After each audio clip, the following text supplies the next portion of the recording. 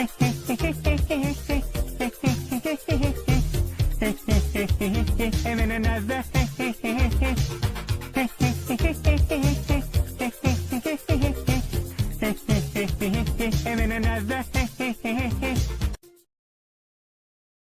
Christmas. Merry Christmas. Merry Christmas. Merry Christmas. Kiss my ass. Kiss his ass. Kiss your ass. Happy Hanukkah.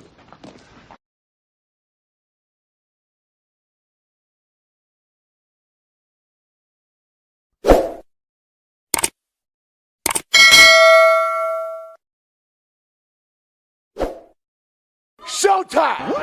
Woo! Woo! Woo! Woo! Woo! Woo! Woo! Woo! Silent and profiling.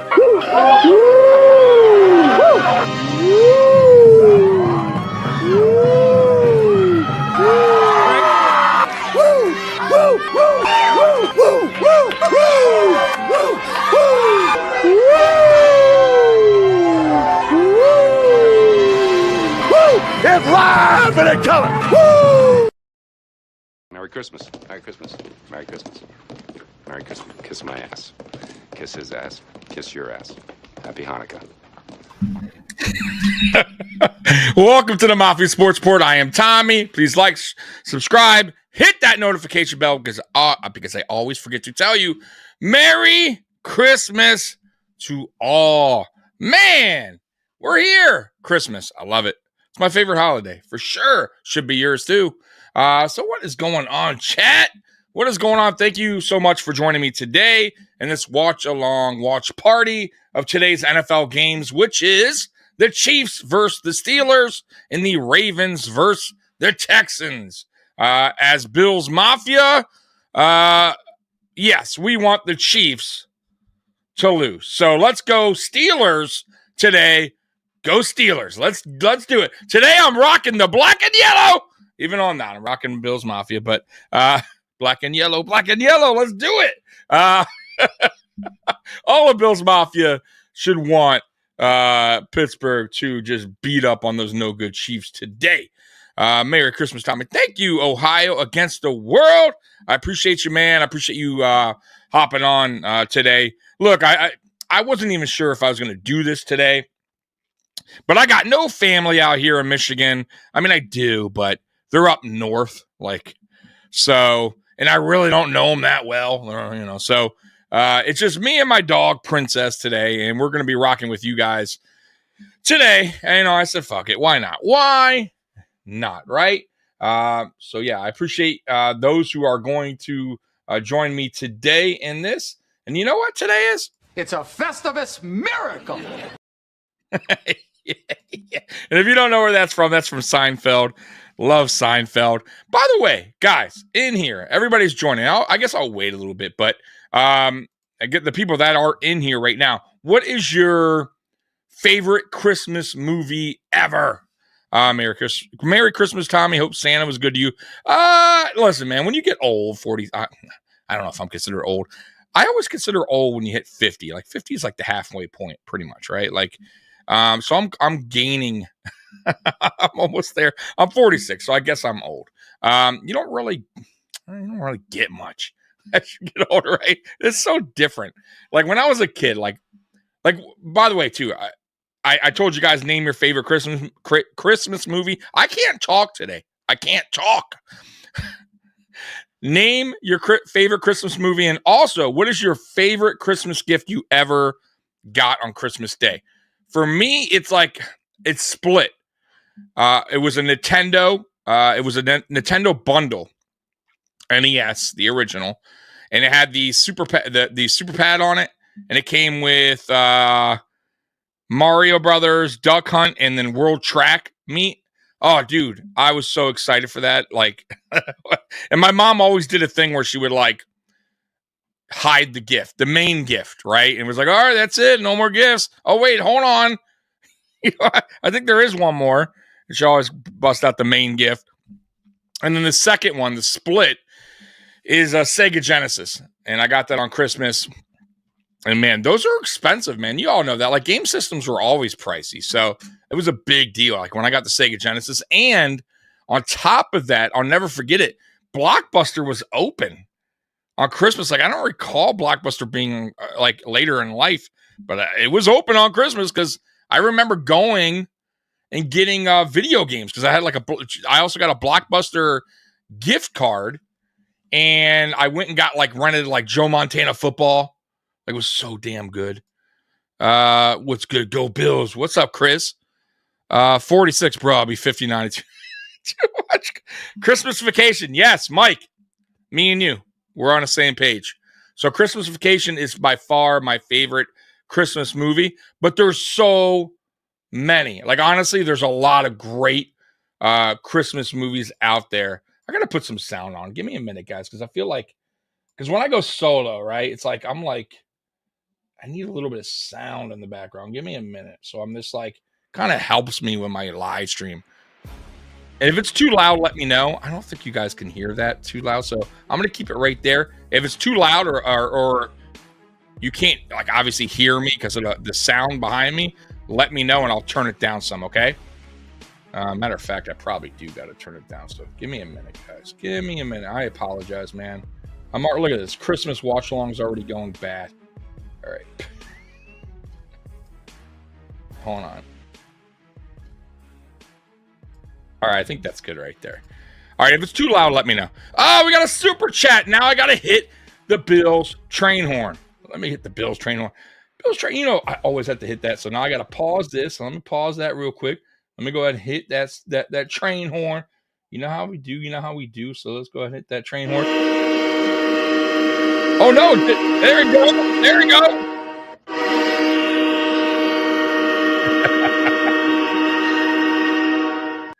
Thank you so much. I appreciate you, Sophia. Merry Christmas, Tommy. You definitely feel like family. Merry Christmas, Bills family. God bless us all. Thank you so much, Sophia. That means a lot.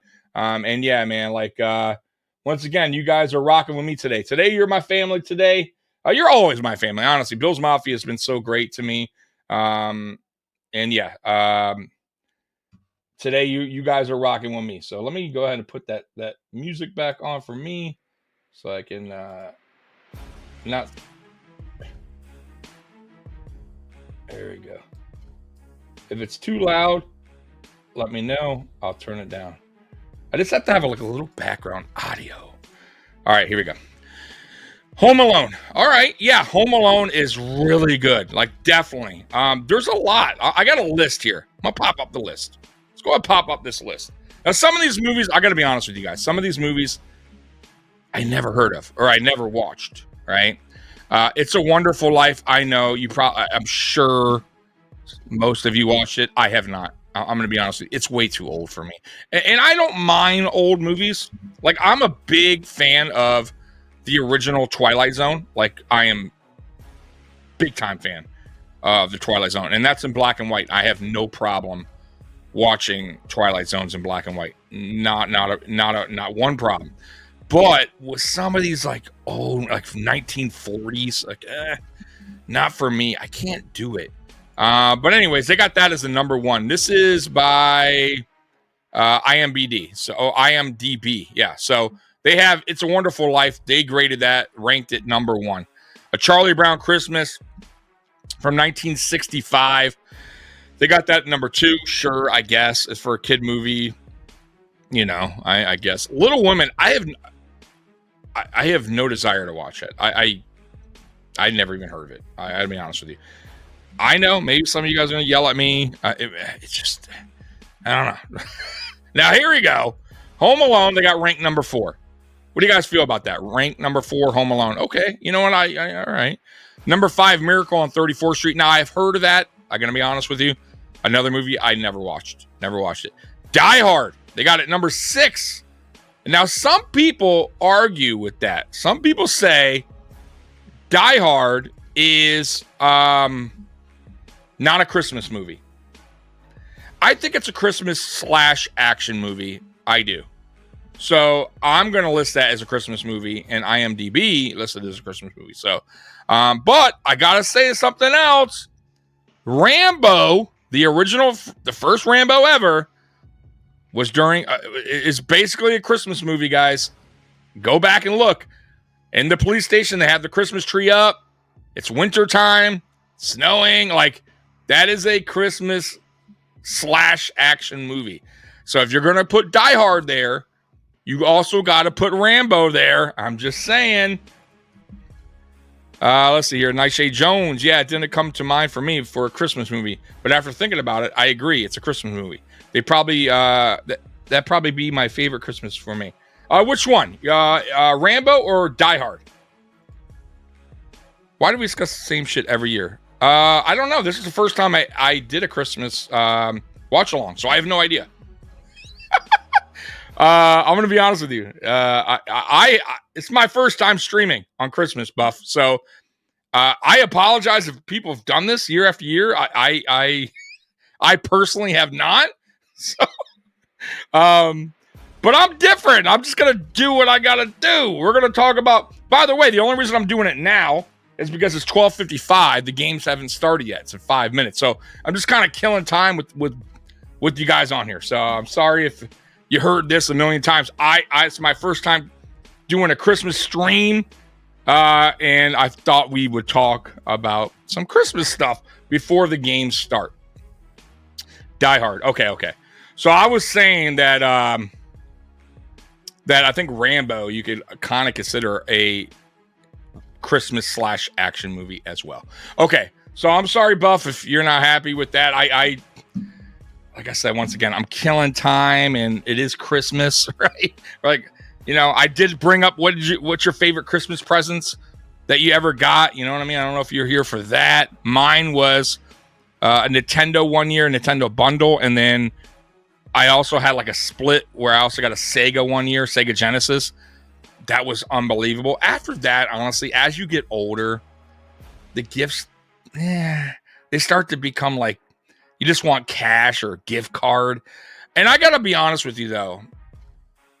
I don't like that. Like, I prefer getting somebody a gift. Like, it's so easy just to give. It's so like, I don't know. It just makes like, there's no effort when you give somebody a gift card or cash.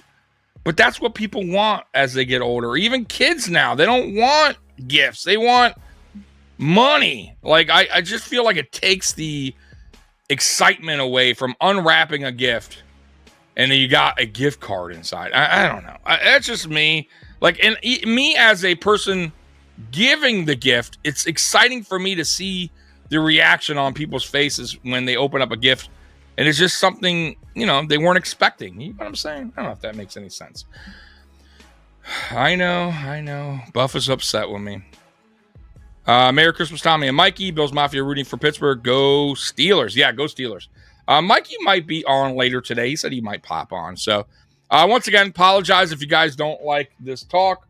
But, I don't know. It's Christmas, man. I don't know. Come on. Geez. Take it easy. Take it easy. I mean, Buff, don't be a Scrooge. That's another movie. A Christmas Story. Okay. I think, you know what? I used to like A Christmas Story a lot, and it is a very good movie. But I kind of I got tired of it. I'm not going to lie. Like, they really, really push it on you. And I kind of like, I used to be able to watch it like over and over, like every Christmas, no problem. But now it's like one of those, like, I guess maybe, I don't know. I just got tired of it. Like, I can watch Christmas Vacation over and over. Like, I have no problem with that. If it's on, I'll watch it. Same with Die Hard. You know what I mean? There's certain movies that you could just, you're scrolling through TV and a movie pops on. And even though you saw it like thousands of times, you stop right there and watch it again. There's a lot for me. Like Breakfast Club, I could sit there and watch it like over and over. Back to the Future 1 and 2, I literally could. Rambo, same thing. Just stop there and watch it, even though I've seen it a million times. Alien, Predator. Like, there's certain movies that I could just stop and watch, and just, even though I've seen a gazillion times. Christmas Vacation, the original National Lampoon Vacation. I'm sure I'm missing some. God, there's so many, man. There really is. Big Lebowski. Like, there's a lot. Like, I literally can just like, oh, you know, I've seen it a million times, but I'm going to stick right there. All right, so Buff left. I guess Buff is upset at me for talking about Christmas movies. Let's see here. Sorry, Buff. Nightshade Jones gift cards. Let's them get whatever they. I know, I get it, Nightshade. I'm with you there. Like, I understand that part. However, it's like it's just so like boring to me. I understand where you're coming from. Like, I get it, and I get like why people are like, especially like teenagers, like just give me the damn gift card. You're probably gonna give me something I don't like, but it just takes the excitement out of Christmas.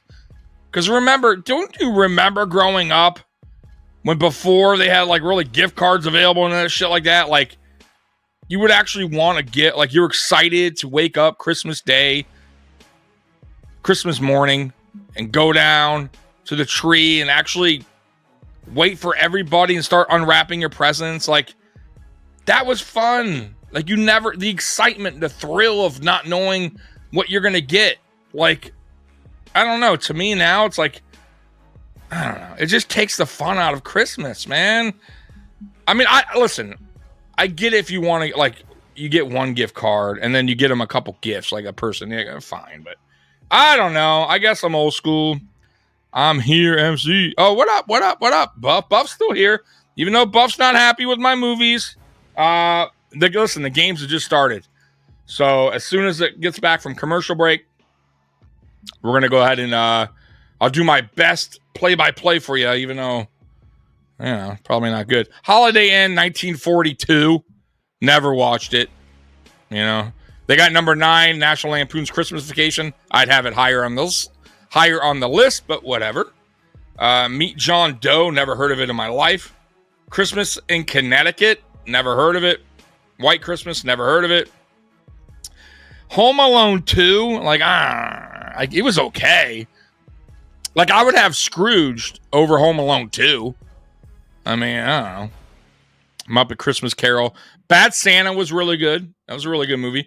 I don't know how Castaway is a Christmas movie, but okay. Catch Me If You Can Christmas movie. See, I would have Elf with Will Ferrell way over Catch Me If You Can Castaway. I'd have it even over Bad Santa, probably. Or I don't know, maybe close. They're really close, actually. Bad Santa is very funny. Gremlins. Okay, see, I'd have Gremlins up there, like above something. Like, I'm just saying, like, some of these movies are like Lethal Weapon. Okay, The Ref. Like, how's The Ref? That's a Christmas movie? Like, how The Grinch Stole Christmas is 27th. That should be higher than that, guys. So, anyways, I'll get rid of this. I know some of you guys are like, fuck that Christmas movies. We get it, Tommy. We're here on Christmas. It's going to be playing all day on the TVs. Fucking Christmas movie. You know what I never got into? Christmas parades. Have you guys ever watched Christmas parades? Like, that shit is so fucking boring. I'm sorry. Like, I get it. Kids like it, I guess. But even as a kid, I never liked Christmas parades. Never. I love Christmas. But Christmas parades, any kind of parade, I gotta admit, parades are boring as fuck.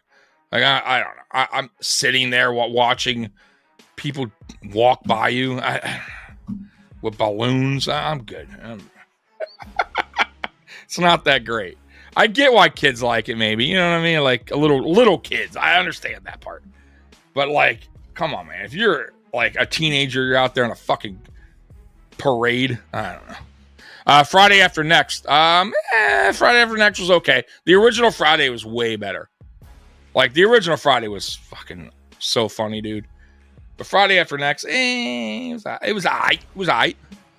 They made way too many, by the way, the Fridays. Didn't they make another one? It was so bad. Mr. Fulton, Merry Christmas, Tommy, and the Maratz family. I'll be on America's Talent. Yep, we know. Mr. Fulton, the most interesting man in the chat. By the way, if you guys don't know him, here he is. Mr. Fulton, the most interesting man in the chat. He's going on America's Got Talent on February 21st. Good luck to you, buddy. I hope you win it.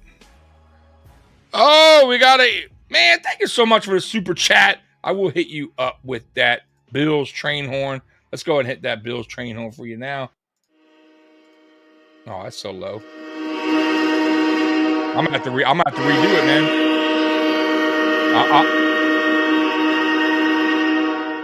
I'm gonna redo it.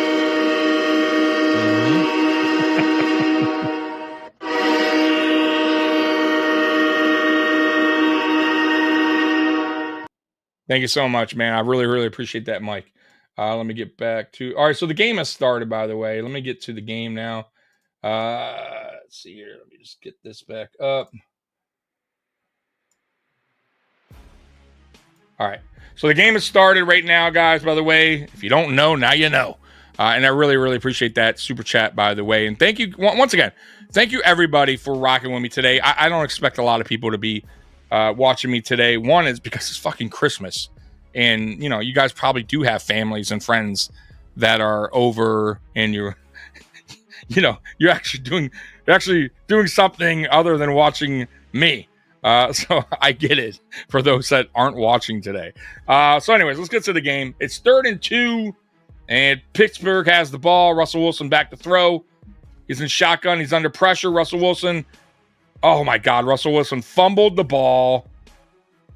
And I think Pittsburgh, yeah. So Russell Wilson got the ball back, but very careless with the football, fumbled the ball, and the Pittsburgh Steelers will be punting. So, man, not a good start for Pittsburgh. By the way, everybody in the chat, what is your prediction for the game today between the Chiefs and the Steelers? Go ahead and let me know now. Give me a score prediction if you want. So are we low-key rooting for the Chiefs and Ravens at this point? No. I think we have an opportunity still for the 1 seed. I do think Pittsburgh, I'm going to be honest with you, I think Pittsburgh wins today, even though it's not looking good to start the game. As I'm saying that, the Chiefs just returned a nice punt for like 30 yards. So they're already in Pittsburgh territory with that punt return. So, yeah, not the greatest start for the Pittsburgh Steelers. But no, I'm rooting for Pittsburgh. Oh, nice, man. Look at that. The most interesting man in the chat got a PS5. That's a great gift, bro. Not only is that a great gift, that's an expensive gift. So, boy, you better thank whoever got you that, parents or whoever. Thank you. I appreciate that, man. Listen, yeah, things. Hey, Spears, man. Merry Christmas to you too.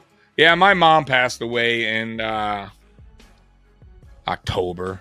I think it was October. I don't know. So it's a weird time for me right now. Not, we weren't super close as far as like talking on the phone or anything like that, but I would still get messages from her during holidays or my birthday. So it was definitely it's been different. Not at least hearing from her during a holiday. You know what I mean? So, and like, her birthday is coming up next year early. Geez. Like, so I knew the first year was going to be a little tough, but, it's one of those things, man. Like, that's life for you, man. Like, we're not promised tomorrow. So enjoy it while you can and appreciate everything. So, anyways, back to this. I ain't trying to make this a sob story. Yep. No, it's cool. Honestly, I did my that I did that already. So that's like I said, man, I'm weird like that. I not get over things, but I understand things. I just understand life. Okay. So like it's I do my thing one day and then it's on to the next. You know what I mean? But it is odd. All I'm saying it's just a little weird. You know what I mean?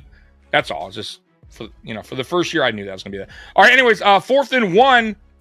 Chiefs are going for it on the Steelers 35. Mahomes in shotgun. So they could be going for a field goal, but they're not. They're choosing to go for it. And the Chiefs call a timeout. So maybe they were trying to get them to jump off sides. Pittsburgh fans are going crazy. They're waving the yellow towels around. I'm telling you guys, it's going to be a good game. It's going to be a good game today. So, by the way, are you guys all watching it on Netflix today? I'm guessing you are because it's only on Netflix. So far, so good. I was a little concerned because I don't know if you guys watched the Mike Tyson-Jake Paul fight that was on Netflix. It was a total disaster. It was awful. And the stream was cutting out. It was lagging. It was like you were watching it on a 10 at sometimes. It was so bad. And I was like, holy shit, what are they going to do when it comes to the NFL? But it's looking good so far. All right, so the Chiefs are still going for it. 4th and 1. They hand it off to Kareem Hunt. Easy first down. He picked up about 4 yards. So, first down, Kansas City. Yep. Now, I wonder, does Sean McDermott go for it there? I'm going to say yes because he's been a little bit more aggressive this year. But in a playoff scenario, does he go for it? Like if we're in the playoffs, does he go, or does he take the points? See, like Sean McDermott sometimes he tenses up in big moments. I may or may not be watching it for free on the internet. Can't confirm or deny. Right. Hey, Ariola, I cannot confirm or deny that I also enjoy TV a certain way. But anyways, I love my internet service. Thank you so much. Anyways, let's get back to it. So the Chiefs got it 1st and 10 at the, I would say the 29-yard line. Mahomes in shotgun. Mahomes play action. Travis Kelce for about, I don't know, 3 yards, 4 yards. So we got a 2nd down right now. You got about 10 minutes to go in the first quarter. So basically the game just started. I got to say, I would be fired as a play-by-play guy if they hired me to do any kind of play-by-play, I'd be done. Let's get a chant going. Chuck the Chiefs. Yeah, Chuck the Chiefs. Mahomes just scrambled for a first down. So it was 2nd and 6. First down, Chiefs. Got about 10 yards on that play. So much for Patrick Mahomes being bothered by the ankle because he just ran it for 10 yards or so. So the Chiefs are obviously in the red zone here. Let's see where they're at exactly. They are at the 15 right now. So it's 1st and 10. They still could pick up a first down without having to get a touchdown. They just picked up about 7 to the tight end. Noah Gray, I believe his name is. So they just picked up 7 on first down. So you're looking at about 2nd and 3. Sorry, 2nd and 4. Picked up 6. Man, I would so be fired if I was doing an actual play-by-play. Chuck the Chiefs. Chuck the Chiefs. Chuck the Chiefs. I can tell you this. Not a great start for Pittsburgh's defense. The Chiefs are absolutely doing what they want, and it's a touchdown. Touchdown, Patrick Mahomes to, I believe, Worthy. Yep, Worthy. So it is a touchdown early for the Chiefs. That's not a great start at all for Pittsburgh. Like, that was an easy drive, guys. Easy peasy. 7 on the board. Oh, wait a minute. Hold on. Hold the horses, folks. We got a flag, and I don't even think he got in. It looked like his knee was down, but we have a flag anyways on the play. On sportsmanlike conduct on Xavier Worthy. Oh, okay. They're saying after, but I don't know if he got in. It looked like his knee may have touched down before he extended his arm at the pylon. We will see. No, they're giving it to him. So it was unsportsmanlike conduct after the play, so it's going to be a long extra point for the Chiefs. So let's see here. He missed the extra point. So It is 6-0 Chiefs. So that was a big deal. So Worthy moved them back on the extra point, and the extra point was missed.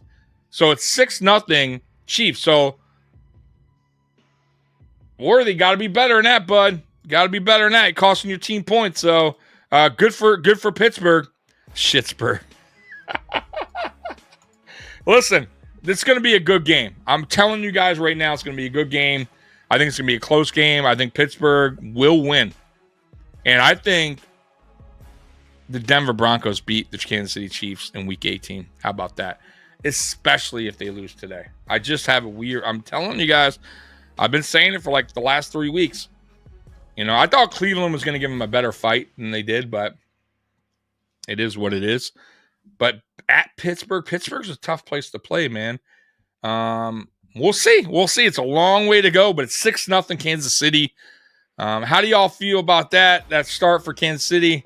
I think the Pittsburgh Steelers need to tighten the fuck up. And I think they need to respond here on offense and get some points on the board. Tommy, Pittsburgh is the anti-Bengals since he's the best bad team ever. Steelers are the worst good team ever. Yeah, I mean, look, man, they got a great head coach, Mike Tomlin. Listen, look, Russell Wilson, say what you want about him, but he's a Super Bowl winning MVP, Super Bowl winning quarterback. I don't know. Did he win the MVP? I'm not sure if he won the MVP of the Super Bowl or not. But anyways, he's been there, done that, right? They got a good defense, right? Like, listen, I don't know if they're that bad. I maybe the record, you know, but I mean, what's their record right now? They've lost a few games, right? They're 10-5. So I mean, you know, it's about right. I don't know if they're that bad. Honestly, Tuck Fun. I think Mike Tomlin's a good head coach, man. Hey, say what you want about him, but his teams usually play pretty well year after year, and he's the Super Bowl winning head coach. I mean, our head coach is hasn't gotten that. Now, he is a winning head coach, our coach, right? Sean McDermott has a winning record, obviously. He gets our team to the playoffs pretty much year after year. But the ultimate goal is not just to get to the playoffs, is it? Correct me if I'm wrong, but it's to get to the Super Bowl, right? So we're still waiting on that. And hopefully it's this year. But what would be great is if we can go in as the 1 seed and get that bye week and get players even more like rested and healed, and not have to play an extra game in the playoffs. Like, but look, if we don't get it, it is what it is. It is what it is. But I would like to have the 1 seed. So we should all be rooting for Pittsburgh today. As Bills Mafia, you should be rooting for the Steelers today. So, all right, here goes the kickoff, and they are returning it. And they didn't return it too well. So, the ball's about at I'll say the 24, 25-yard line. He probably should have stayed in the end zone and got to the 30, but that's all right. No, man, Josh needs the rest. Yeah, exactly. Oh, by the way, is James Cook somewhat or mildly? I think he's mildly dynamic. How about that? I'll be nice today. Today is Christmas. All right. All right. Anyways, Pittsburgh picks up about 2 on the first play. Najee Harris picks up on the run, picks up about 2. So it's 2nd and 8. Pittsburgh has to respond here. I got to say, though, because you don't want to punt the ball again, have Kansas City go down and score again. Then you're in trouble. Then you're starting to it's not looking good. Getting down, you know, it's not easy getting, you know, coming back from 14 down or so. Trust me. As Bills fans, you should know that. All right, Najee Harris gets the ball. Najee Harris picks up the first down. And, of course, Russell Wilson fell on that play, handing it off to Najee Harris. I don't know what happened there. Little clumsiness. Russell Wilson, little clumsiness today. He fumbled earlier, trying to get away from a sack. He tripped over Najee Harris right now, handing off the ball. Boy, what is going on with Russell Wilson today? A little sloppy out there, Russell. I feel like Buff destroys both teams. Everyone except Baltimore. Baltimore's tough, man. I don't know about destroying anybody either. Not with the way our defense has been playing, bro. Like, do you really think we're going to destroy people? I think games are going to be close, bro. Again, especially against good teams. But I think Baltimore, if I had to pick one team that I think is a really tough matchup for us, would be Baltimore. I just feel like we just don't have the answer for Derrick Henry. We never have, and that is a problem. And until we can figure that out, and by the way, a lot of teams don't have an answer for Derrick Henry. We're not the only ones. But the Bills seem to really struggle. Oh my God, Russell Wilson. He's having a bad start. I got to tell you right now. Russell Wilson is not having a great game to start. He just got sacked. The Chiefs are saying that he was down, and he certainly was down. So he threw the ball away, but he got tackled and his knee was clearly down before he threw the ball. And I don't know if the refs called it. I think they called it incomplete. So we'll see here. No, they called him down. They called him a sack. So it's 3rd and 18. Russell Wilson back to throw. Terrible throw. Terrible. That's a bad start for Pittsburgh, I got to tell you guys. 4th and 18. 4th and 18. Here comes the punting unit. This is what a bad start for Pittsburgh. I mean, even if the receiver doesn't fall down there, guys, it's not picking up the first down anyways. A high snap, but the punter gets it anyways. Punt is off. Pretty good punt all the way back down to the 15. Oh, fumble! Oh, my God. Of course, the Chiefs come up with it. I believe. Well, they're still looking. We'll see. I think the Chiefs came up with it, guys. Chiefs at the ball. Fuck, man. I got to say, man, stuff just bounces their way sometimes. Good Lord. I don't know what it is, man, about this. I do not know what it is about these Chiefs team. Today is Chiefs clinching number 1 seed. I got to say right now, it's not looking good for Pittsburgh. And the real question is, if the Chiefs do get the number 1 seed today, they beat Pittsburgh, what does Buffalo do the next 2 games against the Jets and the Patriots? Do they start resting players early? We'll see. I mean, it's going to be interesting. It's going to be interesting to see what happens. I think today it means a lot for what Buffalo does this weekend as far as resting players. This game is over. This is the luckiest team ever. See, I don't believe in luck, Areola, not when it comes to stuff like this. But I gotta say, the football gods are definitely they seem to help the Chiefs out a lot. We still need to push for the 2nd seed, right? Let me look at the standings real quick. So, it's a great question. Okay. So right now, no, actually we don't, because if Pittsburgh loses today, they fall to 10-6. Houston plays Baltimore, and I don't think Houston will win. I think Baltimore wins that game. So Houston would go to 10-6. I'm sorry, Houston will go to 9-7. Baltimore will go to 11-5. We're 12-3. Let me see here. So let's see here. Let's see if they trying to do the math here, because they have the tiebreaker over us, Baltimore, that beat us. So if Baltimore, they would have one more game left in week 18. I'll say they win that game, they'd be 12-5. And if we lose both of our games, so technically if we lost both games and they won today and next week, yes, we could lose the second seed to Baltimore. Yeah. So you want to win 1 out of 2. Worst case.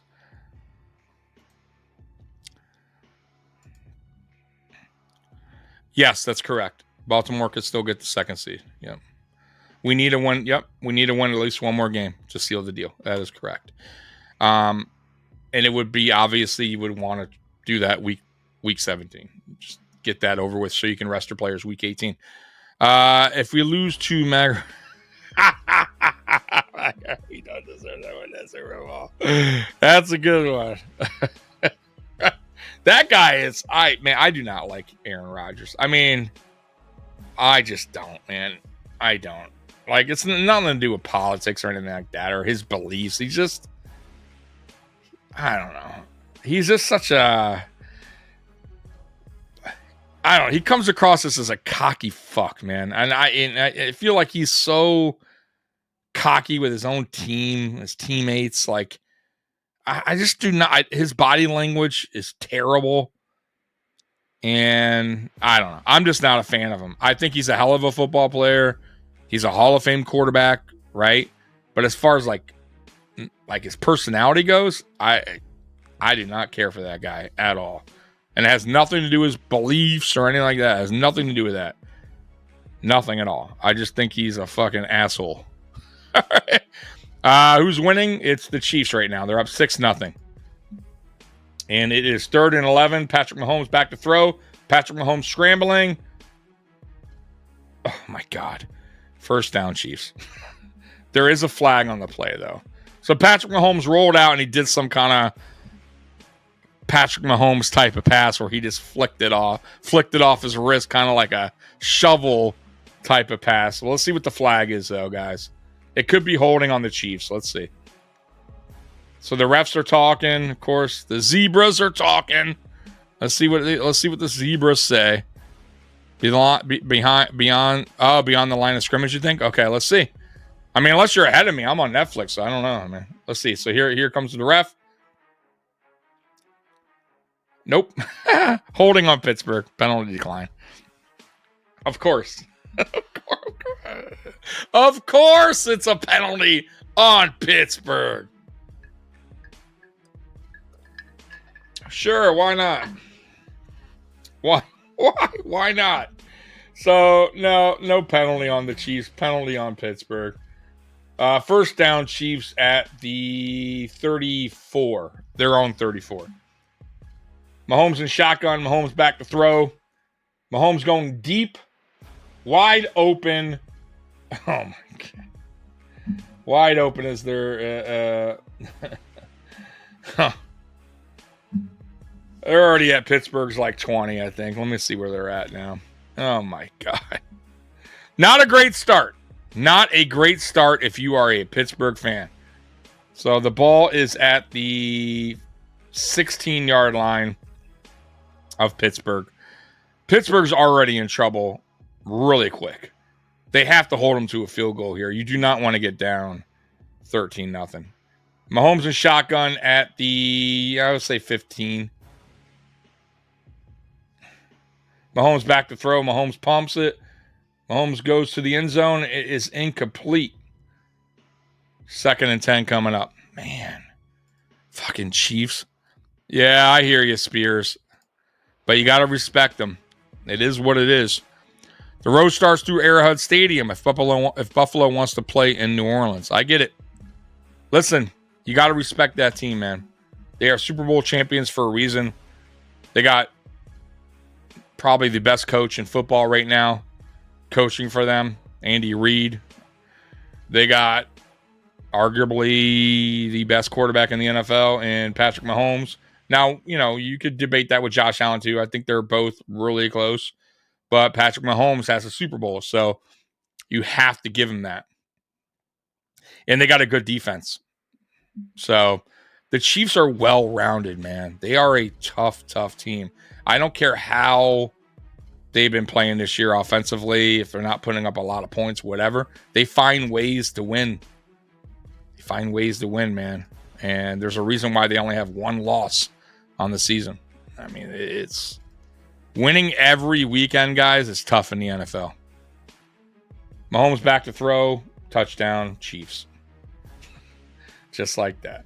So it is a bad start for Pittsburgh. Justin Watson with the touchdown.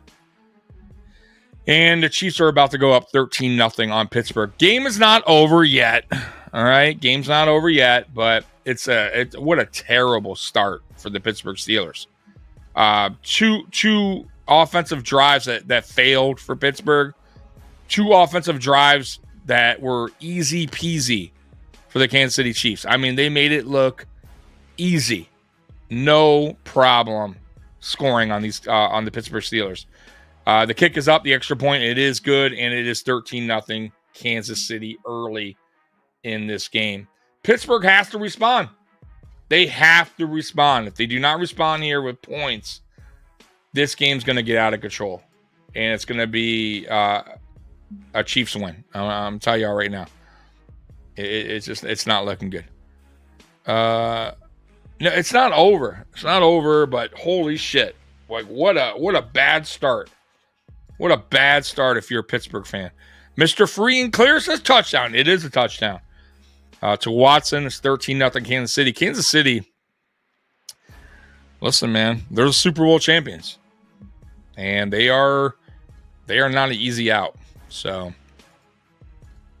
I did pick Pittsburgh to win in this game. And right now, I am looking stupid. Because it's not looking good. Pittsburgh has come out totally flat on offense. Russell Wilson is tripping over his running back's feet. He is fumbling the ball away, getting sacked, bad throws. Like, I mean, it's not a good start. And defensively, the Chiefs are doing whatever they want right now. 2 drives, 2 touchdowns. Just like that. Steelers have been a fraud for years now. Making the playoffs every year does not make you great.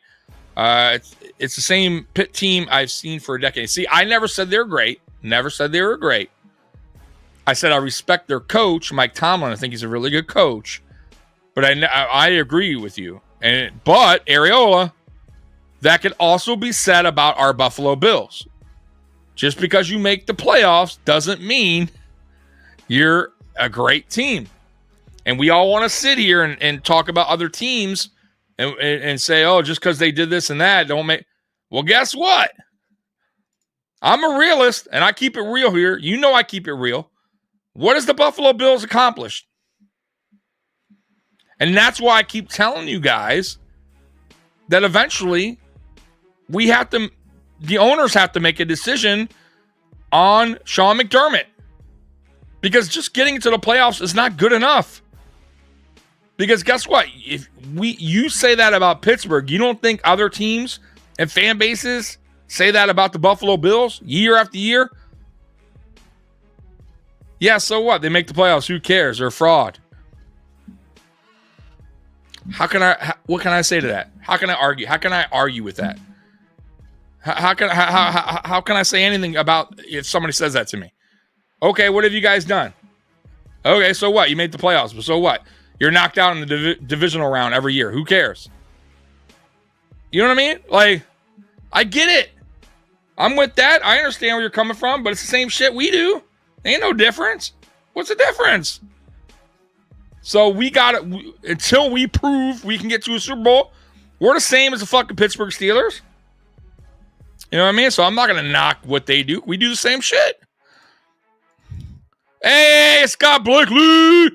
We're winning it all, Tommy. Tattoo incoming. Yeah, so if y'all don't know what Scott's talking about right there, I did make a bet. If the Buffalo Bills win a Super Bowl with Sean McDermott as the head coach, I will get a Buffalo Bills Super Bowl tattoo trophy, and I will put I love Sean McDermott tattoo right, somewhere by that tattoo. 100% I'll do it. I said I'll do it. I always stick to my bets.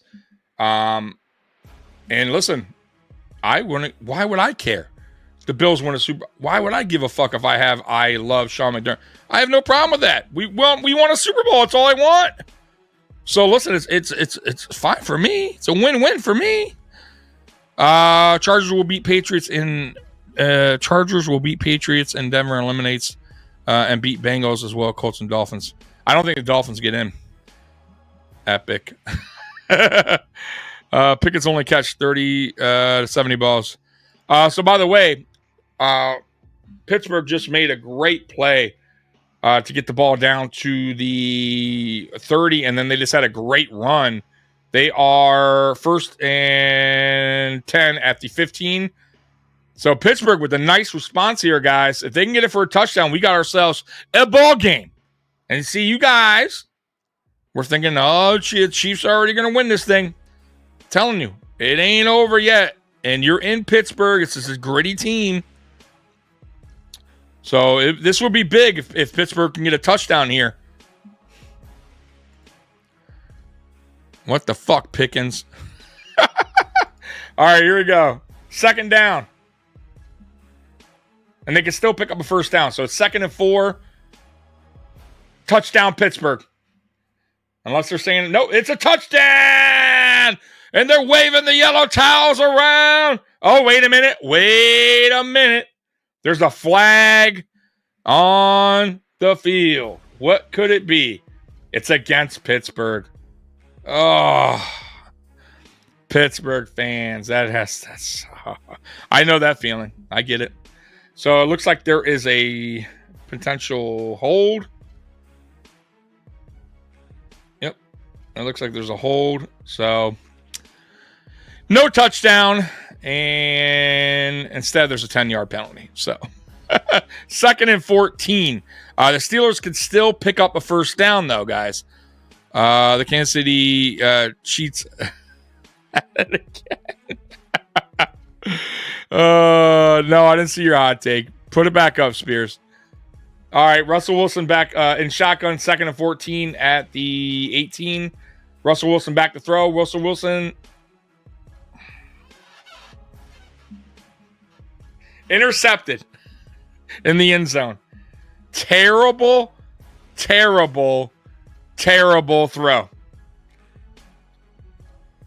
What are you doing?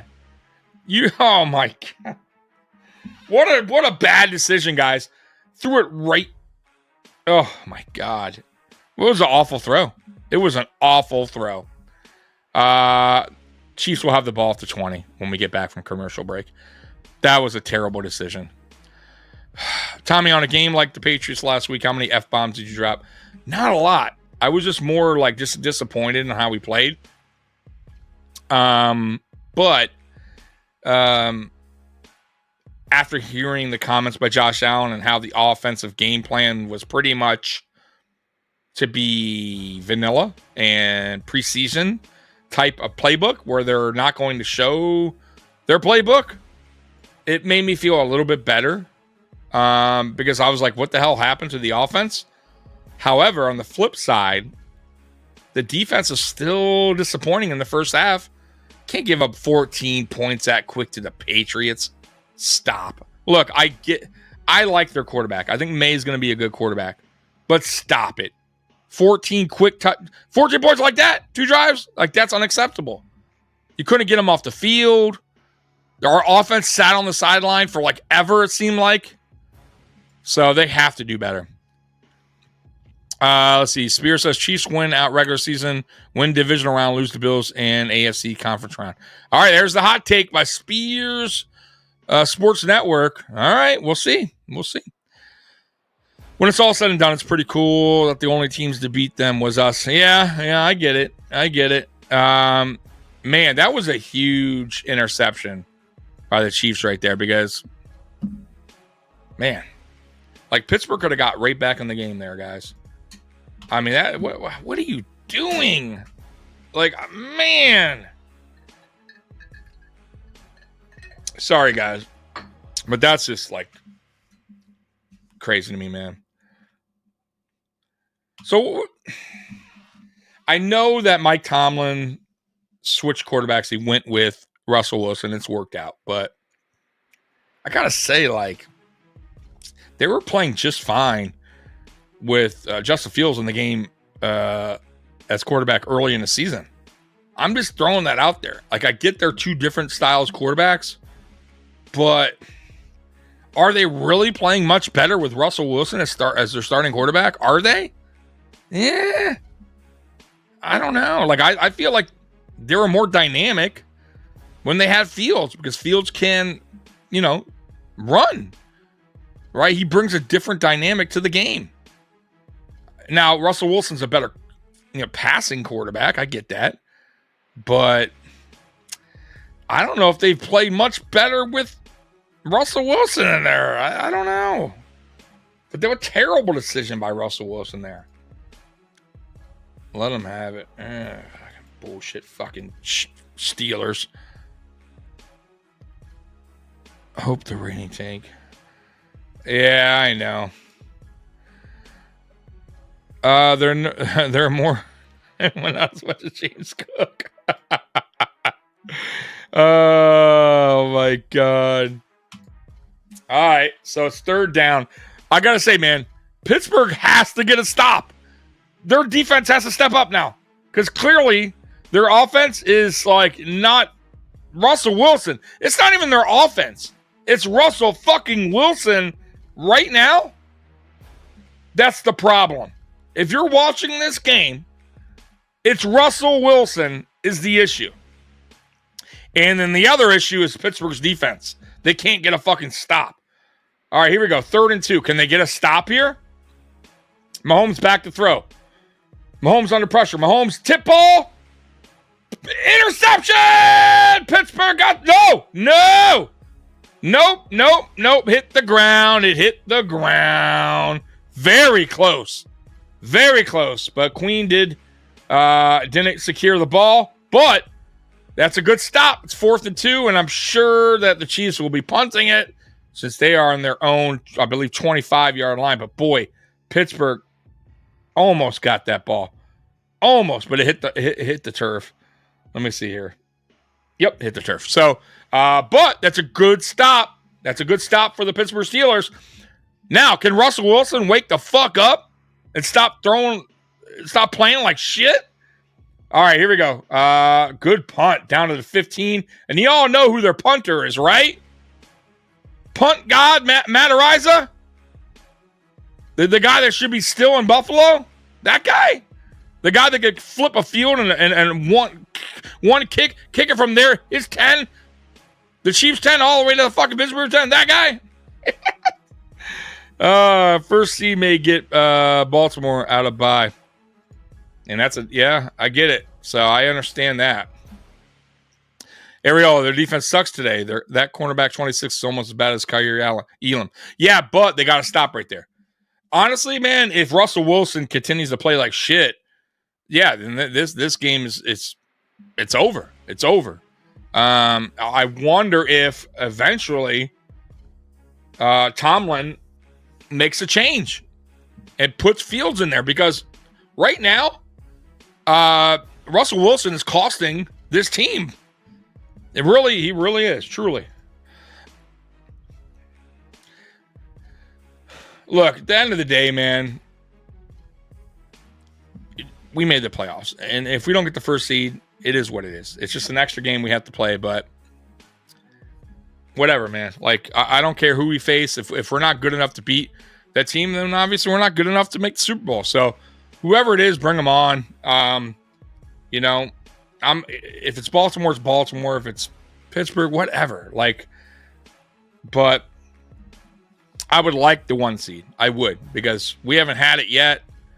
And it'd be nice to have a bye week, an extra, not to have to play an extra game. It'd be nice to have players fully healthy. You know what I mean? Like, there's a lot of good to it. Give me 1 minute, guys. Might have my buddy join me on this Christmas day. My buddy Miles, who usually does the fight podcast with me when we do those. Let me see if he's available. I just see here.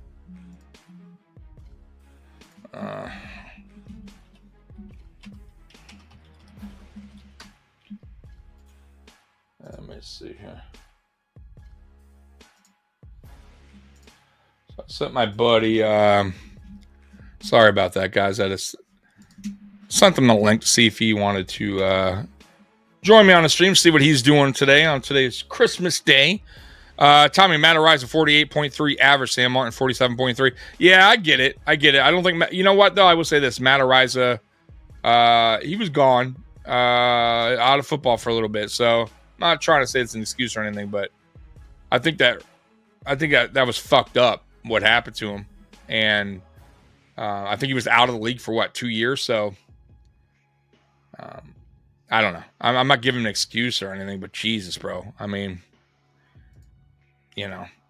But either way, I'll be honest with you. Would you rather have Sam Martin in bad weather games in Buffalo or Matarazza, who can actually has a leg that can kick in that bad weather? You know what I mean? I'd rather take Matarazza.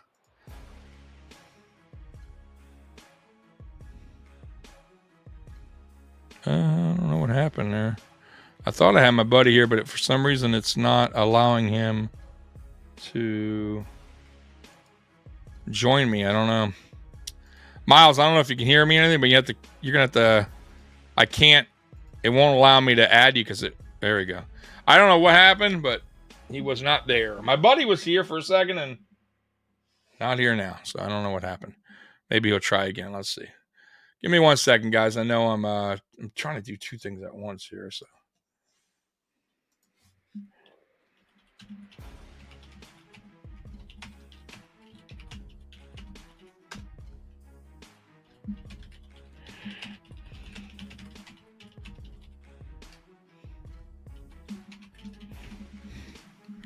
Let's see what happens. Sorry about that, guys.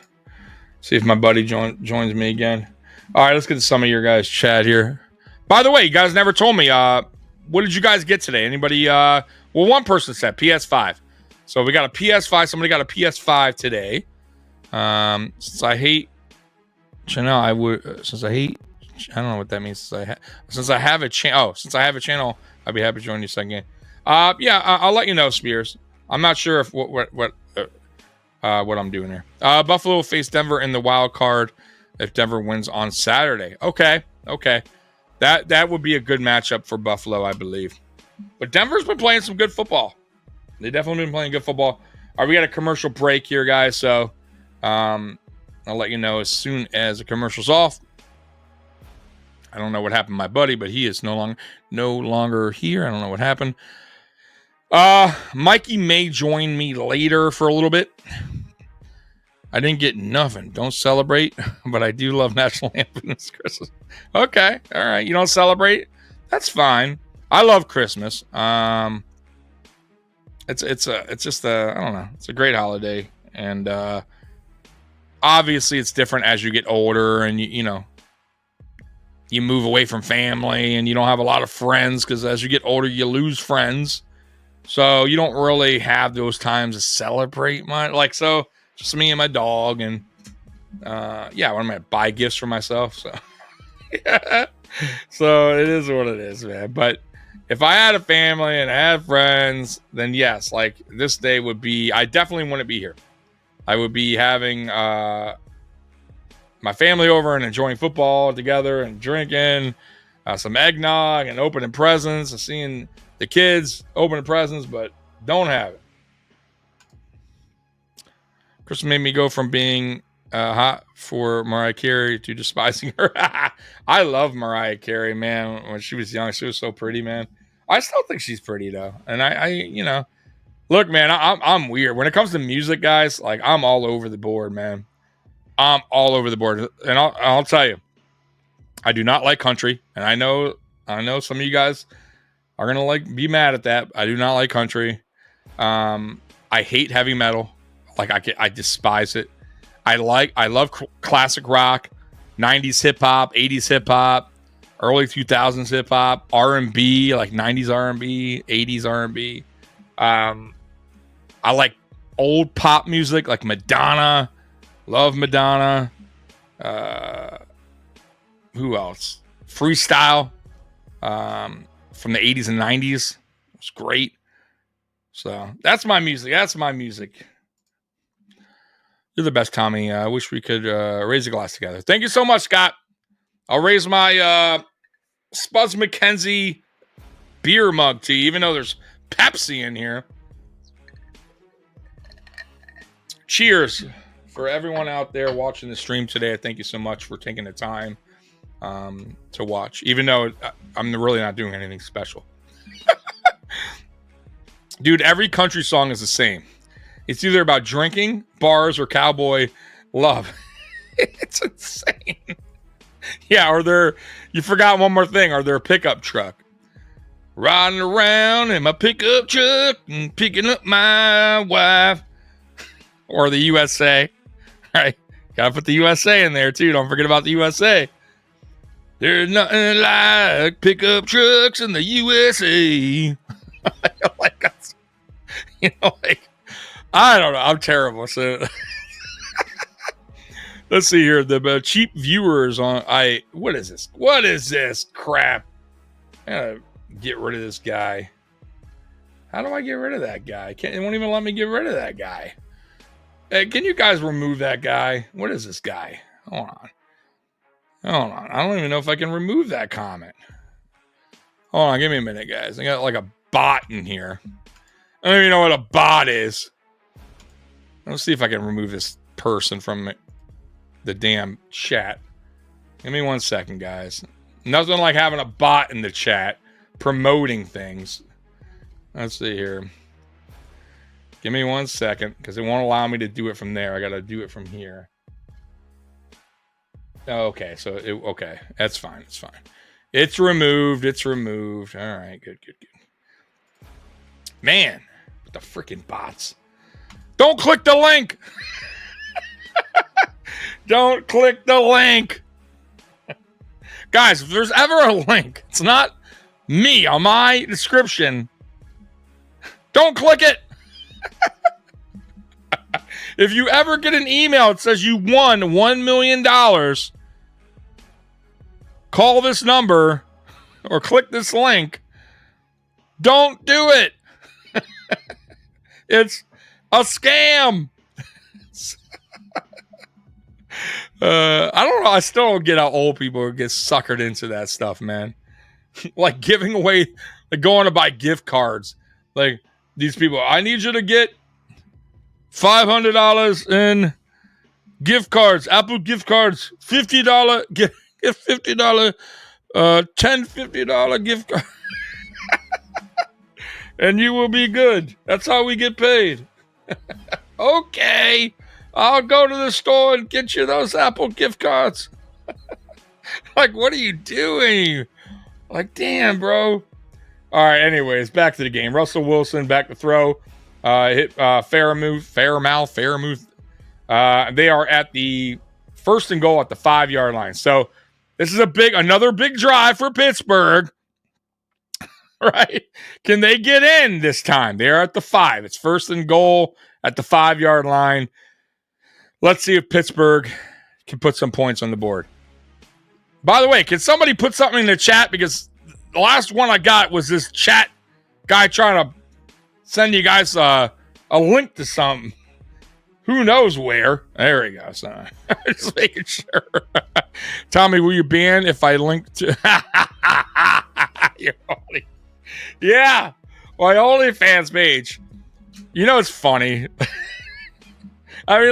So I work at a bar, and I always talk to my buddy Paul over there and people, and I'm like, there's like a joke. We always like an inside joke, and I'm like, yeah, man. Like I always like, yeah, my OnlyFans, yeah.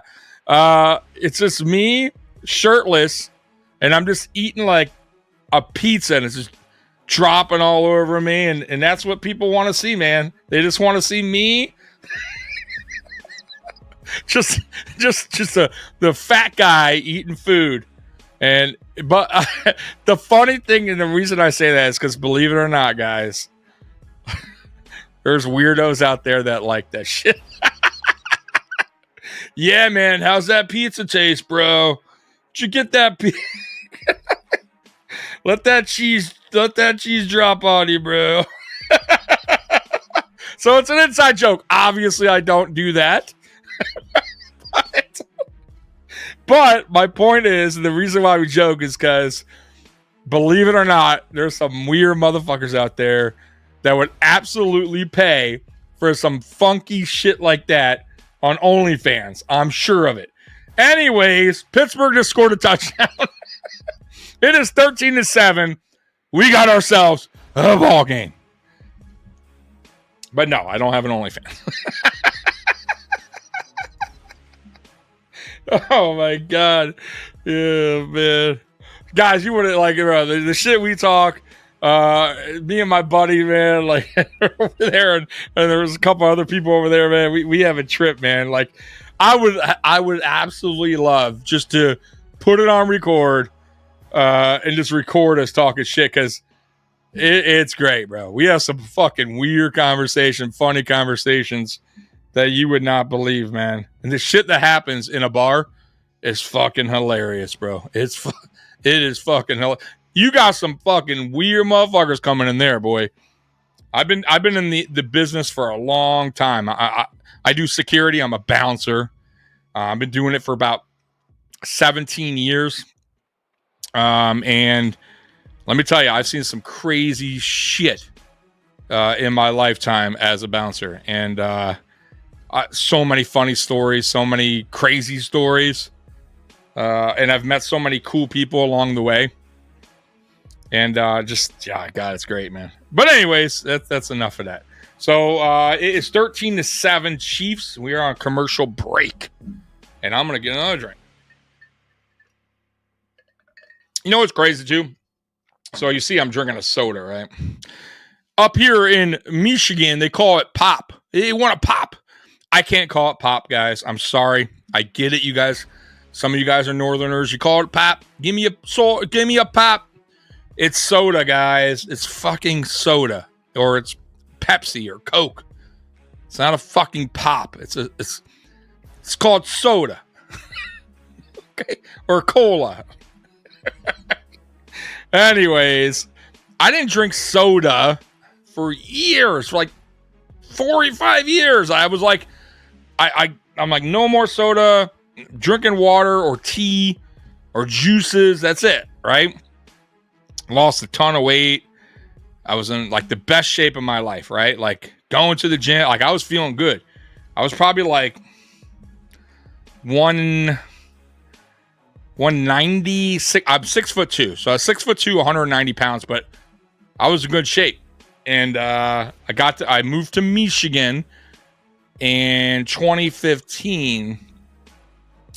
And yeah, like I was in a store one day and I saw a root beer in like a glass bottle. And I'm like, oh shit, like I haven't had a root beer in forever. And it's in this glass bottle. I'm like, oh man, because soda is great in glass bottles, guys. So I'm like, okay, I'll get this. And I was like, holy shit, so good. And I got another one like a couple days later. And then I'm like in a grocery store one day and I got a 2-liter. And then, bro, I could not stop. And I've been hooked on soda since. And now I'm fucking drinking soda left and right. I can't stop. And now, of course, I ballooned up to a lot of weight. So now I'm fat. But it is what it is. I'm 6'2". I'm 6'2". Fuck it, I'll tell you. I'm 295 pounds. So I am a big motherfucker. Like, like now, mind you, there is some bigger bouncers than me, obviously. There's a guy I'm friends with that works at a strip club that comes to my bar. He's a bouncer. 6 foot, I would say 6'5", about 325, 340. I don't know, somewhere around there. We call him Big Joe. Big Joe. And he's intimidating. He's a big dude, bro. Like, there's not many bouncers that, like, I have to look up. He's one of them. He's a big guy. A&W root beer in a frosty mug. Yeah. You know what, though? My favorite root beer is not A&W, though. A&W is okay. I like mug. I like... what's that other one? Forget the name of that root beer. Let me look it up. There's a root beer called 1980, 18, what's it called? 1919 or something like that. It's really good too. But Barks. Barks is really good. If you haven't had Barks, try Barks. 1919 is another root beer. Guys, if you haven't had 1919 and you like root beer, try 1919. It's hard to find, but I'm sure you can find it somewhere. It is so good. It's so good. But yeah, I think Barks is better. I think Muggs is better than A&W. 1919 is better. Third down, come on, get off the field. Yep. Look at me talking about root beer, and I'm in a football watch along. You guys got me talking about fucking OnlyFans and root beer. All right, 1st and 10. Mahomes back to throw. Mahomes under pressure. Mahomes no problem. First down, Chiefs at Pittsburgh 40. 1st and 10. Golly, man. 13-7 right now. Yes. Yep. Ryan is correct. 13-7. Chiefs are up. And the Chiefs are driving again. Pittsburgh has to be better on defense. I got to tell you. They're giving Mahomes. I think they got to get more pressure on Mahomes. They have to. You have to get to Mahomes. So it's first down at Pittsburgh's 40. Handoff goes about a yard. So nothing much, not much there. So we got a 2nd and 9 coming up.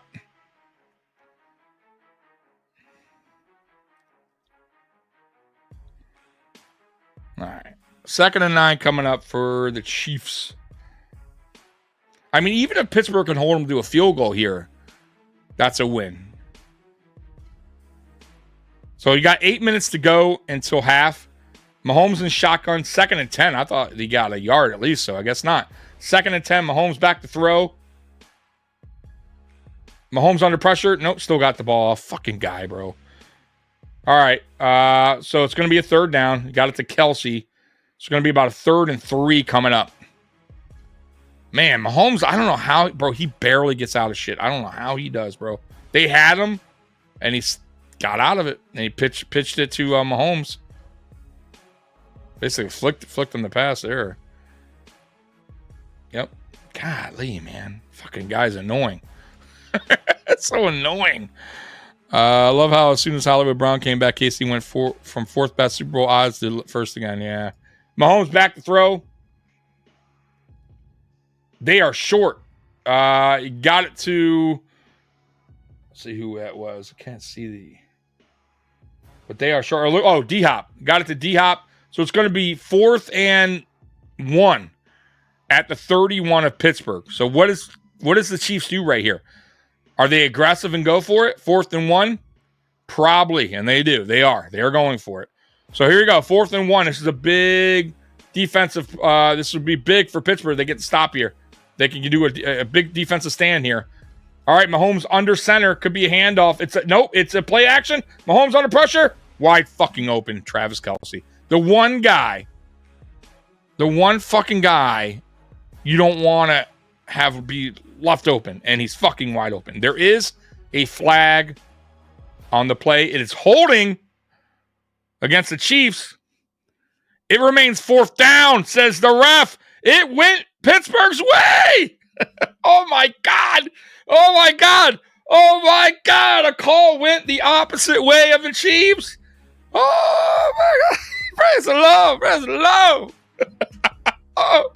Oh, my God. I can't believe it. Oh, my God.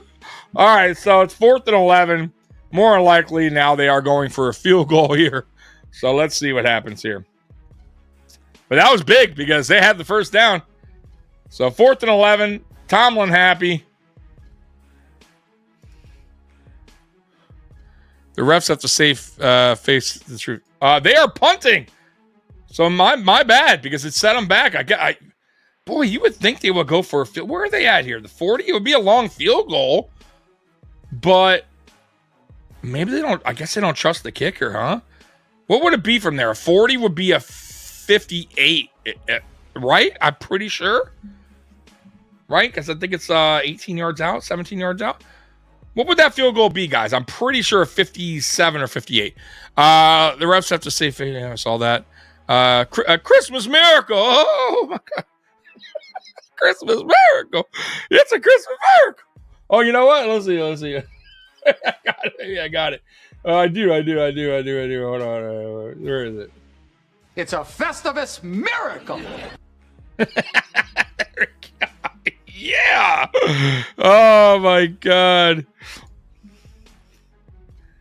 All right. So the Chiefs are punting 4th and 11.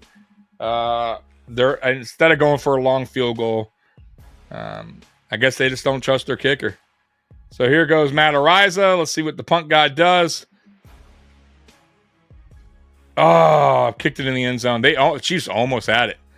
They almost got to it, but they didn't. And the Pittsburgh Steelers will have the ball at their 20.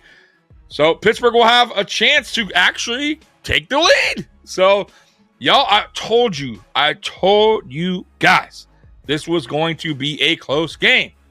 It didn't start that way, but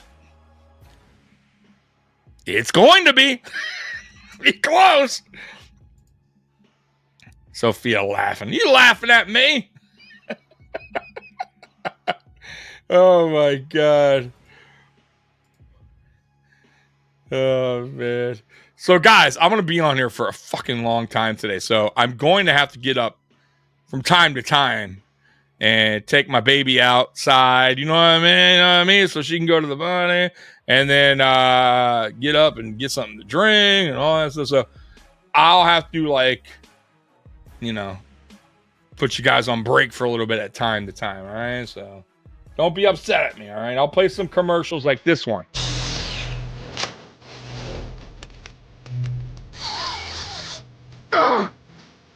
God, there is no fucking drummer better than Neil Peart. It ain't easy being cheesy.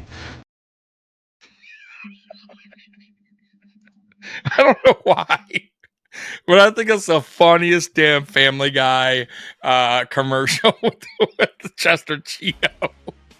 I just think it's hilarious. The guy is hooked on fucking Cheetos. He's just, yeah, man. Having a good time in his apartment with the Cheetos. Yeah, she'll be in it later, trust me. She's been jumping on camera lately. I don't know what her deal is as of late, because she usually just chills, waits for me to get off. But yeah, Prime Family Guy or Rick and Morty Family Guy all day. Listen, I know you're gonna kill me. I never was a big Rick and Morty fan, but I also never really. I tried to watch them. I just couldn't get into it. But maybe I could if I tried again. I don't know. But Family Guy for me is just so.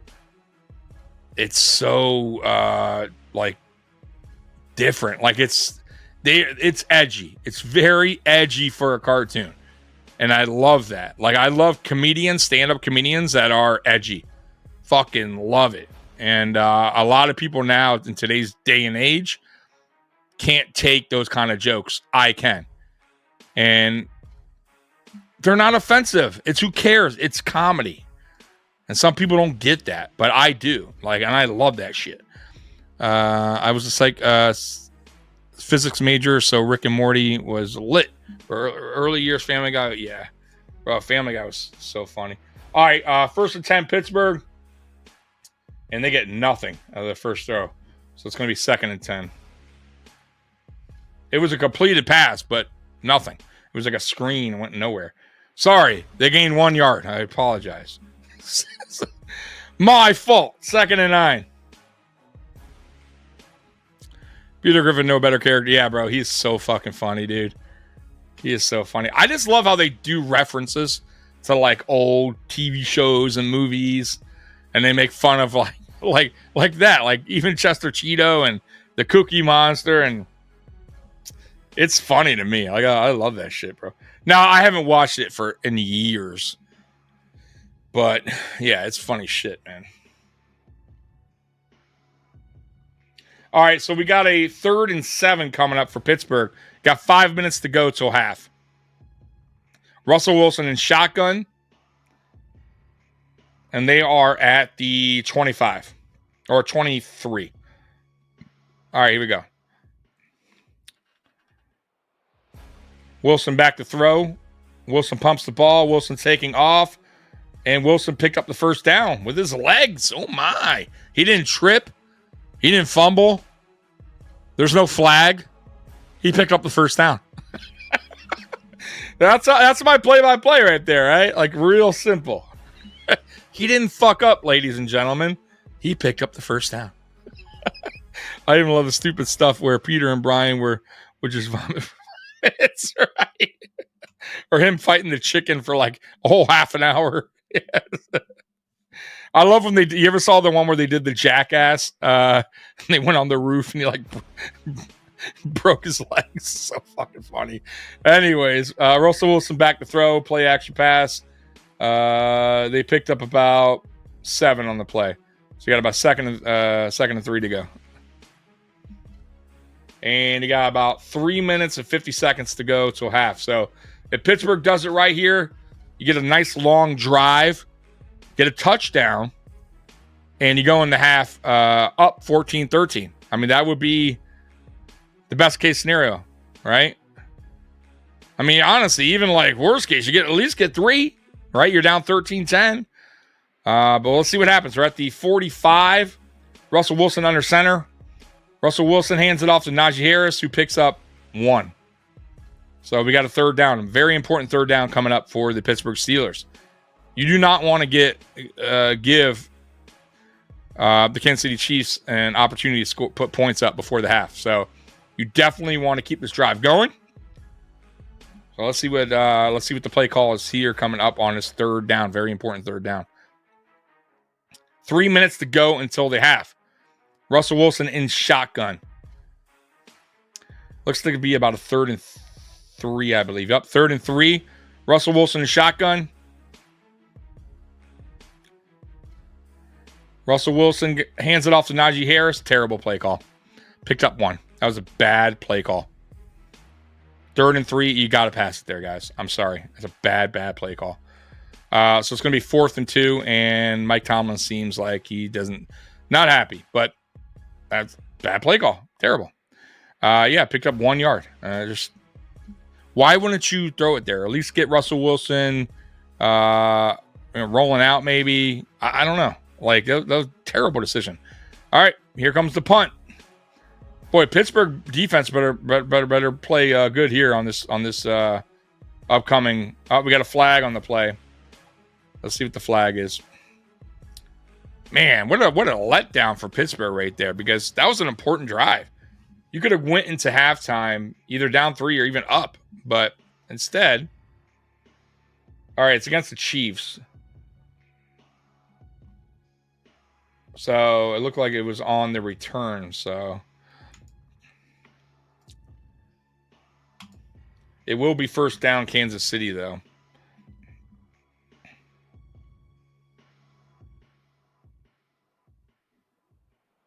Oh, wait a minute. Hold on. Maybe I'm wrong here. Because remember, I don't have the volume up, guys.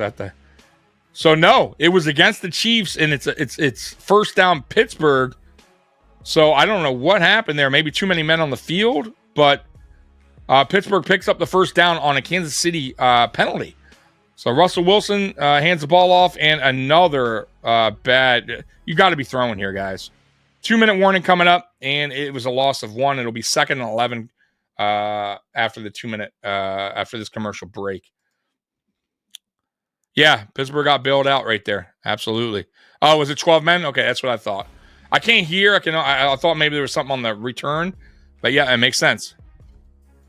Mike coming in. It plays like that. It's plays like that makes me so happy. We have J17. You know that Cyborg was picking up for that first down. Yeah. But I didn't. The play call was just dumb. And right there, like, why are you running the ball there? Maybe they're trying to kill the clock a little bit, but you got to be putting points up. Like, I understand you want to milk the clock too. You don't want to give Kansas City enough time to get the ball back and score some points before the half. But my God, man, like, you need points right here. Let's see what my buddy just messaged me. Let's see what he's saying. Broke my PC last night. Oh no. Damn.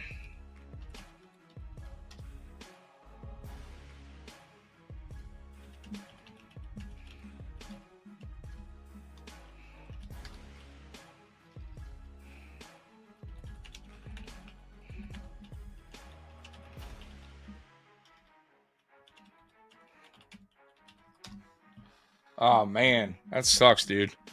My buddy, who I was gonna have on here, I guess he broke his computer last night somehow. I don't know how, but damn, dude, that sucks, bro. You just need a dynamic run. You better stop that. You know what I gotta say about that? You know what I gotta say? I have to do it. All right. Hold on. I just gotta do it because you made me on that one. Where is it? No, I don't have it on here. I thought I had it on here. Oh, it is. Now that is a lie. Yeah. Oh my god. You know he ain't no damn dynamic. Get out of here with that crap. All right. Turn that down some. All right, get back into the chat. Look, man. James Cook is a really good running back, all right? They ain't no fucking dynamic running back. He's borderline top 10. Can't be dynamic if you're borderline top 10 running back in the NFL, bro. Let's be real. Though I like him. I think he's good. I think actually he could be better if they would actually give him the ball more. He could produce a little bit more. Oh, wow. So the referees just screwed Pittsburgh there on that play. So the Chiefs, they did a screen pass, look like. The Chiefs had him, but he got out of the tackle, but they blew the play dead. I don't know. That was close. There was 3 Chiefs on him. But still, man, that sucks because he got out of it, but it is what it is. All right, 3rd and 9. Russell Wilson in shotgun at the 50. 1 minute, 18 seconds to go before the half. Russell Wilson back to throw. Russell Wilson going deep. Oh my God. Just underthrown, man. And Pickett, Williams, I thought it was Pickens. Williams still had an opportunity to get it. Nope. They're going to be punting. Oh my God. So it was tipped. It was really a good play by the Chiefs defender. And Pitts, oh man, he almost got the ball off the tip. But if Russell Wilson throws that a little bit more, that's a touchdown for Pittsburgh. A little bit more on it, and that would have been a touchdown. All right, the Chiefs will have the ball at their own 22 with a minute left. A minute 1 second remaining. You know they ain't fucking just kneeling the ball or running here, right? Oh, yeah, they're going for points here. So let's see what Pittsburgh's defense can do. Because, man, you need to hold them here. You definitely need to hold them here. Going to the half, 13-7, you're still in it. We have a great trio of backs. Yeah, I like our backs. Absolutely. You're right, Scott. I think it was a good throw. Just a great play. Yeah, no, listen, the throw was fine. But I'm just saying, if you put a little bit more, just a little bit more on it, that's a touchdown. Just a little bit more. But I understand. It was a great play. The defender got up there, boy. That was a really great play by the defender. No doubt. No doubt. Like sometimes, man, and I'm guilty of that too. We gotta tip our cap to the defender sometimes. You know, like we always talk about like, oh, fucking drop the pass, or you know, or if the quarterback would have put it here or there. Like, bro, like sometimes the defenders make hella plays, bro. You know what I mean? Like that Khalil Shakir drop in the end zone. I don't even know if I blame Khalil on that. The defender got his hands in there and got the ball away from him. I mean, you have to sometimes just say, you know what? That's a hell of a job by the defender, because if it's the flip side, and let's say that's Christian Benford doing that, we're not going, oh, the fucking receiver dropped the ball. We're going, fuck yeah, Christian Benford, he got his hand in there and knocked the ball away. Like, we're crediting our own guy. But when it's the other way around, we're like, oh, you got to catch that. Got to catch it. Can't drop that. Like, no, bro. Like, you got to give the credit to the defender sometimes. Tommy, quitting soda is easy. I do it every day. Right? Yeah, right before I go to bed. Before I fall asleep.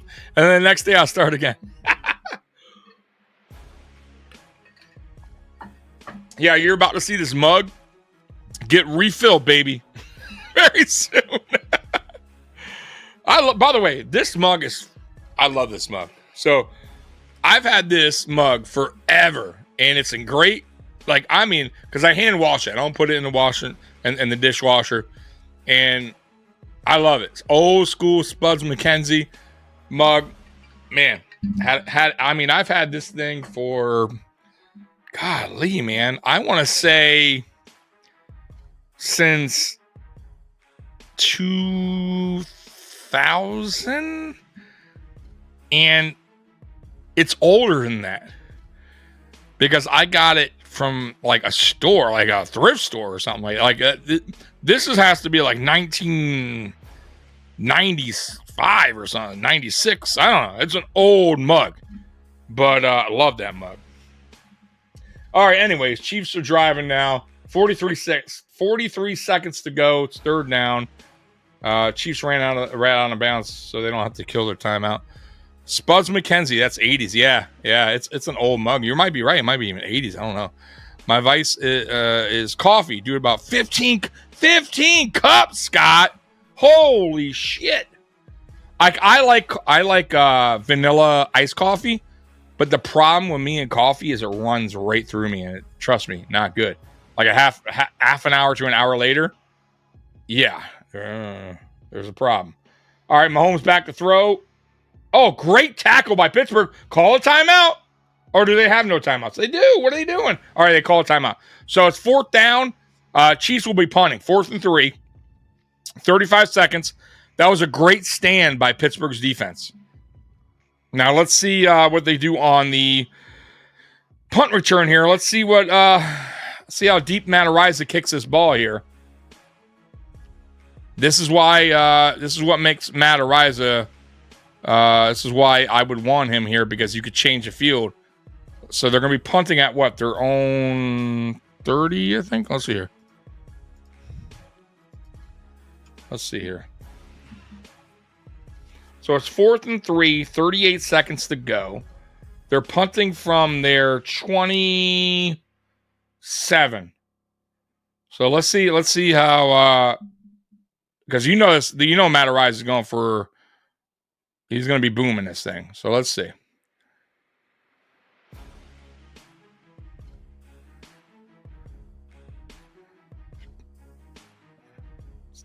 All right, Matt Araiza punting, and that thing went honestly, not the, well, no, it's a really good kick. Holy shit, he kicked that thing in the fucking end zone, guys. Holy fuck. I don't know how long that was a long fucking kick. I don't know. That was a long kick. Can somebody tell me how long that punt was? Oh shit. That definitely went in the end zone. The only problem is you probably want to kick it in, you know, but maybe it's not so bad. You don't have the kick return. The punt return. But that was a really good punt. I wonder how deep that punt was. Let me see here if there's a update on that. That was a hell of a punt, man. Let's see here. That was a 72-yard punt, bro. Holy shit. 72-yard, bro. Y'all talking about this guy wouldn't be important for the Bills in a playoff game where we have to punt from our own end zone, our own side of the field? Fuck yeah.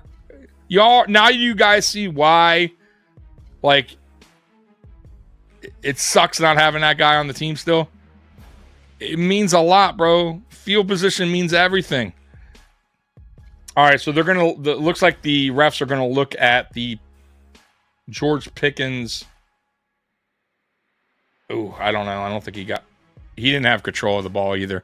So this call is gonna probably be reversed, guys, because they were calling it a catch. But I don't even know if he got both feet down. which he didn't. And then 2, he never really had full control of the ball. They are going to reverse that call, more than likely. So you got 7 seconds left. And probably what's going to happen here is they're probably going to just kneel the ball down because they're way too deep in their side of the field. Yeah, correct. You're correct. I don't think he was down. But either way, even if both feet got down, I don't think he had control of the ball either way. All right, so Russell Wilson is shotgun with 8 seconds. They put a second back on the clock, and they just hand the ball off, which you kind of figured. But there's 4 seconds left. I wonder if they take a timeout here. They don't. Okay, so we're going in half. 13-7 Kansas City. It's a ball game. It's still a ball game. Kansas City's been in these close football games most of the year. So that's why I thought this game would be close. And I thought Pittsburgh being at home had the advantage in this game. I'm still going with Pittsburgh. Let's see what they do in the second half. But this is going to come down to the last quarter, guys, and it's probably going to come down to whoever has the ball last. So this is turning out to be a good game. So let's see. Despite the no catch, Pickens is the best 50-50 or 37 receiver in the league. Yeah. No, for sure, man. Pickens is damn good. No doubt about it. So, guys, we're at halftime, man. We're at halftime. Once again, thank you guys for joining me today on this Christmas day. I hope you guys got everything you wanted for Christmas. And if you didn't, I'm sorry. I did get a couple gift cards from people. So I want to say thank you to those people that got me the gift cards. Jenny, who's a long life friend, a lifelong friend. Guys, I told you, I cannot talk today. A lifelong friend, Jenny, who gave me a gift card. Thank you so much for that gift card. Appreciate that. I will be using that to get groceries. Also to my, basically a brother of mine, Lewis, gave me a gift card as well, which I already spent on food. He gave that to me over the weekend, so thank you so much. And to my landlord, who also gave me a gift card as well, and also got my princess a TREAT. And the reason why I'm not saying it is because she will think she's getting one right now. And yeah, she's sleeping, so I don't want to wake her up. So, oh man. But anyways, guys, let me. It's so I cannot talk today. Let me run some commercials while I get a refill in my mug here. So give me 1 second. What do you want to see here? Even though my commercials are short, they're really short. So I wish I had longer commercials for you guys. I just don't. Let's see here.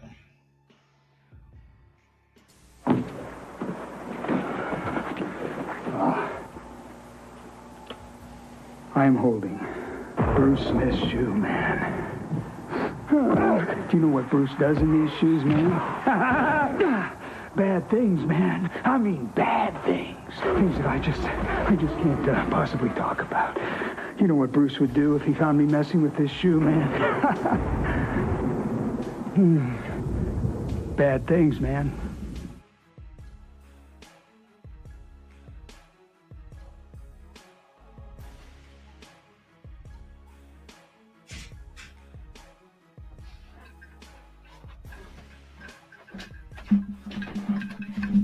All right. Did y'all enjoy that commercial? That's from early 90s. Bad things, man. Bad things. Yeah, I know. In a minute, I'm going to probably take her out at about another hour, letting her get her nappy poo on. Hey. No Santa hat. There's my buddy, by the way. It's my buddy Miles, a good dude, man.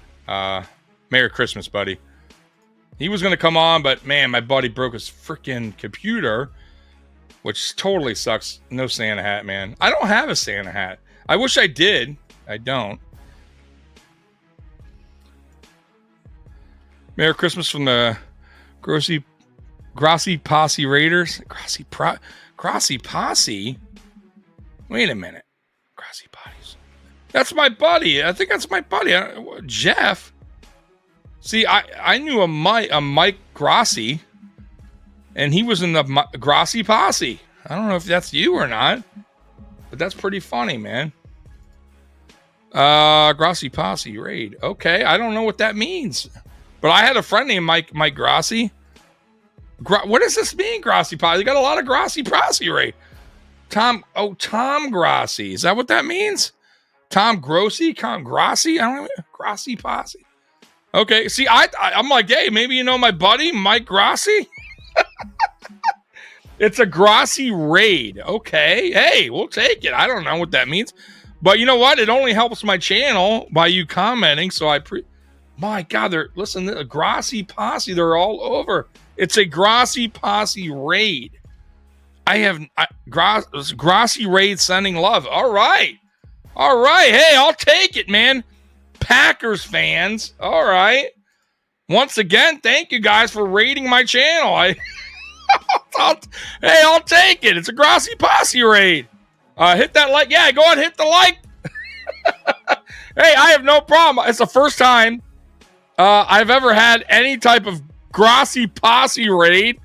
We love your wall. Thank you.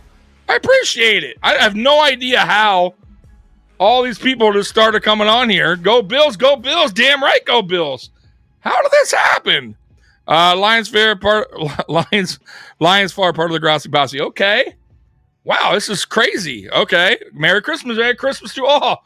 Boy, the chats are coming in a lot here. Go Bills, seeing the Super Bowl from the pack. Yes. Hey, Green Bay Packers are looking mighty good. I ain't gonna lie. What is going on here? Let's go Bills. Let's do it. That was really strange. Jennifer, what's up? Thank you. Merry Christmas to all. Thank you so much for joining me. We are halftime right now, by the way. The Chiefs are up 13-7. Falcons. We have a lot of different fans here. I have no idea. Grossi Posse raid, sending Christmas love to your stream. Thank you so much. How did this happen? NWO for life. Where did I see that? I saw that. Hey, it's for life, brother. So you see the NWO. Okay, I see you. Hey, thank you all, man, for coming in here. Miles Connor, he's a Dolphins fan.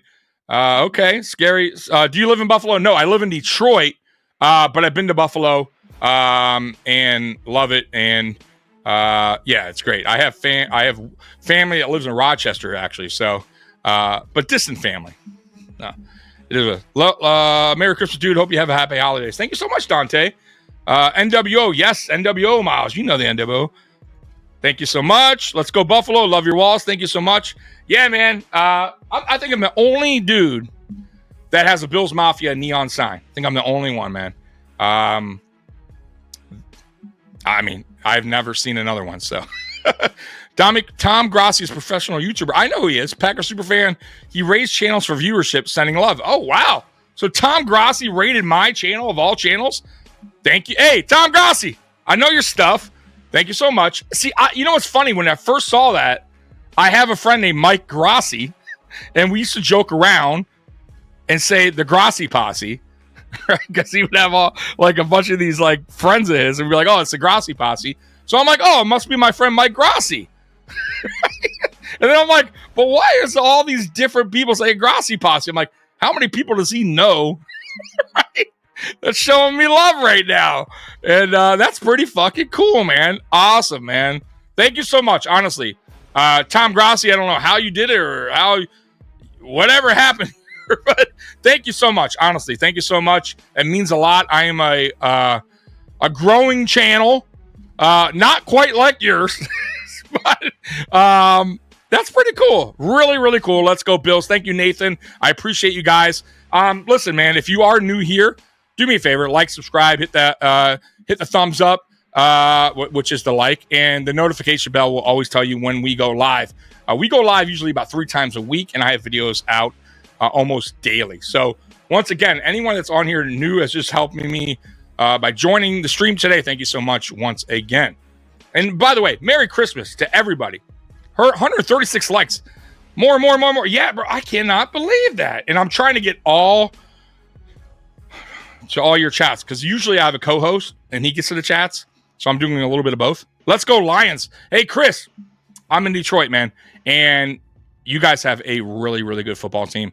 And I'm real, like, honestly, if like Buffalo didn't make it and Detroit made it, I would 100% cheer for the Lions, because I know how it is, man. You guys been through a lot, and Buffalo was in the same spot for many, many years. So, yeah, go Lions for sure. Like I want to see you guys do good. I'm a Pistons fan. I'm a Tigers fan. It's tough. It's called a Grossi raid. We raid smaller creators to help your analytics. Thank you so much.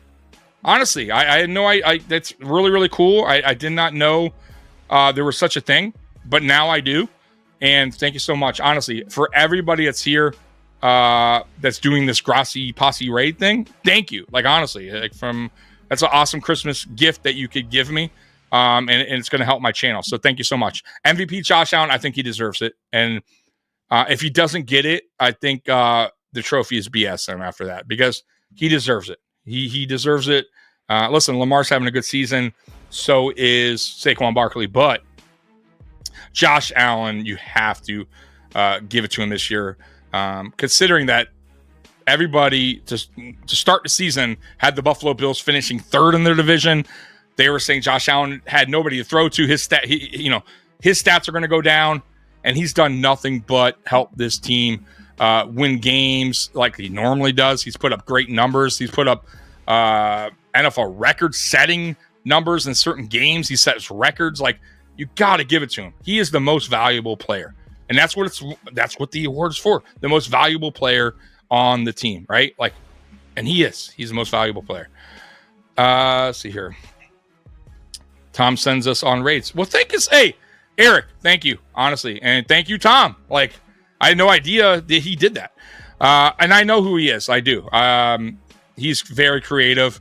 He has a shit ton of subscribers, and he does a great job, and that's why he's at where he's at. So shout out to Tom Grossi, and shout out to everybody that's here doing this, Grossi bomb thing. So thank you so much. Really, honestly, appreciate all you guys' support. A Grossi Festivus Miracle. You know what? That's great.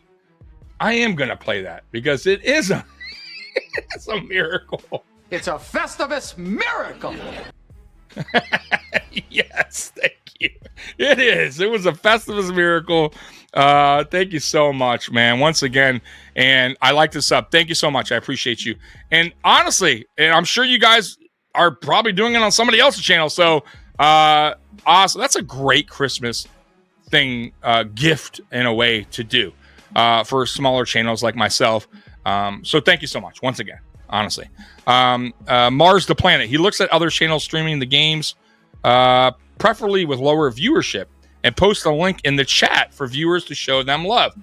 Man, that is super cool of him. See, I honestly, I didn't know that he did that stuff like that. But I am definitely going to make sure that I send the love back to Tom Grossi through my YouTube channel and on Twitter or X, whatever you want to call it now. By the way, are you guys still calling it Twitter, or are you calling it X? I'm starting to call it X now. I guess I'm getting hip to the right, because that's what it's called. It's just, but I will say this: the only thing I'm having a tough time saying is, like, not calling it X, but how do I say I am sending a tweet out? I'm sending an X out now? That's the only part that I have a tough time saying. Sabrina Carpenter is an Eagles fan. Eagles are playing really good football. Really good football. Tom Grossi Ray, thank you. I know, I heard this is awesome. I cannot believe this. All in the name of chaotic good. Yeah, right. X for sure. See, Scott's saying X. But what do you say when you tweet somebody, Scott? I am Xing somebody. You get what I'm saying? Like, that's the only part that I'm like, boycott it. Elon Musk is a monster. He's a monster. I call it X, but it's still a tweet. Right? It's okay. There you go. See, that's where I'm at with it. That's where I'm at with it. I call it X now, but I'm still tweeting. Do you still talk to Mike Grassi? Periodically, here and there. So he lives in South Florida. He was, like I said, he was a good friend of mine for many, many years. But during the holidays, here and there, like he'll message me on Messenger, but we're not like close like that. You know what I mean? But he was a great dude. Never had a problem with him. Fun times. But yeah, he was the Grassi posse, and it's like I said, I was very confused when everybody came in here. Was like Grassi posse. I'm like, oh, it's my buddy. What is he doing? Watching my channel. I call it Twixing. There you go. That's not a bad one. Twixing. Right. Twixing. That's perfect. I like that. I do like that. Buffalo Snowy 7. Hey everyone. Hey, welcome to the channel. I appreciate you rocking with me today. Dude, Pitt needs to get off the field now. Yeah. So the second half just started. Chiefs have the ball at the 45. 1st and 10, handoff goes about 6 yards. So yeah, Pittsburgh needs to stop here. Pittsburgh offensively today have not been good. They have struggled. Russell Wilson has not been good today. He has a fumble early on, bad interception in the end zone. So he needs to have a better second half if Pittsburgh wants to win this game. Man, that was a crazy raid, guys. Like, that was really cool. Never happened before to me.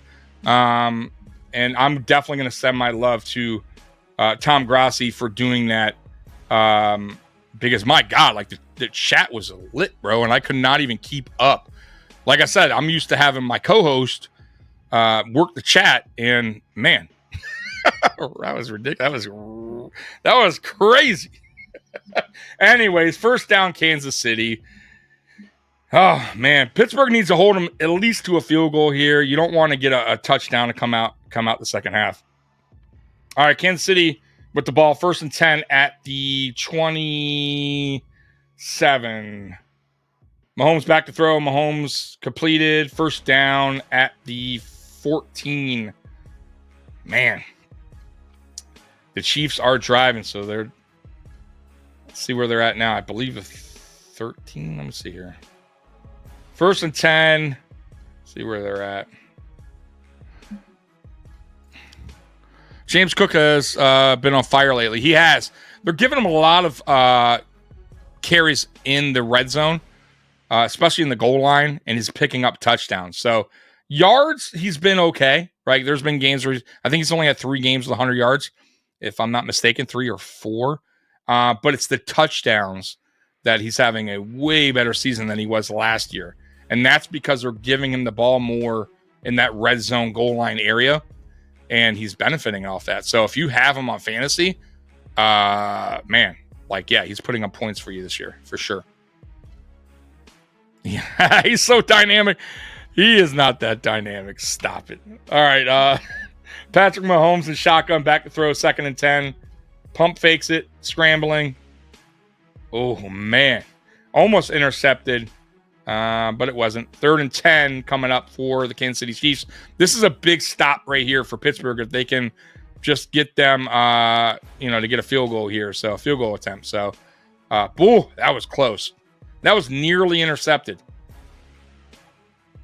Nearly intercepted. It was tipped, and then the guy could have had a play on the ball. All right, here we go. Terrible towels are swinging away in Pittsburgh. This is a big, big defensive stop right here if Pittsburgh can get it. Mahomes in shotgun. 3rd and 10. Mahomes back to throw. Mahomes throws. Incomplete. No flags. 4th and 10 coming up. Wait a minute. Late flag. Late flag on the play. He was going to Kelsey there. Do the refs call pass interference? Let's see what happens here. Oh, that would be terrible. If they call pass interference, that's awful call. Or, oh, nope. Man, the Pittsburgh defender hit Mahomes in the back of the head.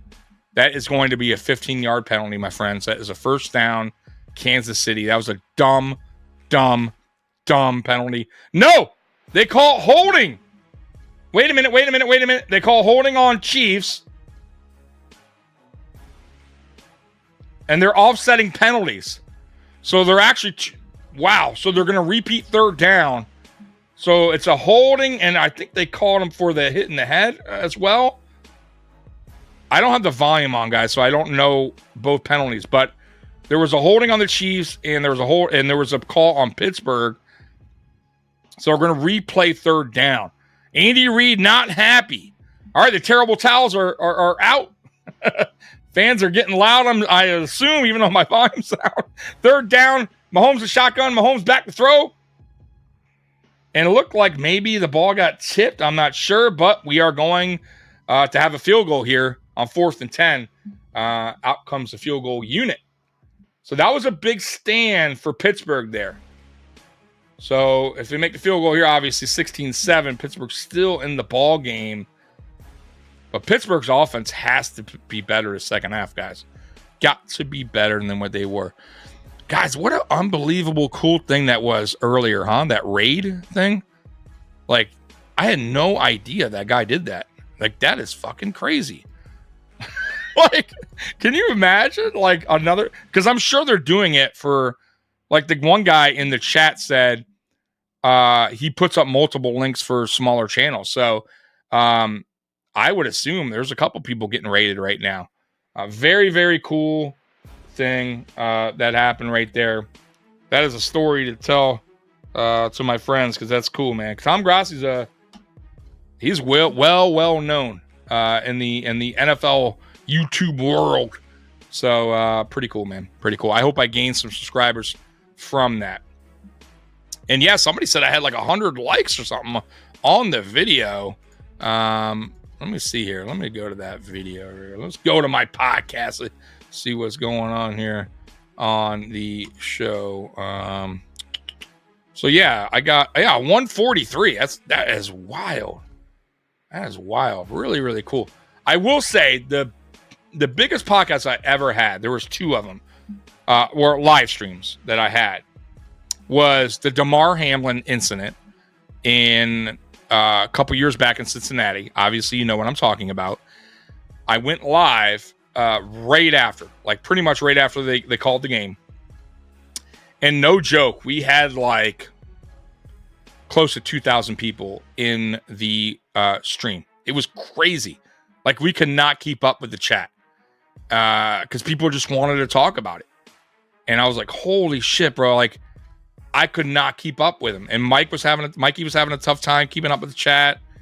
That was wild. And then the second biggest one we ever had was when Matt Ariza got released. And I was the first podcast that day because it was in the daytime. And this was before Dan Mitchell was going live like he does every day now.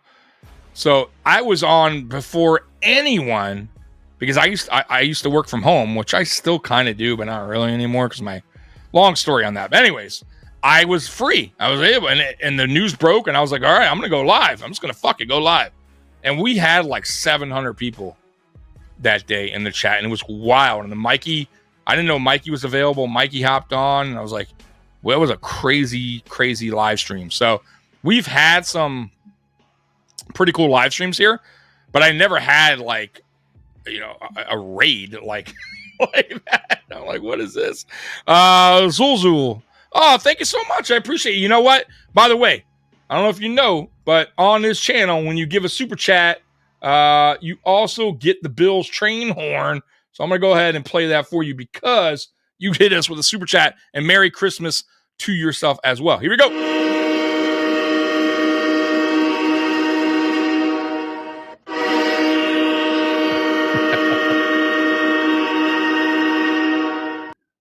Thank you so much for that super chat. I really, really appreciate it. Merry Christmas to yourself as well, man. I hope you got everything that you wanted today on Christmas. And I hope you're enjoying Christmas NFL football today. We have another game yet that still has to be played, which is the Ravens versus the Texans, which should be a good game as well. But right now, man, this is a good game too, man. So 16-7, obviously the field goal was good. Pittsburgh has the ball right now, and there is a sack on Russell Wilson. So not a great start for Pittsburgh on their first possession in the second half.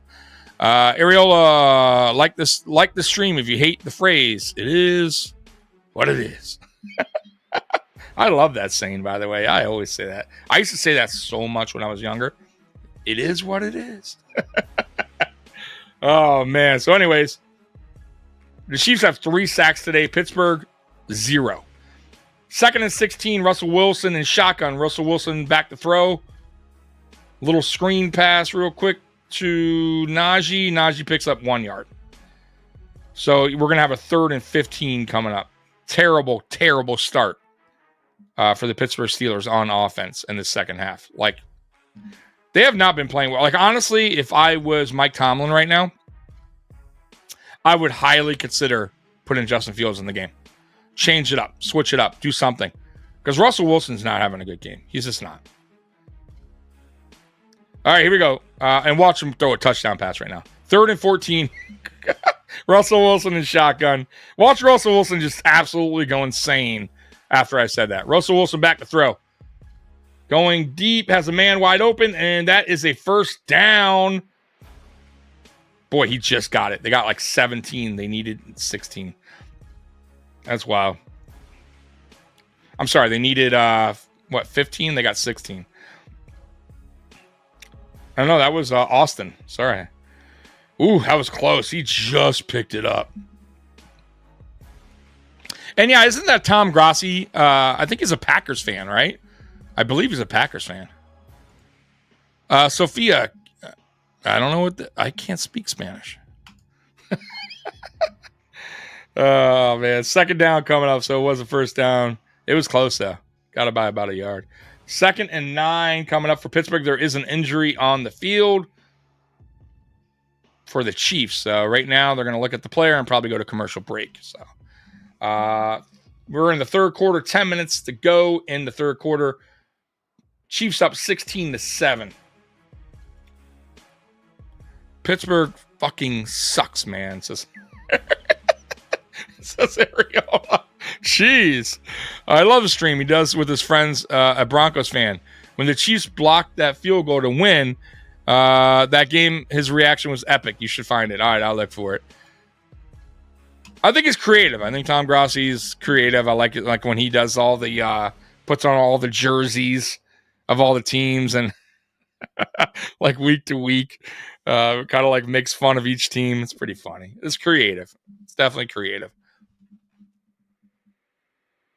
But like I said, I had no idea that he did like a raid. Like, but I gotta say, like, honestly, that's a really nice thing for him to do. Like, for a bigger channel to look out for smaller channels, like to find links and like just say, hey guys, do me a favor, go and real quick show some love to these nobodies.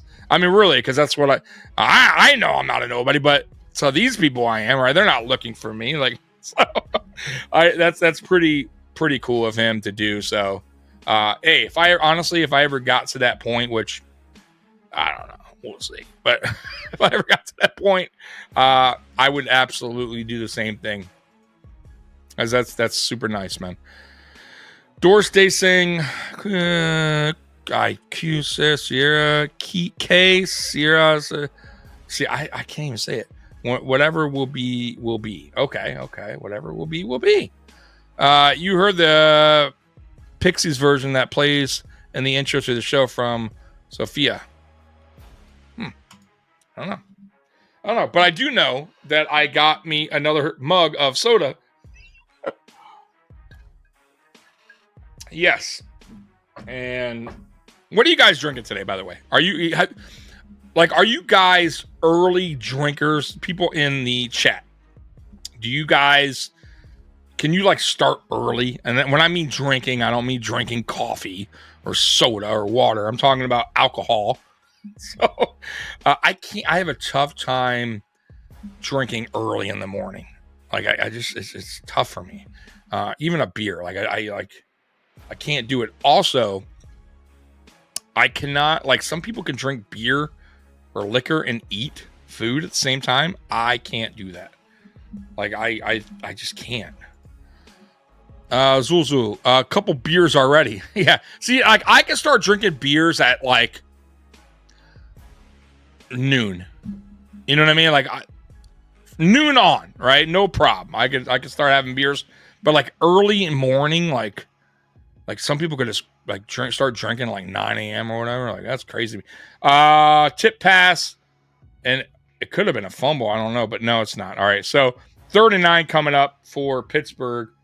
Man, Russell Wilson is just under pressure this whole game, man, and he's also made some bad decisions. So, ooh, man, that was close. So he got his arm hit, but the ball was still coming forward, so that's incomplete. But boy, it could have been almost a fumble. They're still kind of looking at it, but he did. It looked like he did release that ball, so I don't think it'll be a fumble. So it's 3rd and 9 coming up. Russell Wilson in shotgun at the 40, at Pittsburgh's 40. Russell Wilson back to throw. Russell Wilson pump fakes. Russell Wilson taking off. Russell Wilson picks up the first down, slides to the 45. It looked like a late hit. They're not going to call it though.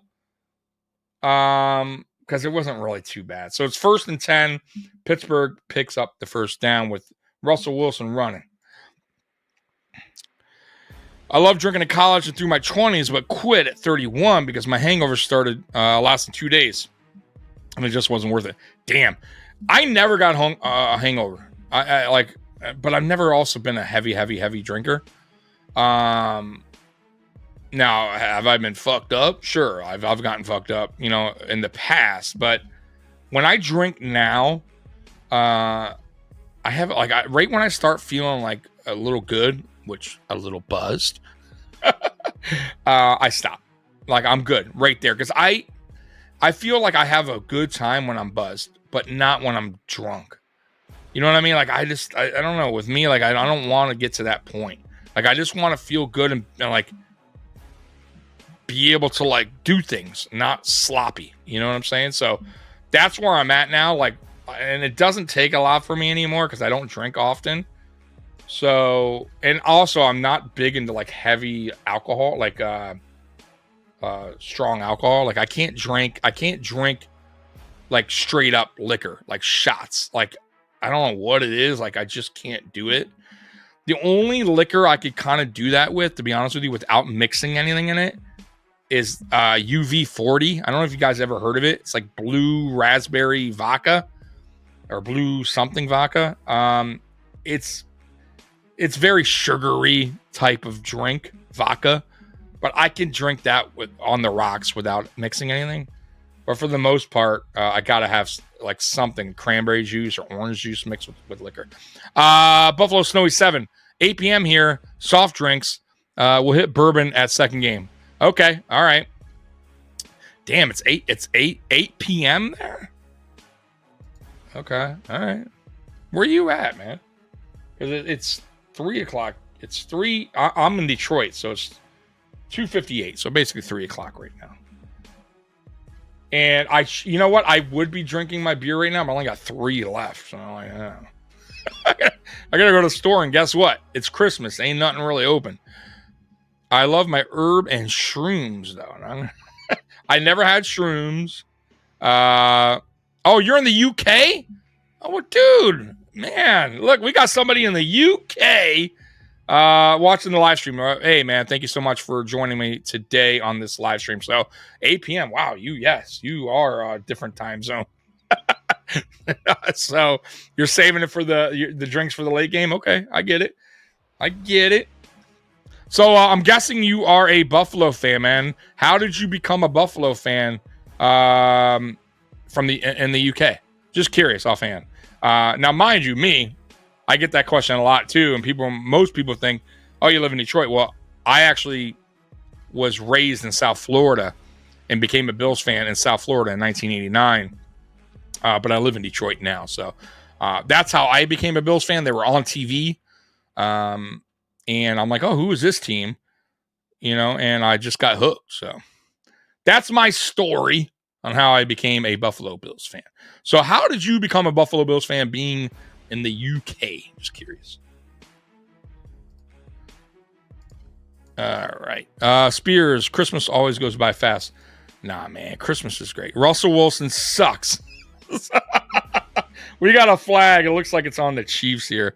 Just listen to it. All right. 40 years ongoing. Awesome, man. Damn. Yep.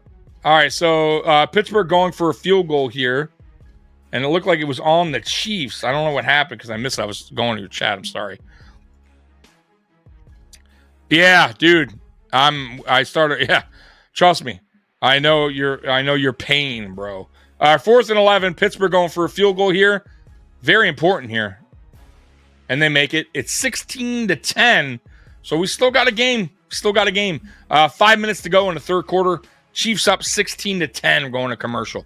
Yeah, dude. I watched all 4 losses. The first one was brutal, bro. Because I feel like that was the one that we had the chance, bro. I felt like we went in that game a little bit too cocky, bro. Because to be honest with you, we were a better team than that Giants team. We should have won that Super Bowl. Listen, the next 3, we weren't going to win. I'm being as honest as I can be. Washington was playing out of their mind that year, and Dallas was just so good, bro. They were so good on both sides of the ball. Their offensive line was one of the best in NFL history. So it just wasn't going to happen. We had the game that could have happened was the Giants game, and we blew it. And we went on a long drought. And we finally got our shit together. And I'm just hoping that our coach can get his shit together and get this defense together and get it playing right, and we can win a Super Bowl because you have one of the best, if not the best quarterback in the NFL playing on your team. There's no reason why in 8 years now that you've been a head coach, you haven't been to a Super Bowl with arguably the best quarterback in the NFL, or at least the second best quarterback in the NFL.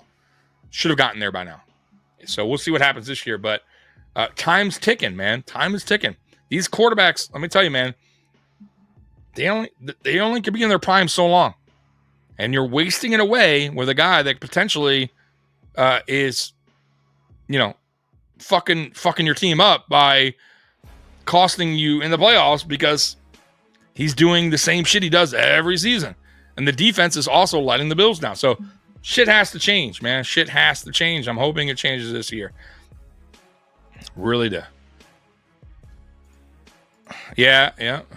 Maui Wowie. My mom's go-to drink. See, my mom was an alcoholic. But hers was like a mudslide, I guess they call it. So what? Milk, vodka, vanilla vodka, and she would and Kahlua. And I'm not even joking, guys, because she would send me to the store, and I would have to pick up 3 gallons of milk, 3 the big jug, whatever the big vodka things, and 3 Kaluas, and that was weekly. So, and she didn't really eat a lot. She had me pick up like Slim Fast drinks. Like, yeah, I have let me tell you guys, my life story is wild. But there's another channel and another time for that. Another time. I have stories for days when it comes to my childhood.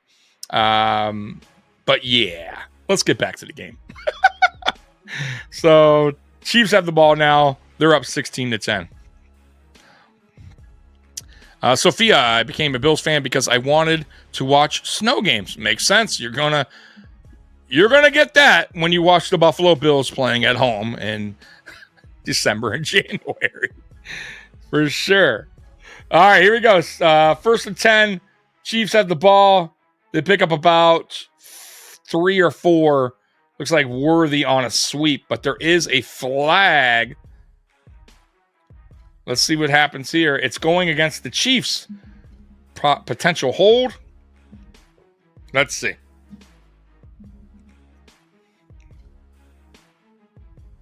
Let me text Mikey Merry Christmas. Let him know I'm live. Give me 1 minute, guys. So it is on the Chiefs, by the way. So it's holding. So it's going to be now, what, 1st and 20 here. I believe that was first down. So let me, sorry, guys. I'm just sending a text to my co-host, Mr. Mikey. I want to tell him about the Grassi thing. All right, so I just text him. I didn't mean to step away from you guys. So it's 1st and 16. Mahomes to Kelsey picked up about what 6-7 there. So it's gonna be 2nd down. Probably 2nd and 10 if I had to guess here. Look like you got about 6 or 7. Let's see here. I think, honestly, for the most part, like Pittsburgh started bad on defense. It's 2nd and 9, by the way. They started a little shaky, but they've picked it up since the second quarter, I want to say. So they're keeping them in the game. It's the offense that's just, man, killing them right now. So it's 2nd and 9. Mahomes rolling out, and there looks like there's another penalty because the play was blown dead. There's a flag on the field. Let's see what happens here. It's false start on the offense, so that sets them back another 5 yards. 3rd snowiest. Let's see here. In fact, Buffalo's the snowiest city in the U.S. First Syracuse, 2nd Rochester. They get to take effects. Yeah. So I'm in Detroit, man. Like, I'm going to be honest with you. Last year, we barely had any snow. And this year so far, I mean, barely anything. So I don't know what is going on.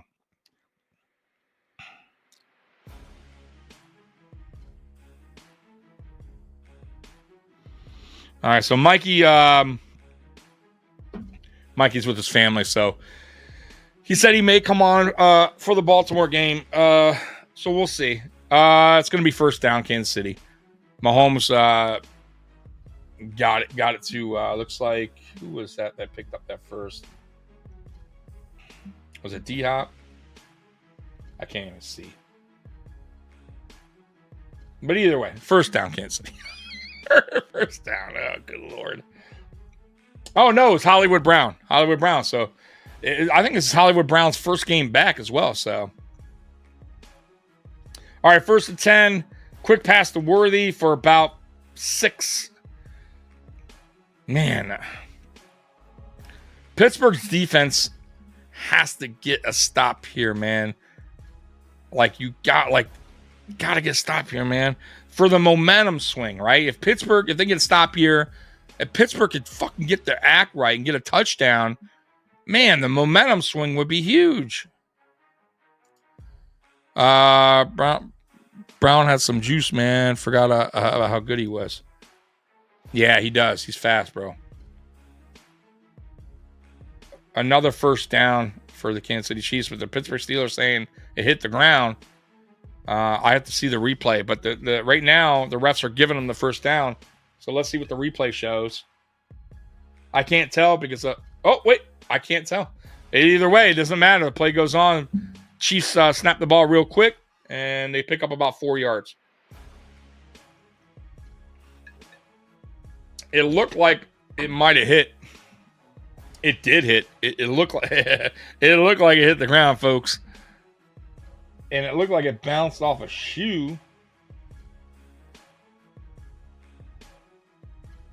I don't know, man. It looked like it hit the ground, bro. It was a catch. You think so? I don't know. Looking at that replay, it doesn't look like it hit the ground. All right, 2nd and 6. 2nd and 6. Mahomes is shotgun. Wide fucking open is Kelsey. Man, I don't get why they're letting Kelsey get wide open like that. That's crazy to me. Like, you cannot allow that guy to get open like that. Man. Well, if you're Pittsburgh here, you got to hold them to a field goal. You got to, because your offense is just not producing enough. But, I mean, even a field goal gets it 19-10. You're still down 2 scores. I mean, rough. Mahomes with the quick screen pass to Worthy, who picks up a first down, picked up about 11. It's not looking good right now for Pittsburgh at all, like on this drive. Like, I was just giving them credit for how their defense has been playing better since the second quarter. But this drive here, Kansas City is doing what they want. And that is a first down for them. Yeah, picked up about 12, actually. So it's probably first and goal. No, they can still pick up a first down. So 1st and 10, here we go at the 12. Another quick screen pass. Picked up about 8. Travis Kelce again. So Travis Kelce's starting to feel it.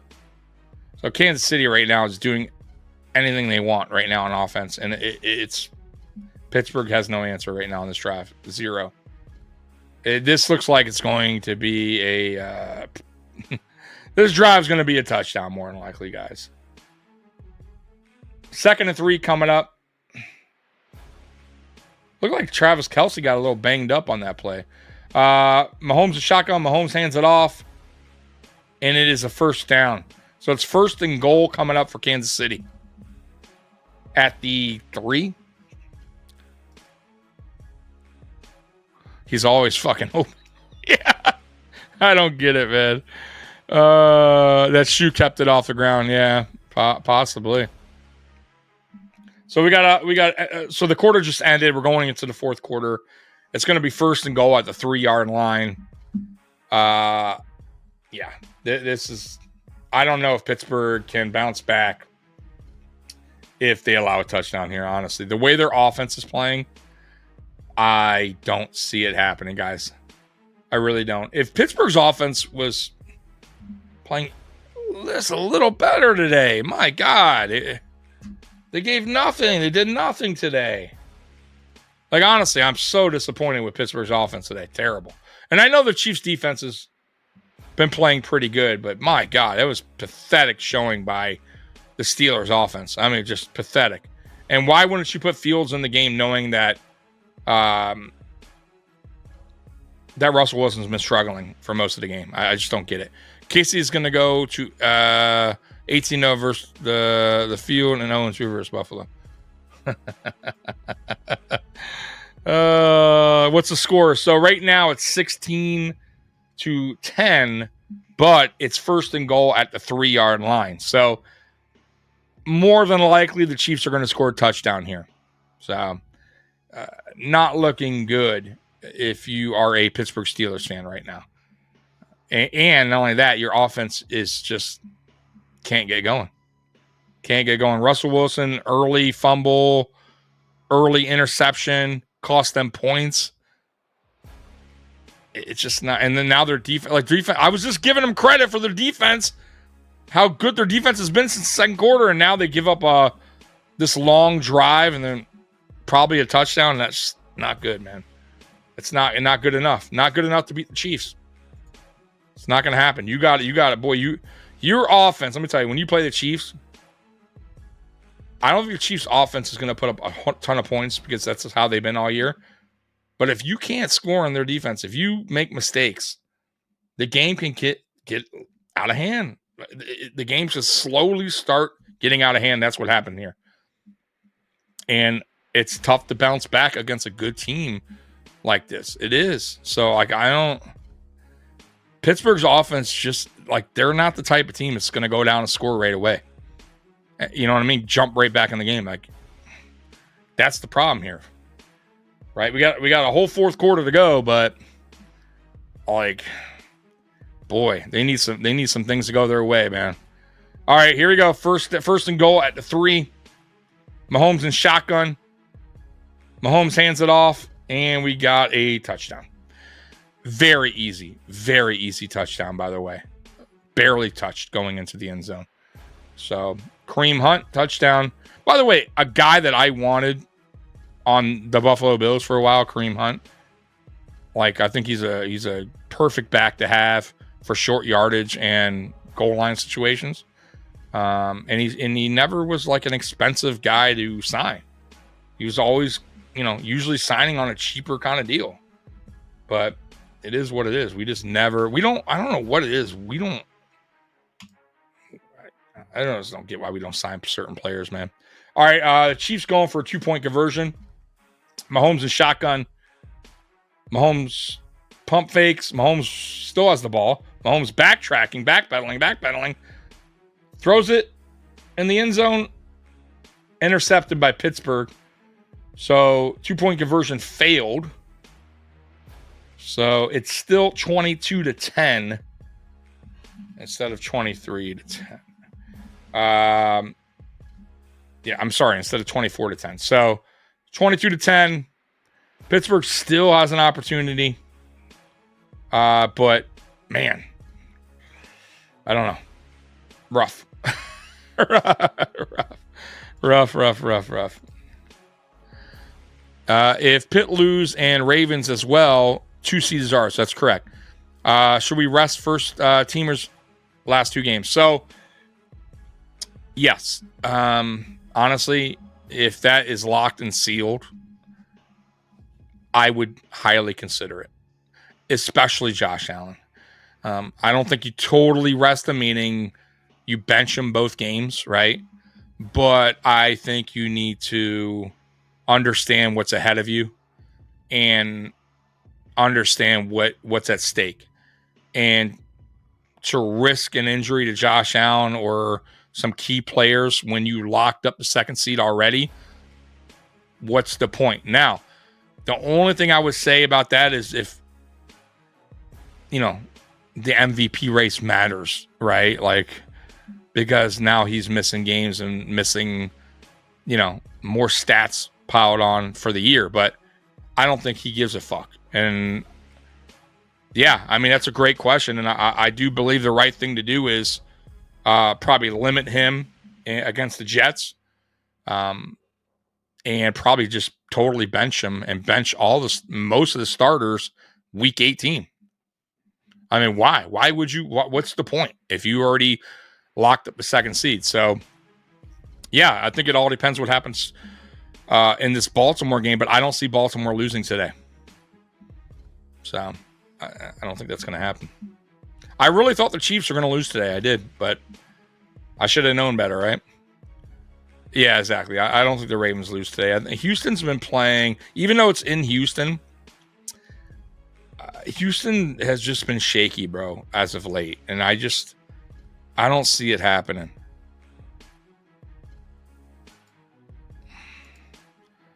Yeah, Mike White was only called up once.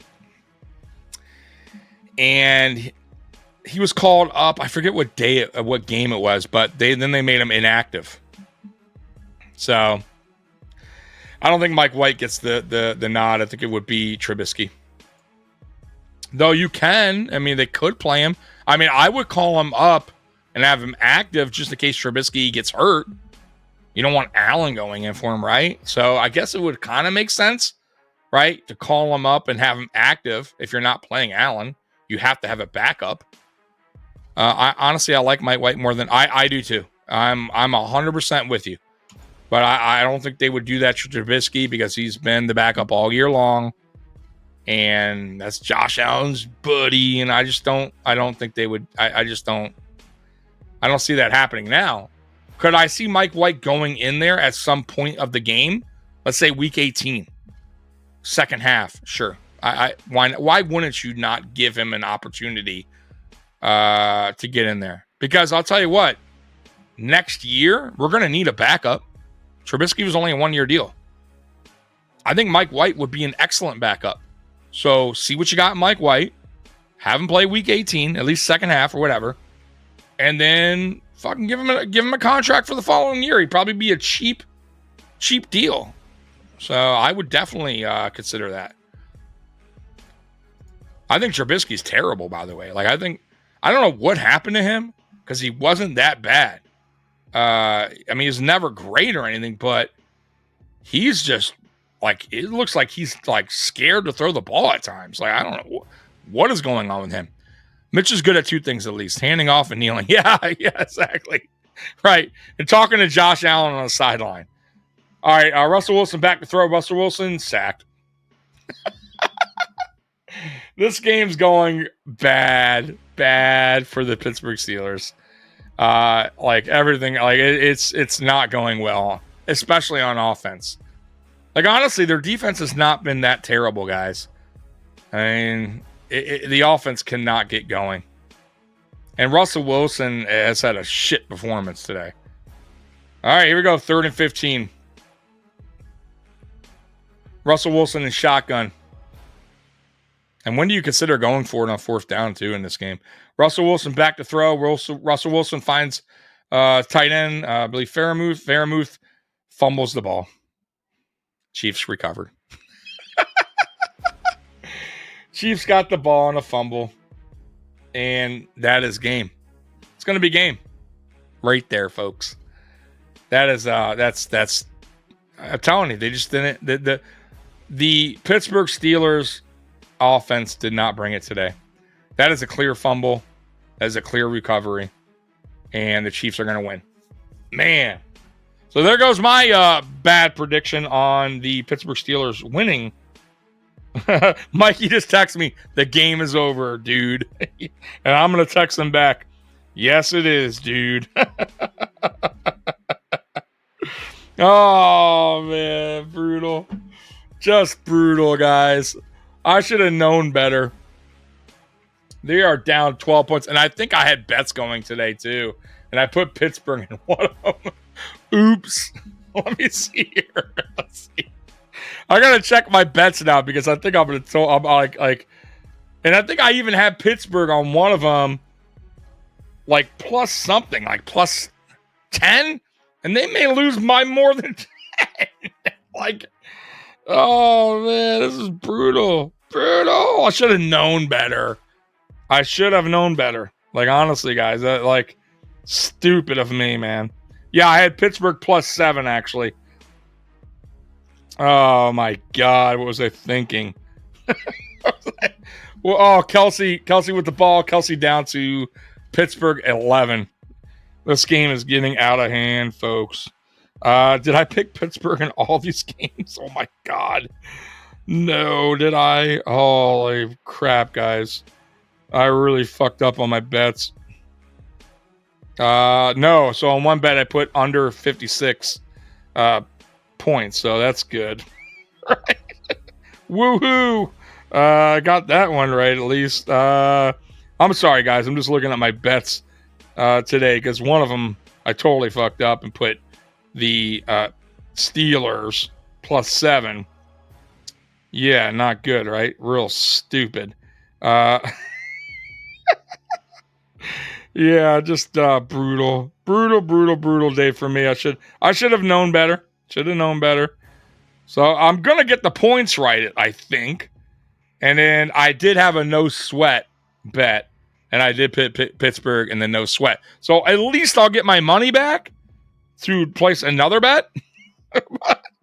That wasn't great. That's not great. Chiefs with the ball at the 13, 2nd and 10. Mahomes rolling out. Mahomes throws. Wide open. Travis Kelce touchdown. Wide open. I mean, wide open, guys. Just sitting there. It is 28-10. Extra point will make it 29-10. This has become a blowout with 12 minutes and 38 seconds to go. It is ugly. It's ugly. Yeah, I put Pittsburgh Steelers plus 8 on my no sweat. Hey, it's a no sweat bet. I'm going to get my money back.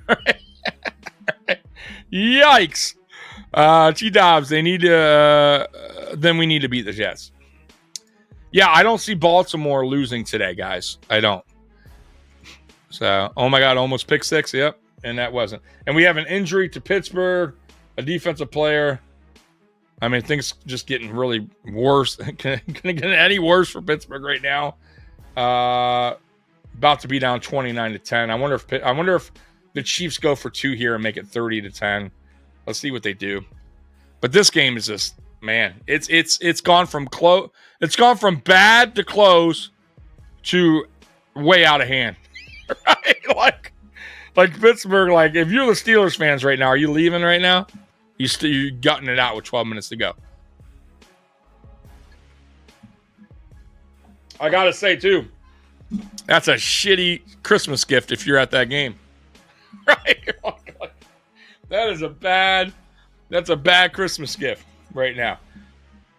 That is a bad gift. That's not what you wanted to pay. And by the way, they probably paid a pretty penny to go to that game, right? To get seats on Christmas, right? A big game. There's only 2 games being played today. You paid all that money to watch your team just fucking get worked on Christmas. Oh man. And that just listen, that goes to tell you, the Chiefs are a fucking good team. They got 1 loss. And yes, it's against the Buffalo Bills. But I'll say it again. It means nothing. It means nothing. We will probably see them again in the playoffs, I think. And we'll see then. But they are a fucking tough team to beat. They are a tough team to beat. They have a great coach, a really good quarterback, really good tight end, and a really good defense. And it's easier said than done. I don't care how bad you think they're playing. I don't care who they lost on offense, what receiver.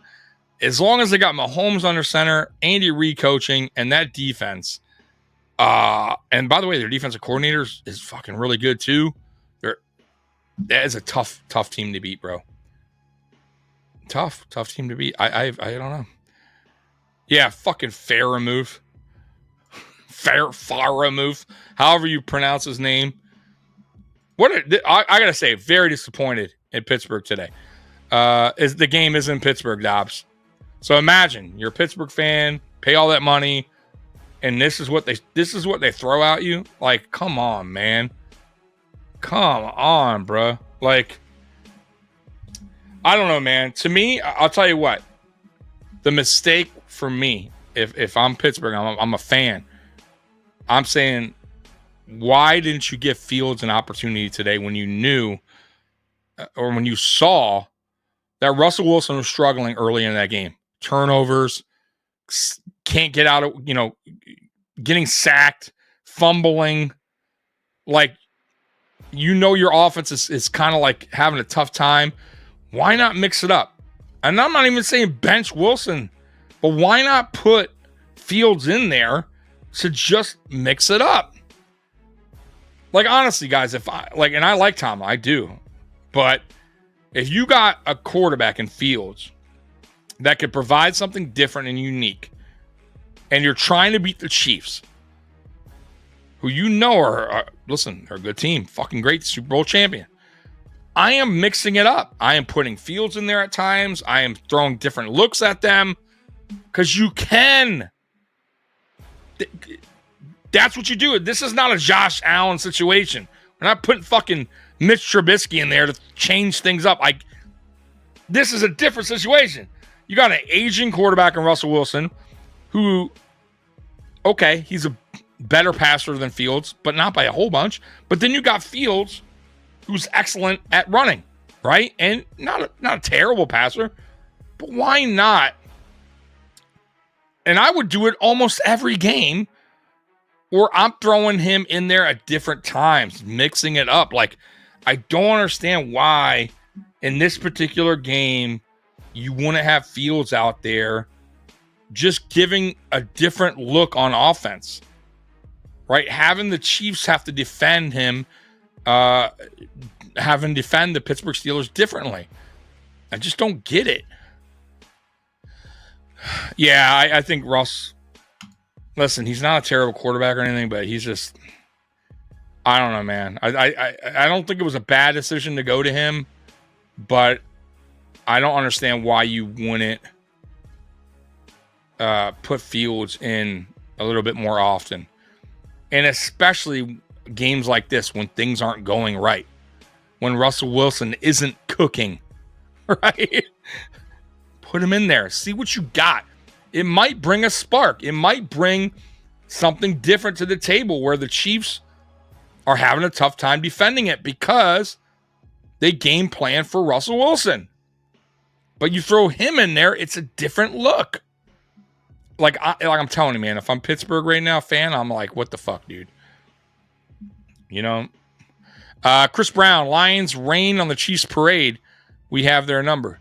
You're talking about not this year. You're talking about last year, right? When they beat them to start the season, right? That was a great game. By the way, gutsy calls by Dan Campbell. I like Dan Campbell a lot. I think though I think he's made some mistakes being a little bit too aggressive. I thought the playoffs last year was a really bad decision late in that game, going for it on fourth down instead of going for the field goal there. I thought that was a poor decision. And then obviously this year against the Bills, onside kick with 12 minutes to go. You're only down 10. I thought that was a terrible decision. But other than that, I do like his aggressiveness, but I think sometimes he just, he's a little bit too much aggressive, and you can't always be like that. It's almost like he has to have somebody step up and tell him, bro, like, let's just not this time. You know what I mean? But who's going to do that? It's Dan fucking Campbell, right? You're going to tell that guy looks like he'll break somebody in half. Oh, man. But yeah, man, the Lions are a good team, man. No doubt about it, man. I would love a Buffalo Bills Detroit Lions Super Bowl. Absolutely love it. I think the NFL would love it. I think the NFL fans, even if you're not a Lions or Bills fans, would absolutely love it because it would be an electric game, man. It would be high scoring. Probably whoever has the ball last might win the game. Like that kind of game. People are tired of seeing like the Chiefs just fucking win year after year. Like these kind of games, like, I don't know. People just get sick of it, man. Anyways, let's get back to this game. 10 minutes to go. 10 minutes, 32 seconds left. Pittsburgh is driving. Great catch by Pickens. There is a flag on the play, and it's against Pittsburgh, I believe. Second down. So I don't know what the call was. Once again, because I don't have the volume up. But there is a flag on Pittsburgh. I have no idea what the flag was for. If somebody is watching with the volume up, let me know. Because I don't know. I don't know if it was offside or something. But it's 2nd and 15, so it had to have been offsides. So 2nd and 15, Russell Wilson and shotgun. That sucks because that was a good amount of yards they had there. So Russell Wilson and shotgun. Russell Wilson passed back to throw under pressure. Bad throw because it's under pressure. 3rd and 15 coming up. Man, penalties kill you. Kill you. And right here, it's passing. You got to pass the ball. There is no more running. Like, defense knows you're in passing mode. And it doesn't help. Campbell loses wanting to win. McDermott loses being afraid to win. I agree. I totally agree. That's the way McDermott's always been. I hate it. He coaches not to lose instead of coaching to win. It's pretty much what you meant. And yeah, I agree with that. I thought he was changing his way. I really did. I thought he was changing his ways this year when he went for it on 4th down against the Chiefs.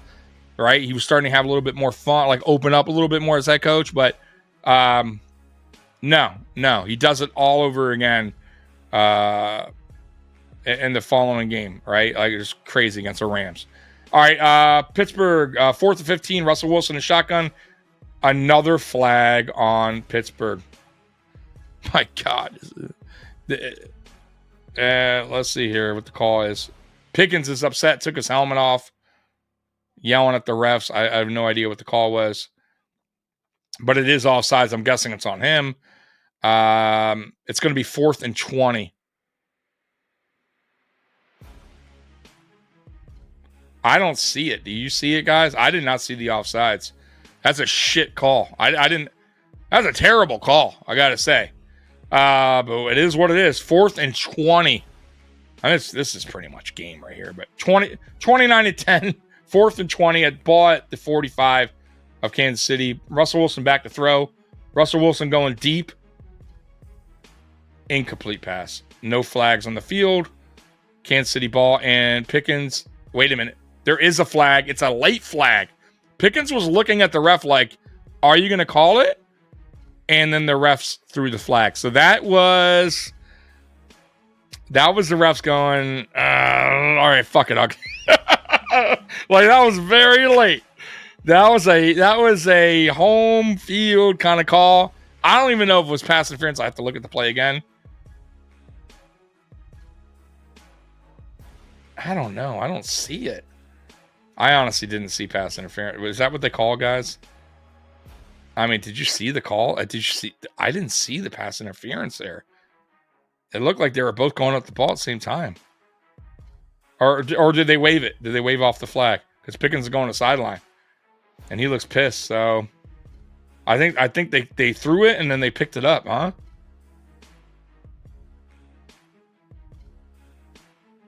I mean, I'm guessing that's what happened. The flag comes out for sure. I don't know what happened there, guys. Did they wave the flag? Because there was a flag thrown. The flag was for threatening the Chiefs' lead. Right. God. That's great. It's great. Oh, man, guys. Brutal, man. Yeah, I don't know. I don't know what to say anymore, man. The Chiefs are going to win this game. That's a fact, right? Unless something crazy happens, which I don't see happening. Chiefs will win this game. Oh, my God. But, yeah, guys, I'm sorry. You know, I wish we could have came on here, did this live stream, and watched the Chiefs lose and give us an opportunity to get that 1 seed. But it did not happen. It did not happen. Not happening. And at this point, we want that 2nd seed. And we need Houston to lose. I'm sorry, we need Baltimore to lose, though I don't think they are. That means Buffalo has to win out if they really want that 2nd seed. So, interesting to see what happens here. Well, actually, I don't even think they need to win out. I'm sorry, I take that back. They need to beat the Jets. They need to beat the Jets, and then they will get that 2nd seed. As long as they beat the Jets, they're fine. So even if Baltimore wins today, Buffalo needs to win either against the Jets or the Patriots. You would want to just go ahead and finish it out against the Jets, rest your players against the Patriots, and you're good to go. Chris Brown. Hey, I'm from the UK. I guess wearing sunglasses indoors is a thing over there. No, you know what's funny, Chris? I don't often get asked why I wear sunglasses, so I'm glad you brought that up. A couple things. One, I have a lot of lights here because when you do podcasts, the right way to do it, you have to have lights, right? And I have eye problems, and lighting really, really irritates my eyes.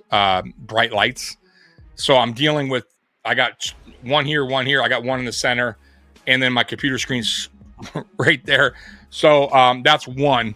That's the reason why I wear sunglasses as well. It deflects a lot of the lighting. And then two, honestly, too, was when I first started this, not only was it for that, but it was a lot easier for me to feel comfortable on camera as well. So it was a little bit of both, but mainly because my eyes, I have really, really bad eyes, and I had no choice. So that's why mainly I wear sunglasses. Now, when I go out at night and stuff like that, or to a restaurant or something like that, no, I don't wear sunglasses in a place like that because the lighting isn't in my face. So no, I am not one of those guys that you see in a bar or a club or at night with sunglasses. Like, I think that's really silly. But yes, this is why I wear sunglasses when I do podcasts. So I hope that answered your question, because I know you were probably thinking this fucking guy is like all these fucking idiots that wear sunglasses at night. And, no, that's not the reason. I hope I cleared that up for everybody that was curious on why Tommy wears sunglasses. Cheap? No, they're not cheap sunglasses, but thank you. They're Ray-Bans, though. Are there better sunglasses out there? Sure. I'm sure there's more expensive sunglasses, but these are Ray-Bans, and they're not cheap, but they're not super expensive either.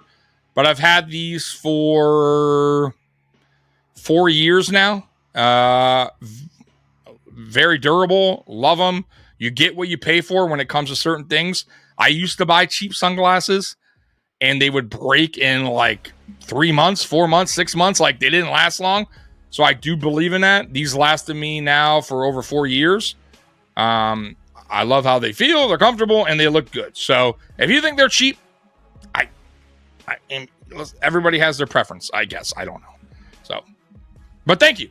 I don't know. I guess thank you. I don't know. Thank you for calling them cheap. I don't know. No, I never thought you were an idiot. No, I know. No, I'm saying not you, but I mean like in particular, like some people. Like, I always wondered that. Like, it's funny because I always wondered, like, do people come on here and be like, oh, my God. Like, that's never been on my channel, right? Look at this fucking guy, this clown wearing sunglasses on, right? On a podcast. Typical fucking guy. But I always wondered that. But nobody's really asked that. I think I've been asked maybe one time, and it was like a year ago, and I had to explain. But no, I'm just saying, like, I'm sure some people probably go to that point and be like, here it is, another one of these fucking guys wearing sunglasses.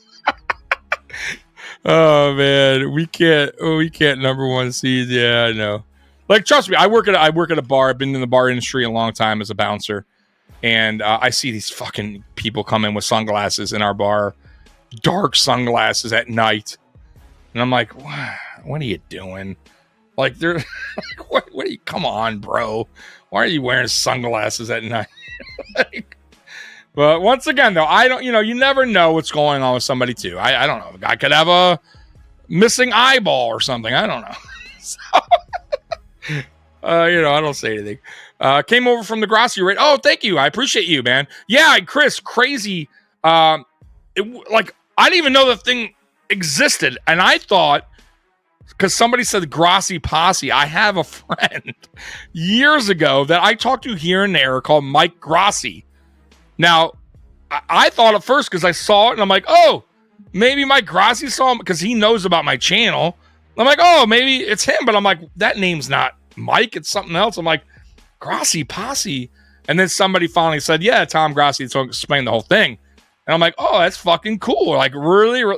Honestly, that's really awesome of Tom Grassi to do that for smaller channels. I had no idea that was even a thing. So, once again, thank you, Chris Brown. By the way, cool name. For doing that, coming on over, rating me, whatever that was. And I'm glad. Thank you for subbing as well. I appreciate that. I'm not everybody's cup of tea, right? I'm different. I get that. And normally I have a co-host, by the way. I'm not always solo. But on like events like this, I do go solo because I'm the only like loser without a wife, I guess. No family, right? It's just me and my dog. So I'm like, hey, well, I got nothing to do. I have no Christmas presents to open. Yeah, I'll go live today. So, but you know what? I had a great time so far with people talking to you guys. I love what I do. I've been doing this since 2020.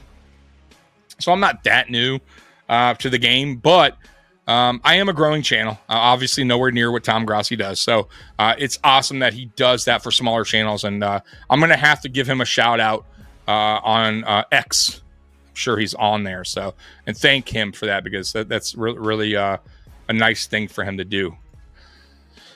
Chris, yep. Your channel looks decent. Yeah. You know what, man? I will say it's decent. It's not everybody's cup of tea. Right?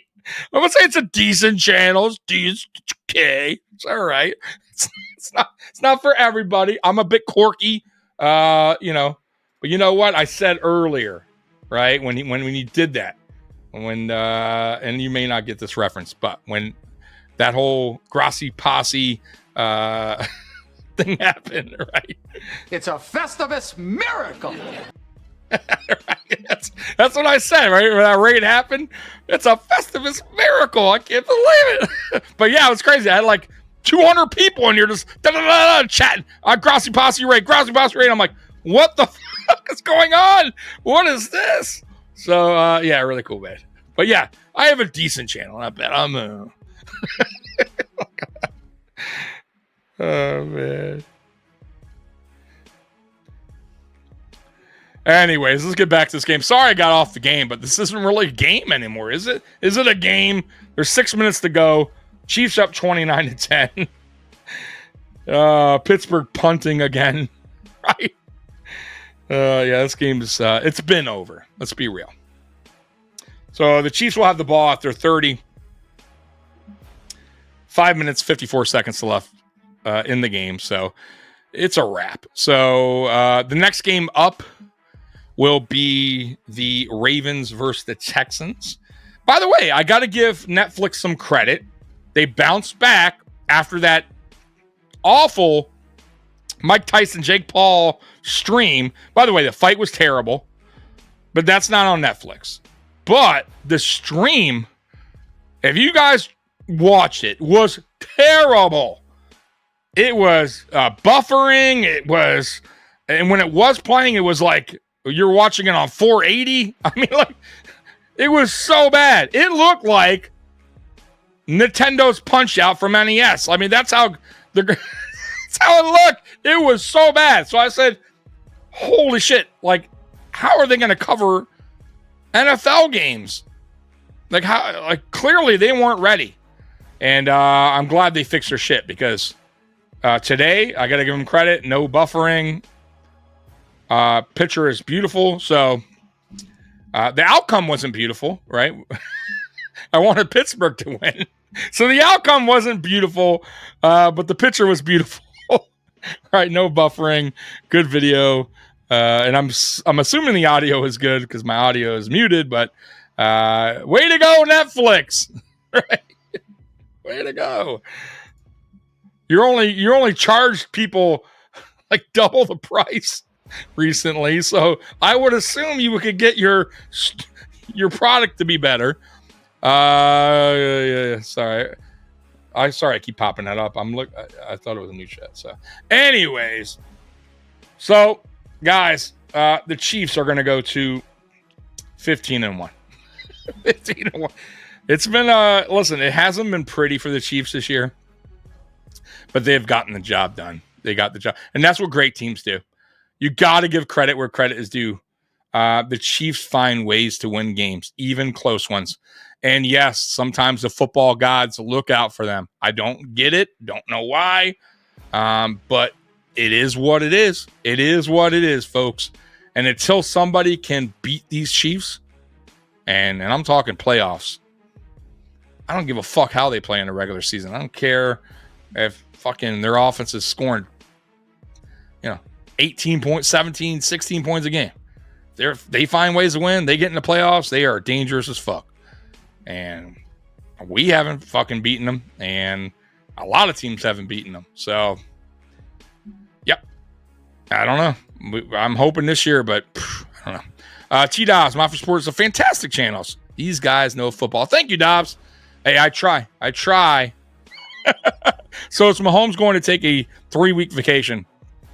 Well, there would be, yeah, you're right. 3 weeks. What am I talking about? Because you got the bye week. Yeah, he is. Why would you put him out there when you locked up the 1 seed? Absolutely. It would be really bad decision. So, yeah.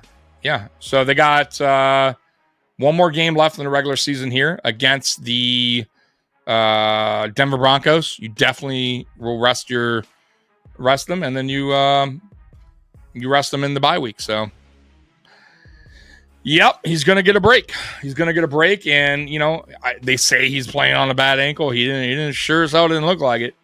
So, it is what it is, guys. It is what it is. The Buffalo Bills are going to have to, now they're playing for the 2nd seed. You need to win against the Jets so we can rest Josh Allen. So we can rest some key players on defense as well. In Week 18, when we go to New England, and then get ready for some playoff football, right? Because there's no more. Listen, there is no more games after that, right? One and done. Like you don't get it done, you're going home. That's it. And we're watching playoff football without the Bills. So they need to get healthy, get ready, and play their best football in the playoffs in order for us to reach Super Bowl. I just don't know. We'll see. I think the offense is humming right now. I think last week, once again, I just feel like they were just out there with the vanilla type playbook. Josh Allen admitted so. So I don't really believe that's what, that the offense took a step backwards or anything like that. My only fear is the defense. That's it. If the offense can stay on track and the defense can just step up a little bit, there is an opportunity that the Bills can reach a Super Bowl. However, if the defense plays like total trash, like they've been really the past 3 weeks, 4 weeks, 3 weeks, I would say it's going to take the Buffalo Bills offense to pretty much play perfect football, and Josh Allen pretty much to be ham. You don't know what ham is? It's harder than mother. like play out of his fucking mind for the Buffalo Bills to have an opportunity to reach Super Bowl. That's the only way. The bad thing is Aaron Rodgers is going to play hard because he's under a lot of scrutiny right now. Listen, it's a division game. They're going to try to play spoiler the best they can. Of course they are, right? I get, and that's a good fact too. Aaron Rodgers isn't, he has a point to prove, but we should be able to beat the Jets at home. Like, stop. Like, come on. Let's be realistic. We're way better than the Jets. The Jets are terrible, but it is a division game. It's probably going to be close, so we'll see what happens. So is Mahomes going to take? Yep, I already read that. I don't know why I'm reading that again. Boy, man. I'm losing my mind here reading the same chats coming through. But it's pretty cool, man. Look, I got a couple new followers today. I like that. Look, I also have people like this guy here says cheap sunglasses. So for the most part, I would say most of the people coming on here today were awesome. All the new people coming over from the Grassi Posse, Tom Grassi's channel, doing the raid, all really nice people. Thank you so much. But you're always going to get somebody that wants to troll. And it's funny because most of the time, I just think it's funny and laugh it off. Once in a while, I'll have to block people because they take it to another level and they're just being stupid. I just can't. I can't do that. But most of the time, I just laugh. I think it's funny. I mean, what can okay, are they cheap? I don't know. What do you consider cheap? I don't know. Oh my God, Chiefs going to be 16-1. Yes, Spears, they are. I am disappointed that Pittsburgh didn't make it more of a game. I got to be honest with you because I thought this game was going to be at least close. Even if the Chiefs won, I thought it was going to be like they win by 6 points. Like 4-6 somewhere, maybe 7. It's a fucking blowout. 29-10. 2 minutes to go. But anyways, I guess I'll finish it out here. Russell Wilson, look, they're just handing the ball off now, guys.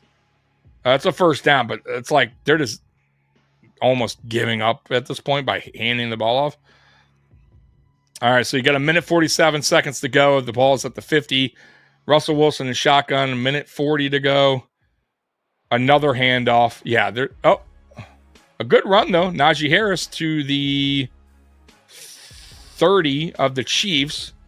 1:30 seconds, but they're clearly just trying to call it a day by running the ball. Like, they're in no rush to get up to the line. I mean, why would they? They're down 19 points. Russell Wilson in shotgun, another handoff to Najee Harris. Yeah, they're clearly just running the clock out at this point. Now, if I'm a Pittsburgh fan right now, honestly, I'm booing. And I don't know if they're booing or not, but I'm like, this is this fucking game. This is what you put on Christmas. That's why I pay my money to come see. fucking Russell Wilson fucking fumble and throw interceptions. And now you guys are not even trying for a touchdown. You're just running the ball. Like, come on, man. Give me something here.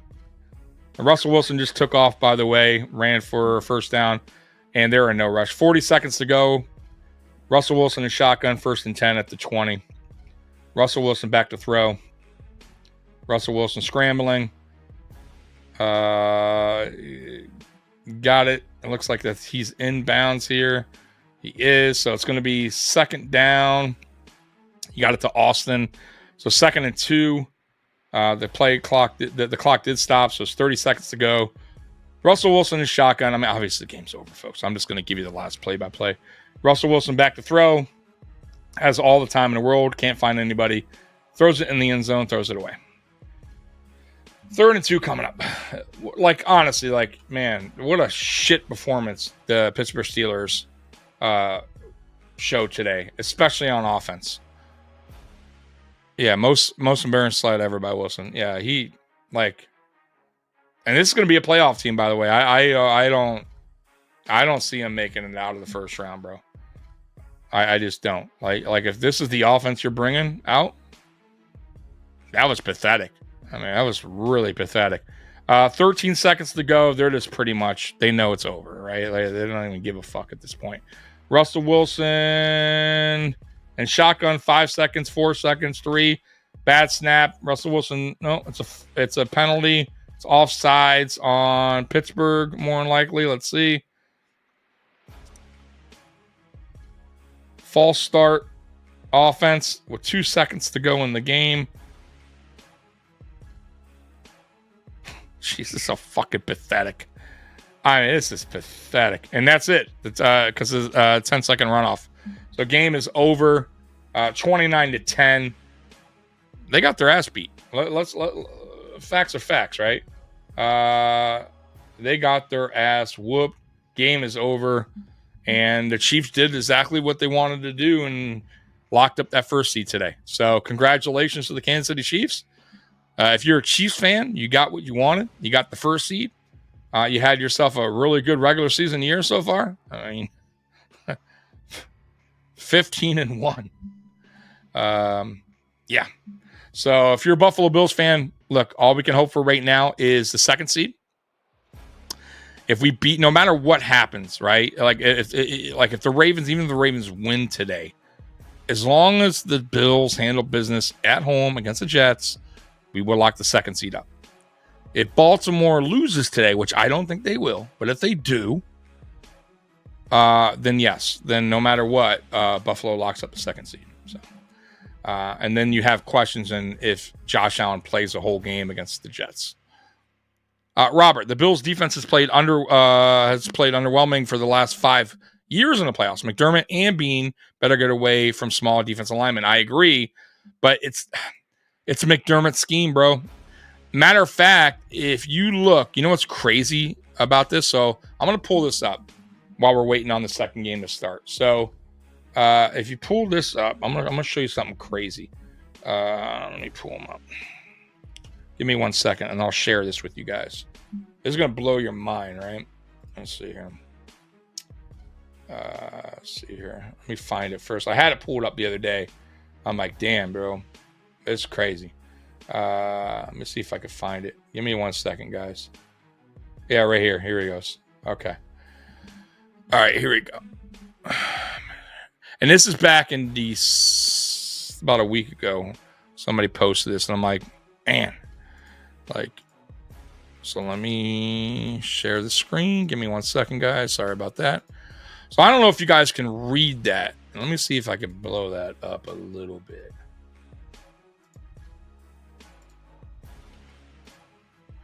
All right. So Poona Ford, y'all remember him?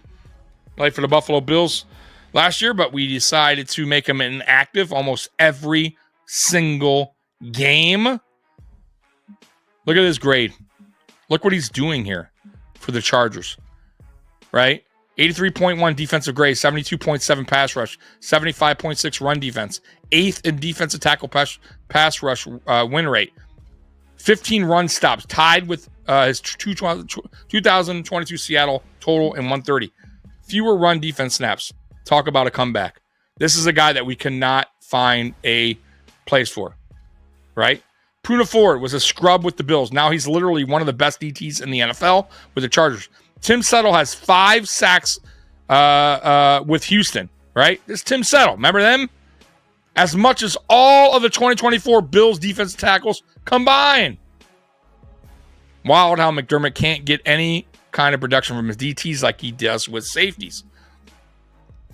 That's just a comment, but true, right?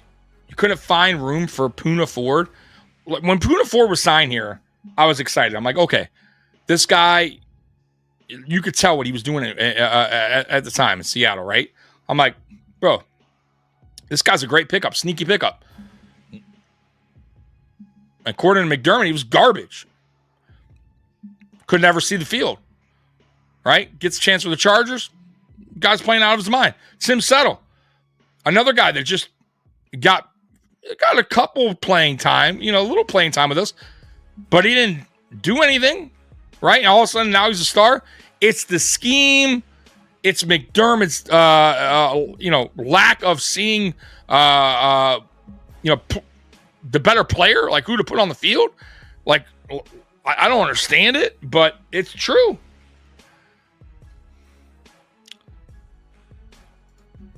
So, yeah. So, it looks like game balls are going to, for this game, by the way, going to Patrick Mahomes and Travis Kelce. They got the game ball here for the game. So, and now we are on to the second game, which is Baltimore and Houston. And I will be on here as well for this game as long as my headphones are still staying charged. So we'll see how long this lasts. Beth, listen, Pittsburgh had plenty of opportunities to win that game. They did not. I'm good with the 2 seed. But if Baltimore wins today, that will put Baltimore at the number 3. Look, man, Pittsburgh had opportunities, and I would say the second and third quarter. But once their offense just could not produce, their defense eventually just cracked, and that's the end of the game. I mean, just like that. It's really that simple. I mean, the offense of Pittsburgh was terrible today. Turnovers, they couldn't, bad offensive line play, right? Russell Wilson was getting sacked left and right. It seemed like Russell Wilson was making bad decisions, a costly turnover in the end zone. You're never going to win games like that if you play like that. So they locked it up, and now it's up to Buffalo. Now I will say this: Buffalo controls their own destiny by winning versus Jets, right? If Houston wins today, if Baltimore wins today, really, then Buffalo they control their own destiny. If they win against the Jets in there, they locked up the 2nd seed. They lose to the Jets, fucking around, then that's on them. I don't know what to tell you. So, they got to, this is an important, I said this yesterday or 2 days ago. Today was an important day for Bills Mafia, these games, because of the Chiefs game, that one is over now, right? It's done, right? You didn't lock up the 1 seed, or you didn't get the 1 seed. Chiefs got it. Now you got this game here, right? You got Baltimore and Houston. Obviously, you want Houston to beat Baltimore. I don't think that's going to happen. I think Houston's just, got a lot of injuries going on, right? They just lost Tank Dell for the season. Obviously, they lost Stephon Diggs for the season. And I just don't think they've been playing right. CJ Stroud, I think he's a really good quarterback, but I think he's taken a little bit of a step backwards this year. He's making some mistakes this year that he didn't last year. And I just think Baltimore is just a better team. So, but we'll see. Baltimore has had some bad games as well, though. They've lost to some teams they shouldn't have lost to. So, who knows? Obviously, we'll watch it. We'll see what happens. But I think Baltimore gets the job done. Give me 1 second, guys. Give me one second. Matter of fact, I'm gonna take a little commercial break if you don't mind. I'm gonna put you on a commercial, and then I'll be right back.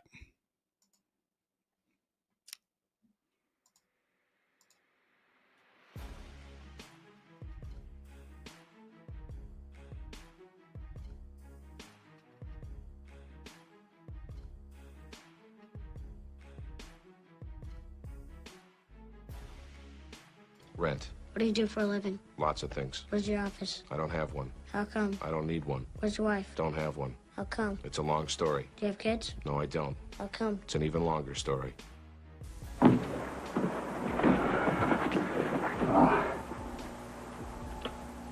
I'm holding Bruce Smith's shoe, man. Do you know what Bruce does in these shoes, man?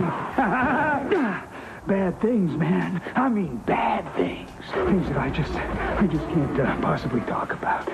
You know what Bruce would do if he found me messing with this shoe, man? Bad things, man.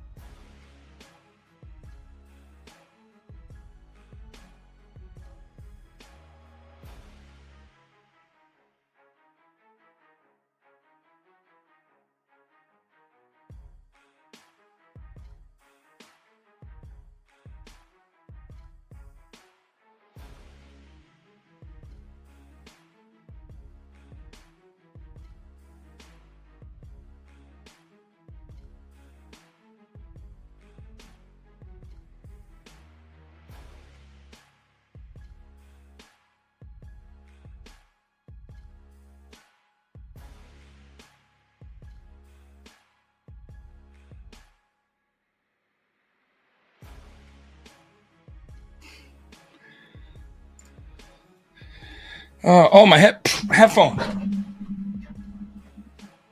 I knew I was missing something. Man. I knew I was missing something. All right, guys, I'm back. I had to take the baby out. The baby had to go outside. So y'all, if y'all have pets, dogs, y'all understand. They gotta go. And unfortunately, I am solo today, so sorry about that. But I am back. So I'm so confused. If the Ravens lose today, does that make the Bills? Yes, it's a lock. So Sophia, if the Ravens lose today, the Bills lock up the number 2 seed. That is correct. And let's see here. One thing. Yes, see? Buffalo Snowy, thank you as well for confirming, and that is correct. So I just don't think that will happen. By the way, we got about 25 minutes till kickoff of the Texans-Ravens game. So that is coming up soon. Man, I was so wrong about my about this game, right? I thought Pittsburgh would give them a fight, and it really wasn't much of a fight there, especially at the end. But congrats to the Chiefs, man. The Chiefs once again proving that they are still the best team in the NFL until somebody could beat them. Now, I understand you're going to come at me and say the Bills beat them this year. We are their only loss, which is, by the way, pretty cool that we are their only loss of the regular season. However, it means nothing if you can't beat them when it counts, and that's the playoffs. That is the playoffs. So the Bills need to figure that out. And I hope they do this season if we see them again. So we'll see. But they locked it up. So now we are moving on to the second game, which starts in about 23 minutes. Let me shout this out. By the way, does anybody know where this is from? I'm going to play it one more time. Let's see here. Let me turn this off. Let me turn this up. And do you guys know what this is from? You should. If you don't, come on now. Merry Christmas. Merry Christmas. Merry Christmas. Kiss my ass. Kiss his ass. Kiss your ass. Happy Hanukkah. So, do you guys know what that's from? That is from Christmas Vacation. One of the best Christmas movies ever, in my opinion. I would say it is the best ever. But there's a lot of really good Christmas movies. I did it earlier and somebody got like, oh, this again with the Christmas movie? We're going to do this. I'm like, bro, it's my first time I ever did a Christmas special. So I don't know who else is talking about Christmas movies. I would assume probably a lot of people because it is Christmas. I mean, we're going to talk about Christmas stuff. And it was like 15 minutes before the game. So, but he was like, oh, God, Christmas movies again. But I get it. I mean, I guess, people are like, oh, fucking Christmas. But isn't that like that every, let's say, Halloween? You don't think if somebody does a Halloween podcast, they're not talking about Halloween movies?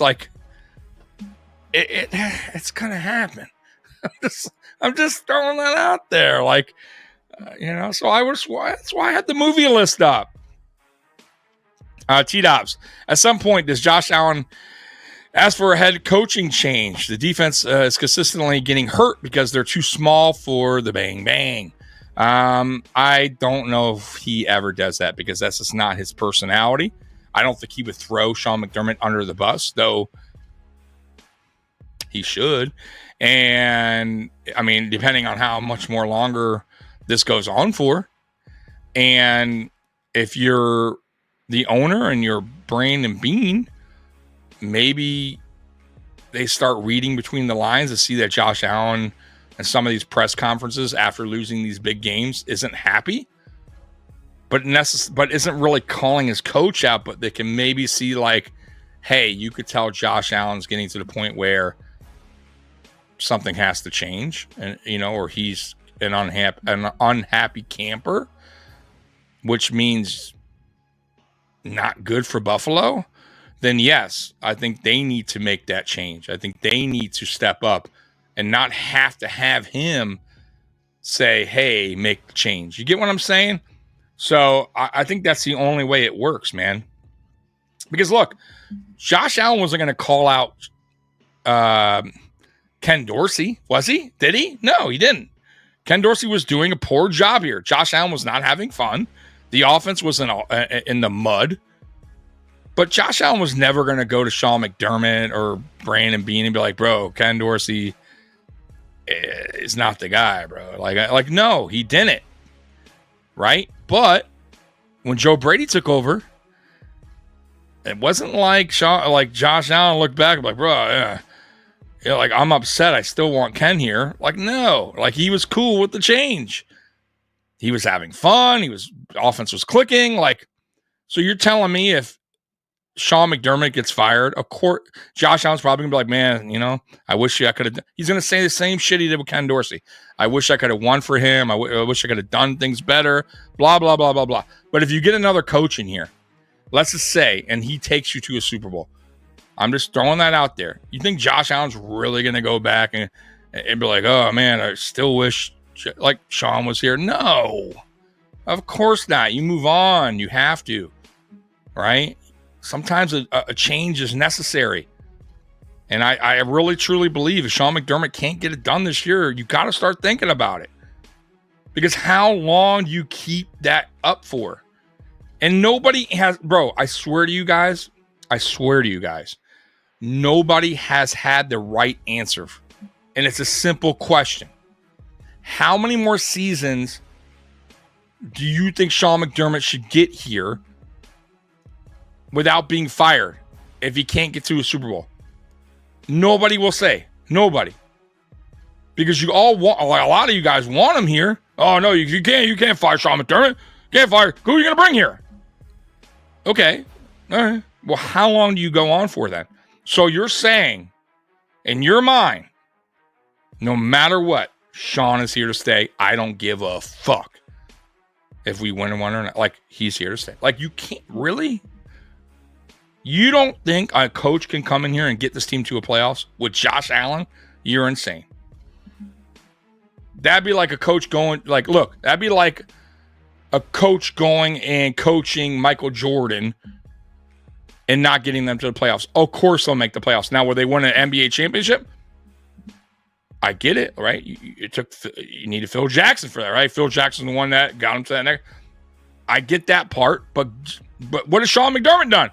He gets us there, but doesn't get us to the dance, the main dance.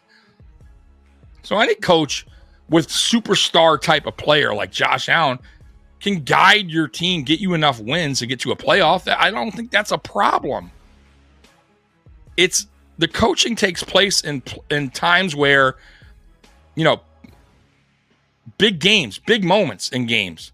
That's where coaching comes into play. Adjustments, building the right team, right? Like, I don't even know if Sean McDermott has built the right defense.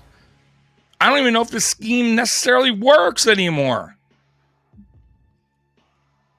I mean, is it, guys? Is it really? We have a defensive-minded head coach whose defense has failed in the playoffs.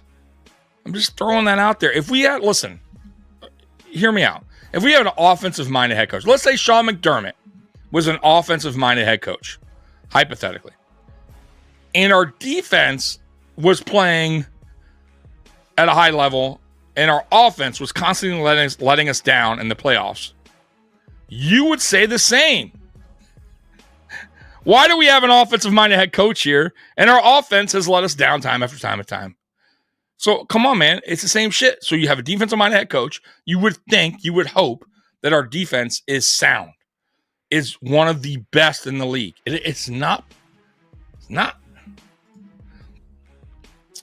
This is the rebuild year. He gets us here. I know, but that's the problem. See, I see where you're going, but that's the problem, because every year it's going to be an excuse for why McDermott can keep going on, right? injuries.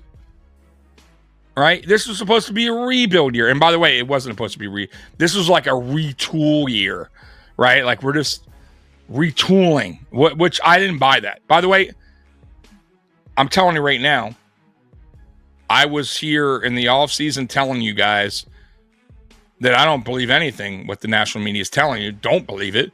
The Bills are still going to be a good team. We still got Josh Allen, who's one of the best quarterbacks in the NFL. You think just because he lost Stephon Diggs that this team's just going to go to shit? We lost defensive players who were aging, who were getting hurt, weren't even seeing the field. I didn't feel like that was a drastic loss. And I didn't feel like the Jets or the Dolphins did anything or proved anything where I felt like they were going to take the division. And I told y'all the Bills are still still going to win the East. They're still a playoff team. They're still like a 10 to 12 win team. And I was right. And as long as you got that type of quarterback leading the way, you should be a playoff team. So how many more excuses can you give Sean McDermott? He's on year 8. That's all I'm saying. So like I said, once again, how long is long enough? So he's on year 8. Next year be year 9, then year 10, year 11, year 12. When does it stop? Like when do you, as fans, the ones that are backing him, go, okay, you know what? Like it's been 9 years now, or it's been 10 years, whatever. I think it's time for a change. Like when? Like how long is long enough for a coach to remain your head coach without getting you to a championship game?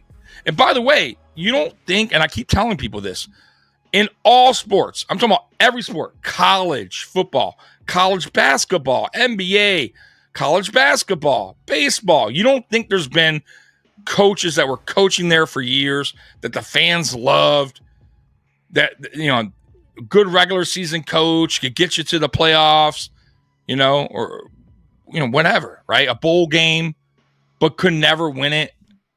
And you don't think they were upset when the time had to come where that team had to move on? There has to be a time. Eventually, there has to be a change. And I just think sometimes some fans just don't get it. So that's all I'm asking is, when do you think is enough? Where you're like finally going, you know what?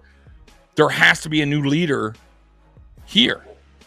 Because I also say this.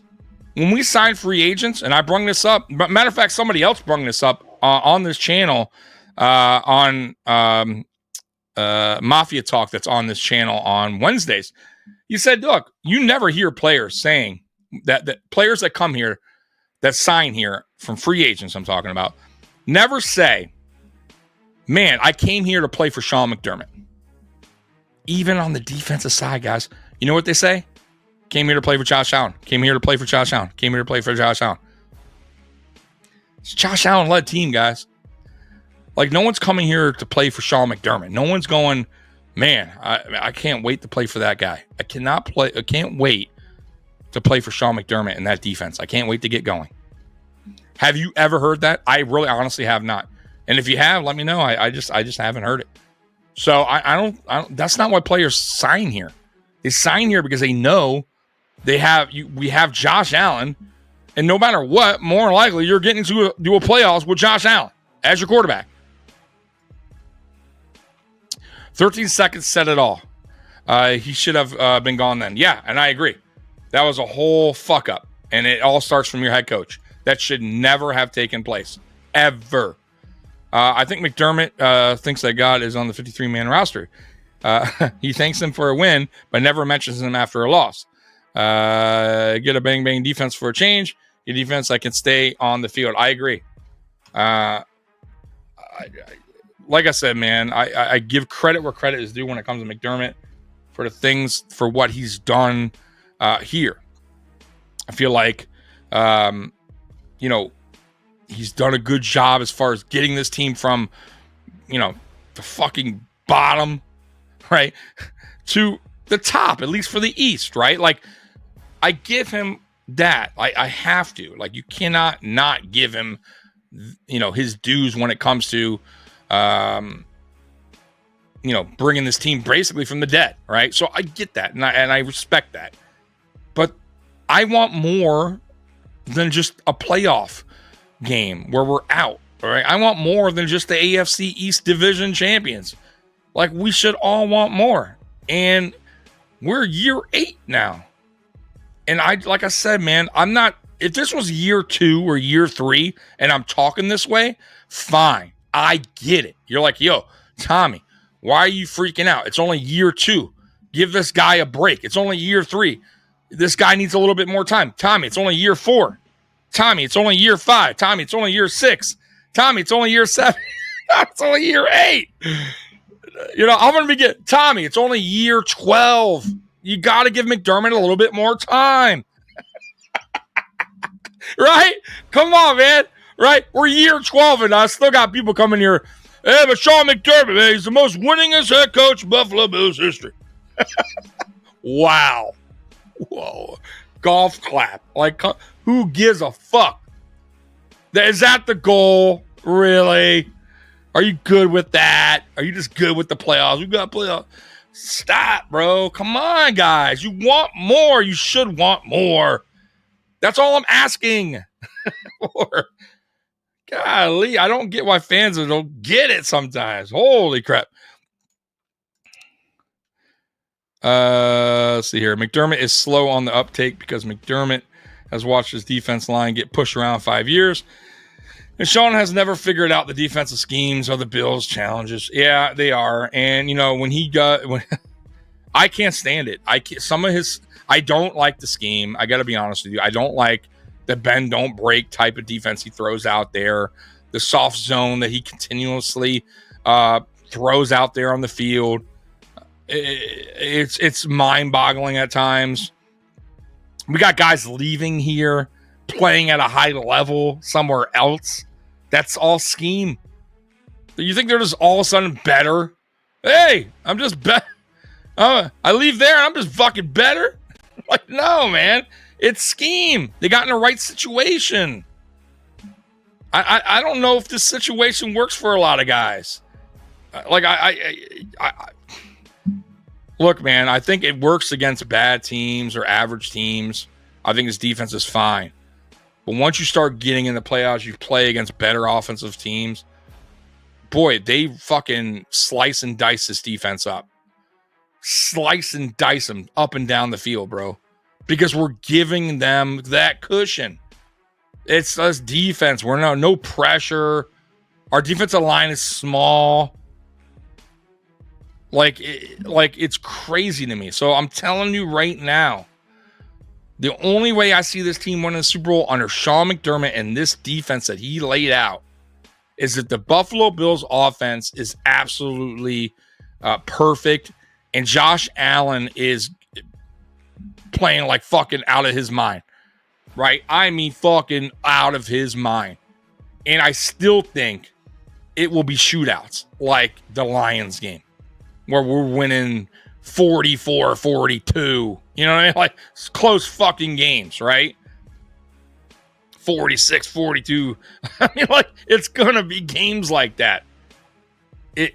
I don't trust the defense under Sean McDermott against better offenses. I don't. Like, bro, I'm telling you, Cincinnati knows how to use and abuse us.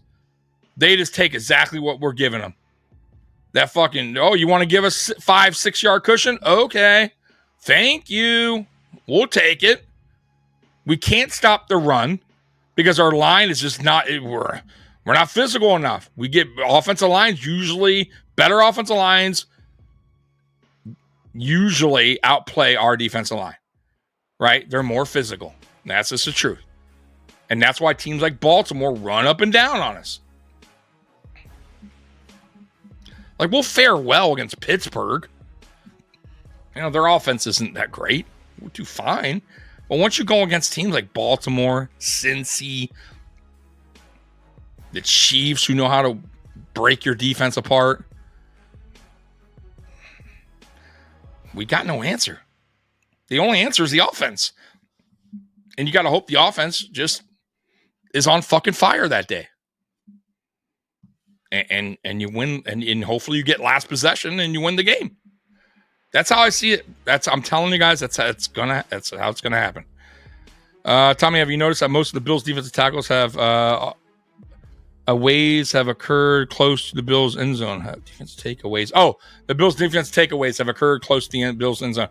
I mean, no, we have takeaways throughout. Like, you know, that's one thing that's helping the Buffalo Bills this year is the turnovers. We have a lot of them. It's great. But other than that, have you looked at the team stats? Like, we're not that great this year. I mean, we're like 20th against the run, 22nd. Let me see here. Well, so this way I don't talk out my ass, right? Let's see what we're ranked. This way you don't come back at me because I don't want someone going, hey, you're wrong. We're blah, blah. All right, so let's see. So I'm going to be fair here. All right. So let's go to the NFL. Let's go to stats. Let's do this the right way. Let's go to team stats. Okay, so Buffalo and defense. Let's see where we're at. Where we at? Defensive leaders. Here we go. Okay. So we are 1, 2, 3, 4, 5. Oh my gosh. 1, 2, 3, 4, 5, 6, 7, 8, 9. Bro, we're really low. We're 32, 31, 30, 29, 28, 27, 26. We're 23rd ranked defense in the NFL. 23rd. 23rd. Did you guys want me to repeat that? 23rd ranked total defense. That's fucking miserable. Yards, rushing yards per game. We are, let's see here. Let's see, 1, 2, 3, 4, 5, 6, 7. Let's see here. We are, let's see, I'm sorry, 32, 31, 39. We're 17th against the rush. Against the pass, about the same. We're ranked like 17th, I think, in the pass.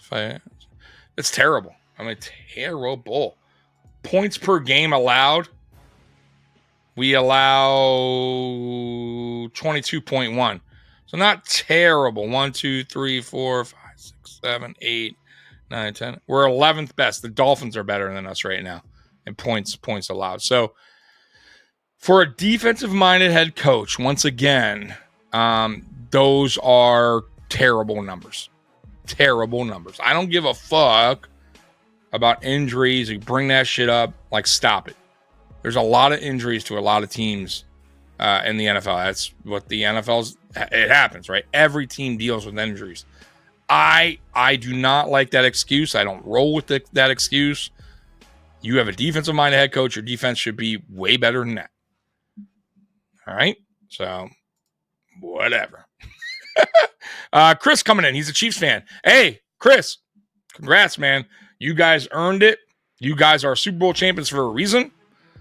And until somebody proves otherwise, you guys are the best team right now. I mean, I don't know what to tell you. Like, I cannot talk shit as a Bills fan. I don't give a fuck if we beat you or not in the regular season. That means jack shit to me. It really does. Listen, we've actually played you well in the regular season for the last, 5 years. Like, we played you pretty well. But once again, who gives a fuck if we can't beat you when it really counts the most? And that goes for, by the way, it's just not us, guys.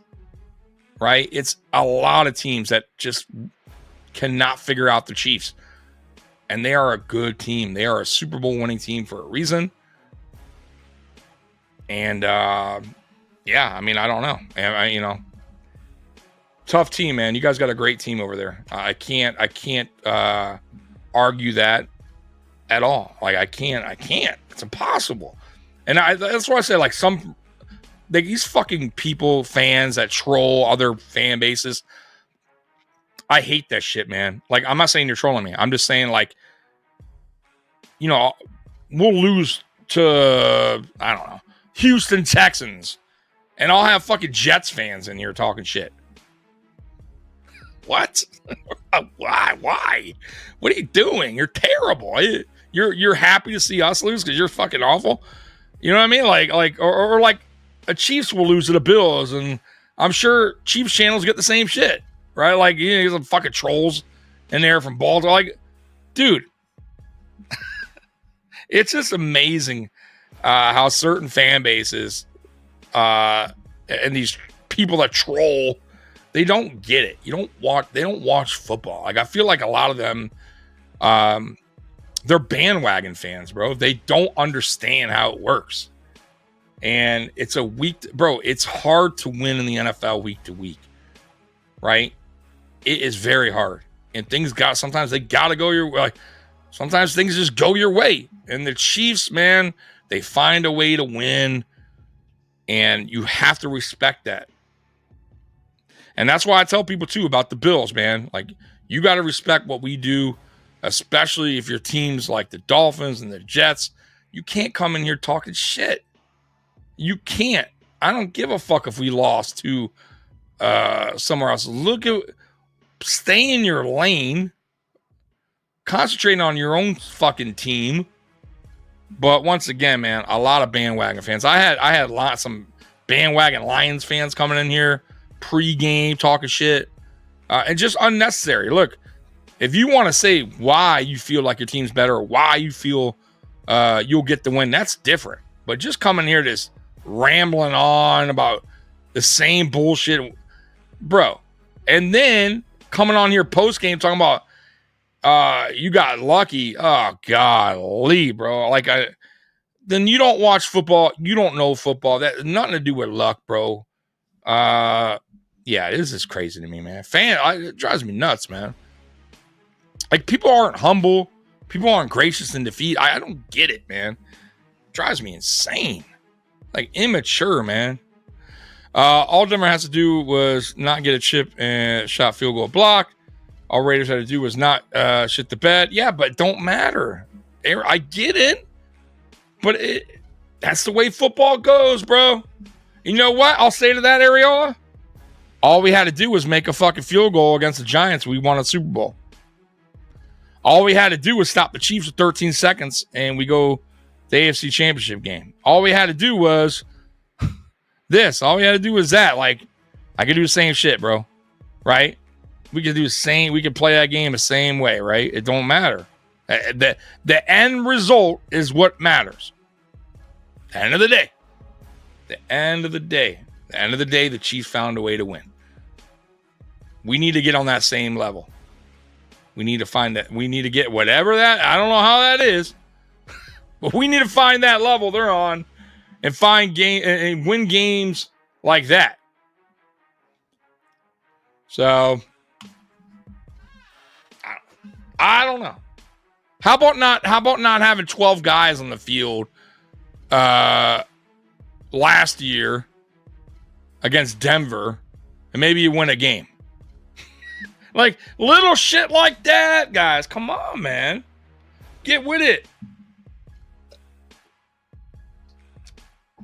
You know? Harsh reality sometimes hurts, don't it? Give me 1 minute, guys. Just checking some stuff here real quick. All right, game is on. We have a game going on. Sorry, guys. 2nd and 4. Baltimore has the ball. They just picked up a first down. The game just started, all right? So you got 14 minutes left in the first quarter. First down, Baltimore. And they are at the Houston 37-yard line. I'm sorry. They're at Baltimore's, their own 37. So Baltimore has the ball at their own 37. Lamar in shotgun. First down. Derrick Henry in the game. Lined up next to Lamar. Lamar back to throw. Lamar in trouble. Lamar sacked. Big time sack for the Texans. We got a second down coming up. Big time sack there. I'll tell you what, man. I have Baltimore winning this game. But Baltimore sometimes, man, they don't show up. That's why their record's at where they're at, man. Like, they've lost to some bad teams this year. They lost to the fucking Raiders. Didn't they lose to the Browns, too? Lost to Pittsburgh. But they're 10-5, man, and a couple of those losses should not have been. So Lamar back to throw. Lamar scrambling. You cannot catch Lamar. Man, he is fast, bro. First down Baltimore. It was 2nd and 13. He picked up about, 23 yards. So first down Baltimore. They tried to get to him. They could not catch up to him. He broke containment and just hit the outside edge. Yeah, and gained. Yeah. It was like a 20-yard run, bro. So they are at Houston's 40, I believe. So it's first down, 1st and 10 here, 12 minutes to go. They're at the 40, handoff to Derrick Henry. Henry just fucking plowing over people. Picks up about six yards. Oh, my God. Oh, man. Can't believe I'm doing this thing. 6 hours, 7 hours, really, of me on a live stream. I don't know if my headphones will last 7 hours, but we'll find out. Mikey, my co-host, said he might join me on this stream on the second game here. So we'll see if Mikey pops in. 2nd and 3, Lamar in shotgun. Handoff to Derrick Henry again. First down, Baltimore. So 1st and 10, Baltimore driving right down the field. This is what they do, man. You get the running game going. Baltimore is a tough team to beat, bro. If they get that running game going early, that is a tough team, man. So is defense going to spot every team 14 until they figure out how to tighten up? If they could tighten up, why not do it all game? I don't know, man. That's the problem. I have no idea. I can't answer that question because I just don't. I honestly, I don't trust this defense right now, bro. And all I can hope for is the offense just, goes insane in the playoffs, right? Just plays out their mind and we win shootouts. By the way, first down, Baltimore. It's going to be 1st and goal. And they're at the 2. It's going to be a touchdown. So for anybody that has Derrick Henry right now on their fantasy, get ready because more than likely it's going to be a Derrick Henry touchdown. So let's see what they do here. 1st and goal. I'm just giving you a heads up. I haven't even seen the play yet. Let's see. Here we go. First down, handoff to Derrick Henry. Touchdown, Derrick Henry. Hey, see, I know what I'm talking about, huh? Yeah, touchdown, Derrick Henry. So, man, that was an easy one. I know. Tommy, you're like, Tommy, that was too easy. Of course it's touchdown. Derrick Henry at the fucking 3-yard line. Yeah, he's going to get in. And by the way, like, he didn't even run over anyone. There was nobody really there. The offensive line did their job. That was an easy touchdown for Derrick Henry. Once again, thank you to everyone who's been rocking with me today on Christmas of all days, right? Like, I didn't expect a lot of people today rocking with me, but thank you to everyone that has. And honestly, man, that Grassi Posse raid earlier, thank you. If anyone else is still in here that came from there, thank you so much for giving me the opportunity to show you my channel and what I could do. And it probably wasn't my best performance today on my podcast, but when you run solo, guys, and you're on for fucking, I've been on since 12:45. Yeah, like it's not gonna. You're gonna start wearing down a little bit. So, but I'm here. I'm here till the end. I promised you guys a Christmas stream, and that's what I'm gonna give you. So, I don't know. That's a great question. And look, when he was a free agent, I was like, bro, you got to figure a way to sign that guy. You got to figure a way to get him to Buffalo, because imagine him with Josh Allen. Holy shit. And bro, believe it or not, a lot of Bills Mafia was like, he's aging. He doesn't fit this offense. What the fuck are you talking about? Are you out of your fucking mind? You don't think Derrick Henry fits his offense? He fits any offense. There is no other player like Derrick Henry. Oh, he's lost. He's getting older. Did you see what he did the previous year? Are you insane? The fucking Ravens got him for like, what, $8 million a season? That's a fucking steal. Are you kidding me? I would have signed him over some of the garbage that we signed that's not even on the team. We signed MVS. We cut him. We signed Curtis Samuel, who's not even doing anything. You could have used that money and fucking signed Derrick Henry. I'm just saying. And who gives a fuck about James Cook's feelings? And it would still been great to have Cook and Henry. Can you imagine? But it's not worth it, man. Where are you? Do you watch football? Do you not understand what this guy does to defenders? He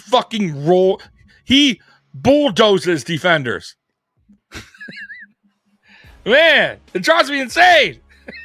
But no, we don't do that here in Buffalo. No, we go for the Dollar Tree players in free agency.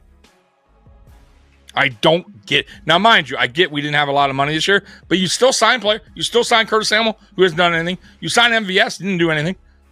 Like you could have said, "Fuck, you know what? All right, you know what? Maybe we'll draft another wide receiver in the NFL draft," which they didn't do. We had 11 picks in the draft. What? One receiver? What? You didn't need to sign Curtis Samuel or MVS. You could have signed one key free agent, Derrick Henry, and you could have got drafted receivers. There was plenty of wide receivers in this draft. But no, you went a different fucking route.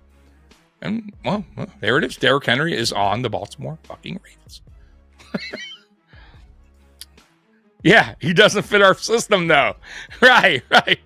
Who thought it was a good idea to dive through a table? I'm in the UK. Excuse me. Look. Talking about Bill's Mafia. I'm assuming going. I've never done it personally. I would. I'll be honest with you, Chris. I would definitely do it if given the opportunity. I've been to a Buffalo Bills game, but when I got there late and I didn't see where the tailgating tables were. People were getting thrown to. But it's just a party thing, bro. I honestly couldn't really answer that question. I would just assume it's fun. It's a thing. I mean, as long as you don't jump off an RV and break your leg, you know what I mean? Like jumping off like a chair or something to do. I don't see the harm. You're not going to really get hurt. But there's some people like light it on fire and then they themselves get caught on fire. Probably stupid, right? Or like I said, I've seen people jump off an RV and like break their leg. Yeah, not really brilliant thing to do. So I wouldn't do that, but I would jump. If I'm going to jump through a table, I would do it like maybe off a car hood or something, like, you know what I mean? And I definitely want to jump. Like, why would some people jump with their leg, like their legs like that, and they snap their leg? Like, what are you doing? Like, when you jump through a table, you go sideways, bro. You use your shoulder, like, like your side of your body. Like, why would you jump down on your legs? Like, you're bound to break your leg or your ankle. But yeah, that's it. I used to like and appreciate what McDermott has done for the Bills, but he'd be gone if Josh. That is true. Matter of fact, if Josh wasn't here, or let's say Josh never worked out. Yeah, McDermott would have lasted 3 seasons. Absolutely. There would be, I don't even know if we touched the playoffs. Playoffs? Talking about playoffs? Oh man, respect the Jux. He would take Josh tush push touchdowns. Who cares? But I get what you're saying. But trust me, I'm sure Josh, I'm sure he likes those. I know he likes to get a little physical when he runs. I understand that, but trust me when I tell you, he'd be all right with Derrick Henry taking those away. We play the Ravens in playoffs. No, not necessarily. I don't know yet. We don't know how that's going to go down just yet. So if we do play the Ravens, though, I'll tell you right now, man, our offense once again better be on its A game, because I don't see us stopping Baltimore's run. Derrick Henry, that is. Like,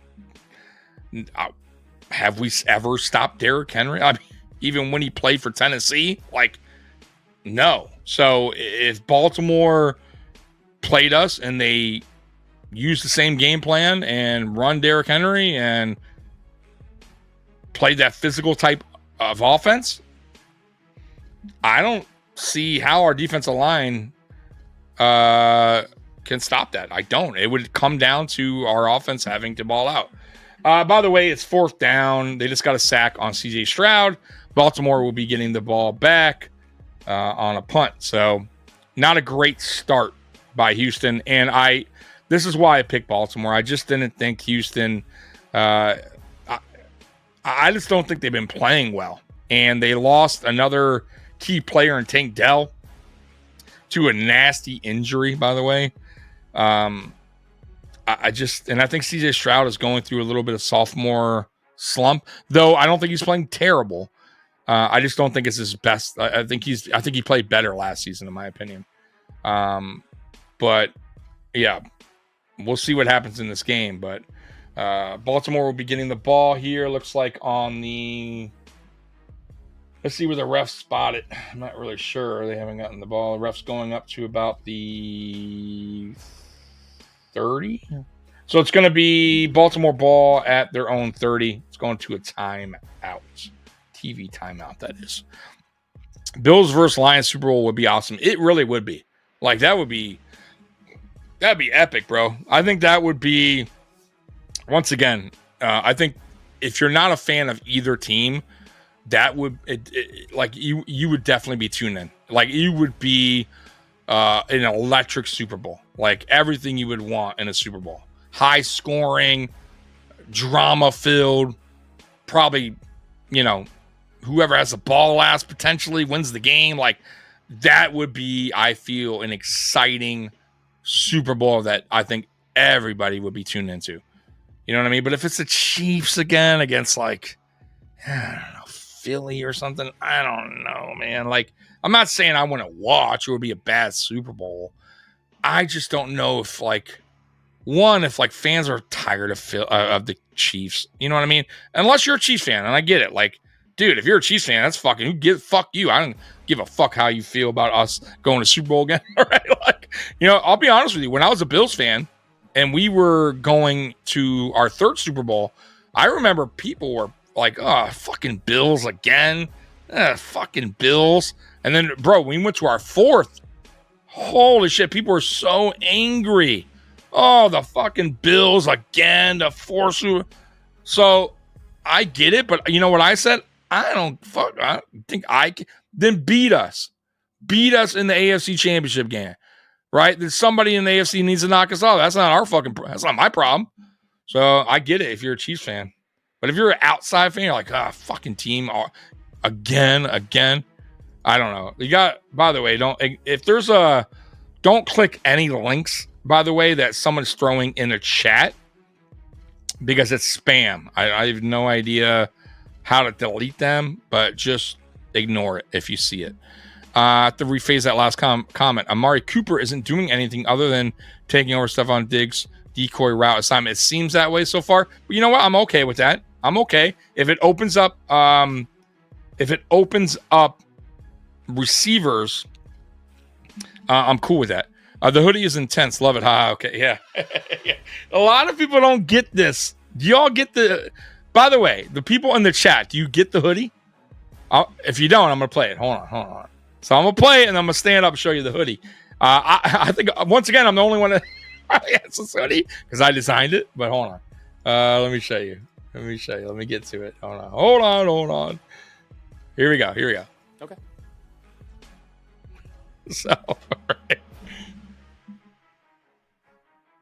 Okay. So, I thought that was the funniest shit ever.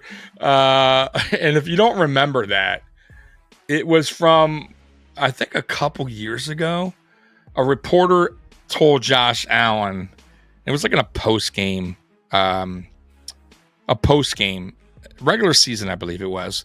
And he's like, no, he even asked him a question. He just pretty much flat out said, hey, I don't see you guys, this team being a Super Bowl team.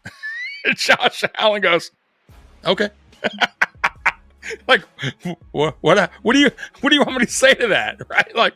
Like fight you over that? Right? Like, so, I always loved that. It was so funny.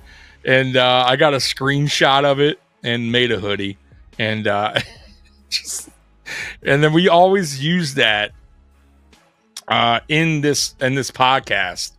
We have always gone to that. My co-host used to hate when I played it, and now he's warming up to it, and he'll play it from time to time with somebody. So we'll do it usually when somebody says something that, like, we're like, yeah, okay, right? Like, okay, right?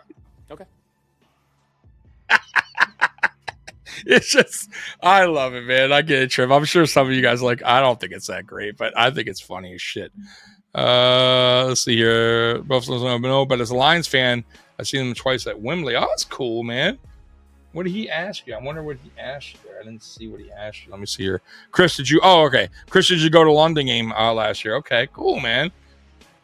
By the way, I know you're Buffalo, snowy, in London in the UK. I absolutely love the way people in London talk. I'm obsessed with it. I think it's so cool and different. Like, I just love I love it, man. I really do. So I just want to let you know that I've always if I could change the way I talk and I could have talk like somebody from London, I would most certainly do that switch, man. 100% do it. Smashing, baby. Smashing. Oh my god. That was the Buffalo writer that they ended up kicking out of the press room. Can't remember his name. He was a prick. I don't remember his name. Is it the guy that a lot of people don't like on X? He's been around forever. He has some supporters. I don't care for his takes. I think I know who you're talking about. But he's always been a lot of people had problems with him, even in the 90s. I remember Bruce Smith didn't like him or something like that. Was it John Morrow? Was it Morrow? I could be wrong on that, but I don't remember his name. Damn it. I'm a cocky East End boy. Hey, you know what? I don't know if this song. No, I don't think this song is. But that song, I could be wrong. Let's see here. Let me look it up before I say it, so I can make sure. It's a great song, though. The West End Girls by the Pet Shop Boys. Is that a UK song? It's a great song. If you guys, I'm sure you guys know West End Girls, right? By the Pet Shop Boys. It's such a fucking great song. Marl, that's it. He is an ass. Okay, so I was right about it. But are they from the UK, by the way, or are they from Ireland? I don't know why. I think that's UK, isn't it? I'll wait for him. He would know. I mean, I probably could look it up. Let me see here. Pet Shop Boys. Let's see where they're from. They are from London, England. They are, yeah. So I'm right. So I heard there's a story on that, on the West End Girls and the East Town Boys. I heard the song, and I could be wrong, but I guess if one's a bad area, or I guess the East Boys goes to the meets the West girls. I guess am I right or wrong on that? Like it's something about the area, and I guess like one side's bad and the other side's good, and they go to meet up the West End girls. I could totally be wrong though. Could totally be wrong. You will have to tell me that. I'm Southeast London. Yeah, there we go. We got some London. I love it. We got people from the UK here on the stream. Pretty cool, man. Pretty damn cool. I've had people from, I think we had somebody from Australia here. I have somebody from Alaska, Sonny, that comes here, that joins in our stream. He's a pretty cool guy. So we have some people from different places around the world. It's pretty cool, man. But yeah, I haven't had too many people from the UK. But I know there's a lot of Bills Mafia in the UK. That I know. Which is really, really cool. So, but yeah, man. Yeah, I was right. Pet Shop Boys, that West End girls. By the way, are you a fan of the Pet Shop Boys, West End Girls? You like that song? I think it's such a cool song. Yeah, and that you know what other song I love the most too? That that Australian song. What was Down Under? down Under. Yeah, Down Under is such a great song, man. There's certain songs I just love, man. But that's another. Who sings that song? Men at Work, Down Under. Yes, it's such a great song. East End Boys, West End Girls. Yes. You know what I'm talking about. It's a great song. It's such a great song. But is that true? Is the reason why that like the song is because I guess that part of town is bad or something, like the East, and then they go to the West to meet the girls? That's what I heard. I could be wrong. Anyways, Baltimore made a field goal. It is 10-0. Sorry that I wasn't paying attention there. I was busy talking to my UK friend here about a song, 80s best music. Man, my music, let me tell you, man, I'm all over the board on my playlist. Like, I was talking about that earlier about like certain like genres I don't like. Like, I'm not a big country fan. I do not like heavy metal, like dark heavy metal. But I like 80s pop, like Madonna. I like 90s, 80s, 90s freestyle music. I like 90s hip hop, early 2000s, 90s R&B, classic rock. Love classic rock. Some 80s rock I'm cool with too. And then you got 90s like alternative, 90s grunge. But this new music is so bad. It's so terrible. Like music today is just, and I know I sound like an old timer. I get it, but it just doesn't do it for me. Motown was great. Obviously, like I told you, 90s, 80s, 90s R&B. But like I said, I'm all over. Like, I'm a big Madonna fan. You know, people are like, oh, Madonna. I'm like, dude, Madonna is fucking great. Anyways, first down, Houston. Houston needs a score here. They cannot let this game get away early. T-Dobbs, it was Jerry Sullivan that said that to Josh. I believe he said some mean shit to Poyer. Oh, yeah. Was that? Yeah. He was blaming them or something like that. And Poyer and Hyde were like, bro, what the fuck is wrong with you? I believe that was the same guy as well. Yeah. So, and people in general, though, that guy has not been liked for a long time. A lot of Bills players have had problems with him. So, there's a reason why if he lost his press pass is probably because he's had a history of running, like having issues with Bills players that just do not, he just comes off wrong. Now, mind you, I will say this though about reporting. I don't mind some tough questions. Like, I don't like the reporters that don't give the tough questions, like play it safe the whole time. I feel like sometimes, like, you should be able to ask some tough questions. But what he was throwing out there was more of like a statement than a question. So, I don't know, kind of shitty, right? Are you there just to piss the players off, or are you there to ask a real question? Because that wasn't a real question. That was more of a statement. And that's fine, but you do that on a podcast or on Twitter or X or whatever. You know what I mean? Like, that's fine. I don't think but you don't go to a player and make a statement. You ask a question. So that's where he is wrong. Western girls were posh, and East were working men. Rough and ready. There you go. Well, see, there we go. So I was kind of right on the song. Okay. There you go. It's a great song either way. The West End girls. West End. That's such a great song. I wish I'm a terrible singer, but so how's the lyrics go again? I should know the lyrics because I used to play it a lot. And it's on my playlist. I should know the damn lyrics. And I don't. Shame on me. Yeah. My God. Let's see here. Let's see. Do I where's how yeah, in a western town. The Eastern boys and the Western girls in the Western town. I'm not gonna do it. I can't do it. I'd have to have the song playing in order for me to be a legit singer, okay? Oh my God. Houston with the penalty. A terrible penalty, by the way. It was a punt, and the guy just totally tackled the returner who was trying to catch the ball.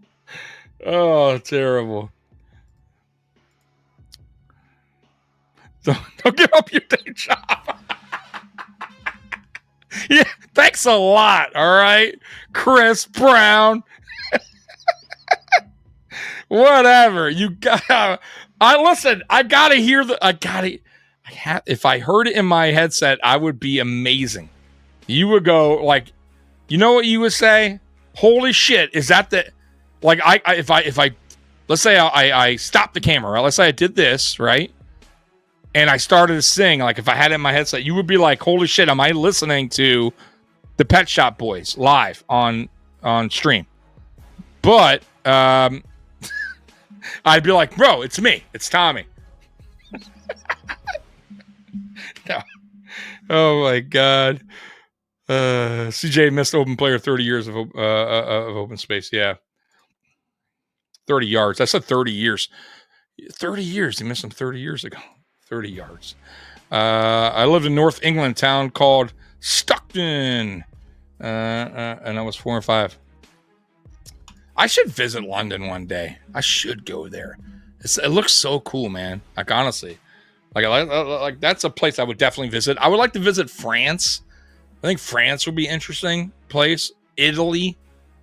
There's some places I won't visit. I have like no desire, but for sure, like England, 100%. Like it looks so cool to me. Like it looked just so different. Now I have been out of the country.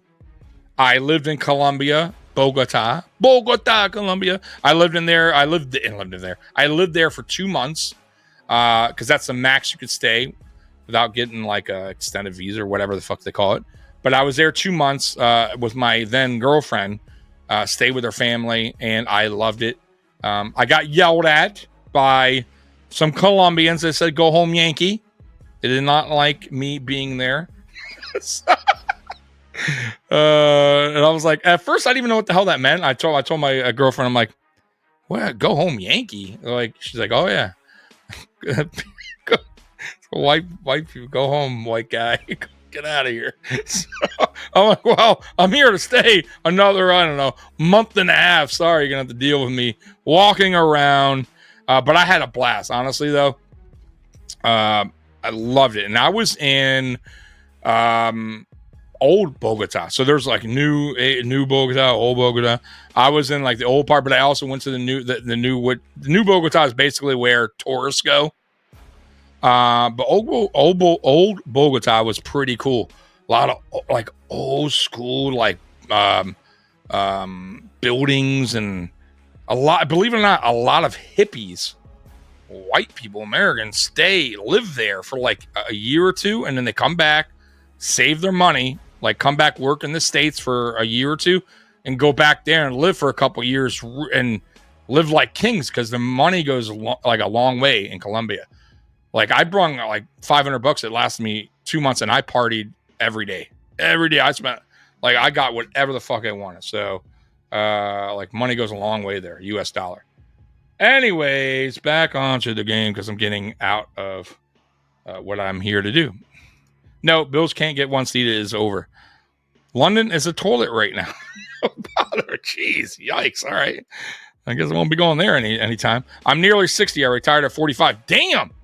Bro, honestly, bro, that's awesome. You retired at 45? Dude, I wish, bro. I'm 46 and I am still looking for a part-time job. Right? Because I bounce at night. I used to have a really good job. I worked at home for a long time, for 7 years. And I made decent money. It wasn't like I was rich, but I was happy. I worked at home. I worked at night, like only 1 day a week at the time, as doing bouncing, because I really didn't need it. I just like, fuck it, I'll work one night. But that, unfortunately, that job ended, closed or whatever, and now I'm working part time as a bouncer, 3 days a week and 3 nights, and it's just not enough. So your boy Tommy here has to get a part-time job because the things are not going great. So yeah, we'll see what happens when it comes to that. Do we root for the Texans or Ravens? We root for the Texans to win.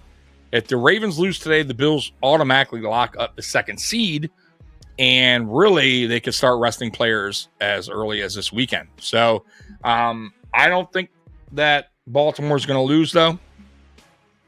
They're up 10-0 already, and it's just not looking good early on for the Texans. So we'll see if they could turn it around, but Baltimore right now is having their way with them.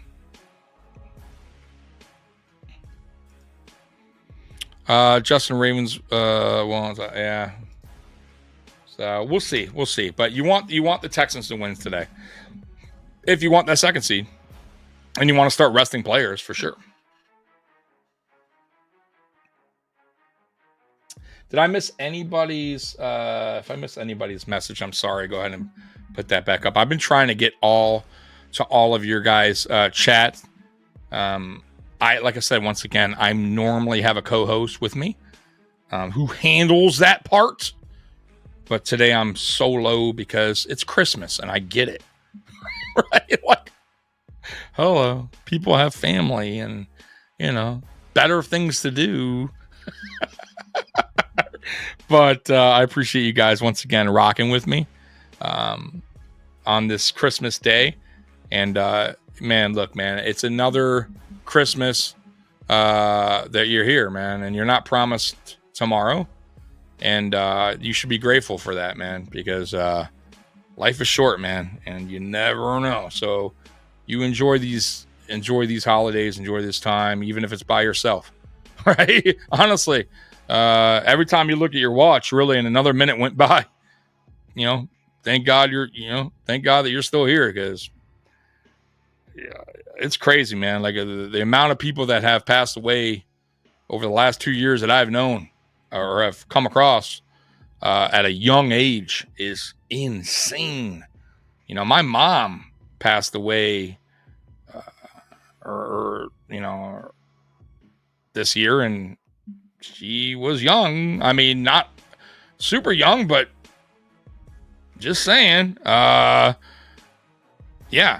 She was 63 years old. That's kind of young. I had a person that used to come to the bar pass away, 56. Friend's brother just passed away, heart attack, 47. It's crazy, guys. So, yeah, man, even if you're solo like me and whatever, man, just try to enjoy life and enjoy this holidays and, take it for what it is, man, because you're not promised tomorrow, bro. Anyways, back on the flip side of things. What is this long ass thing here? No. Oh boy, come on, get out of here with that. With this freaking. By the way, guys, don't click links in the chat. If somebody, a lot of these are bots. Oh, Callie Blitz, my dude with a super chat. You know what, Callie? obviously you know what time it is, man. Before I read that, I'm going to hit you with that Bills train horn. Let me go ahead and hit that. Let me raise that volume because you deserve it.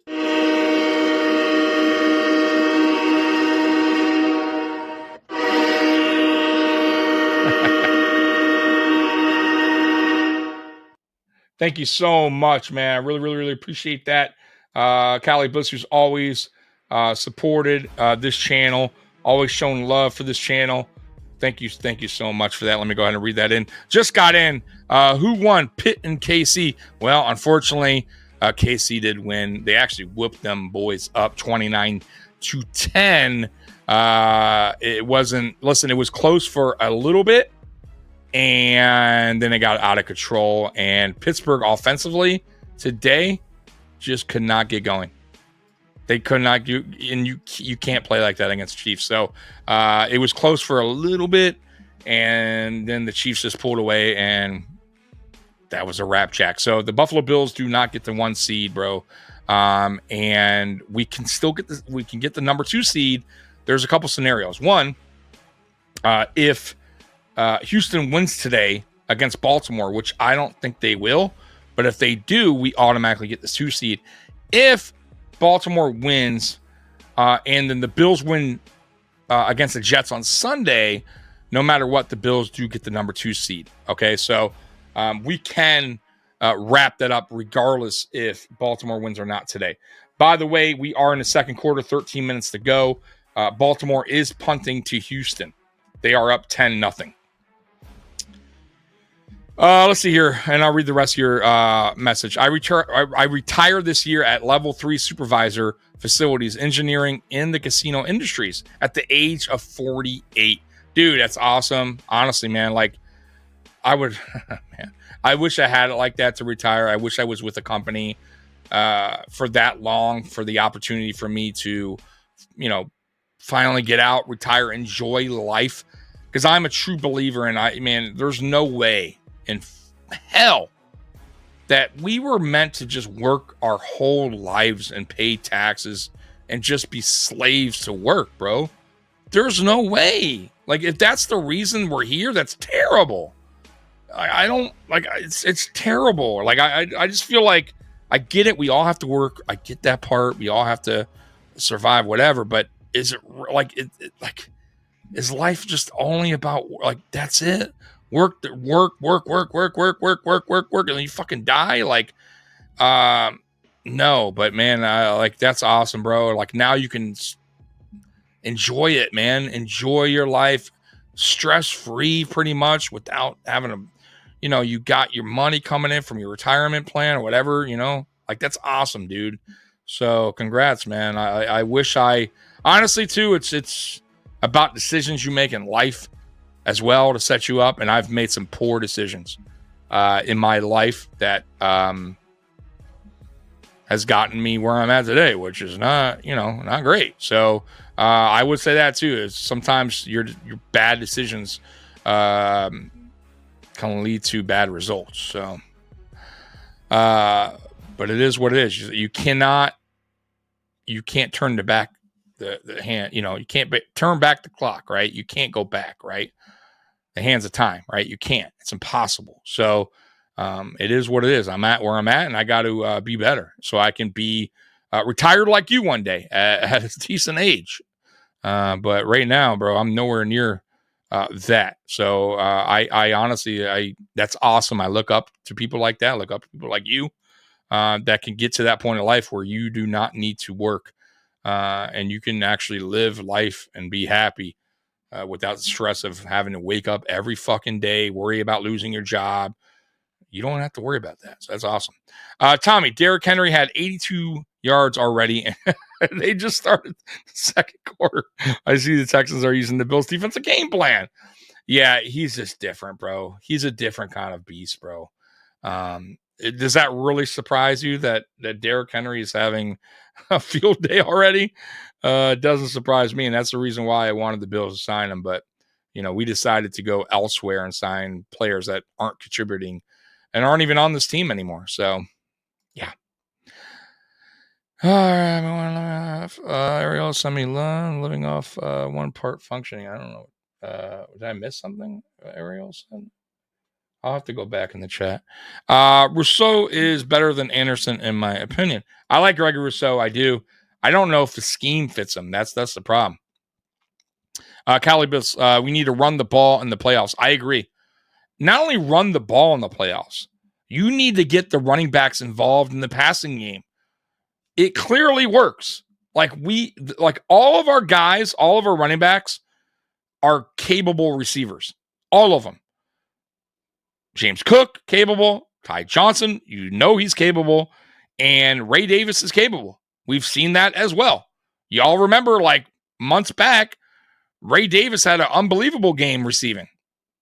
So they're all more than capable. So, in my opinion, you got to get all three backs involved in the playoffs, running the ball, and in the passing game to be effective, to have this offense truly humming. That's what I want to see from the Bills offense as far as the running backs go. Okay, so Houston has the ball, by the way, 13 minutes left in the second quarter. They are on their side of the field. I got to see where they're at right now. Give me a minute. Yeah, the passing game has to get going. Yep, Marino's legacy. I used to hate Dan Marino only because he was so damn good. But as you get older, you respect these players, man, and what they do. Okay, so Houston has the ball at their 19. Stroud back to throw. Stroud has some time, but he don't see no. Oh, man. Good throw. Dangerous, but good. Guy was draped all over there. I believe it was a tight end. He got it to right there. But first down, Houston. Houston has to get something going here. Down 10-0. You have to put some points up. You're at home. You can get the momentum back in your favor if you get some points up. All right. Stroud back to throw. Way off. 2nd and 10 coming up. How's your Christmas, Tommy? Any prime rib, turkey, carrot cake? I wish I had all of that. No. Times are a little tough for your boy Tommy here. So I didn't have the money. I don't cook. And that's on me. That's totally on me. That's no excuse there. I just never learned how to. My mom, God rest her soul, rest in peace, half Italian, cooked great. Love my mom's cooking. I miss my mom's cooking. Phenomenal food, dude. But I never learned. So don't know how to cook. I can't even make a fucking omelet, okay? So that tells you everything you need to know right there. Everything I eat is frozen, or I eat takeout or fast food. So my Christmas is fine because I'm alive. I'm here with you guys. I'm having a good time. And yeah, I'm watching football and I have no work. So it's great. But as far as all that stuff, I would love carrot cake. I could have bought some from the store. I probably should have. I didn't. And the stores are closed right now. It's Christmas, so I can't even run to the store and get that. No turkey, but I will say this. Every Thanksgiving, I go to Golden Corral. It's like a thing I do every Thanksgiving. So I had all that for Thanksgiving. So that I did have. But right now, today, honestly, I have only eaten a bowl of Lucky Charms. Right? I had a Lucky Charms at about 12 o'clock. I have not eaten since, so I'm going to have to eat soon. I'll probably just have to gut it out and wait for this game to end.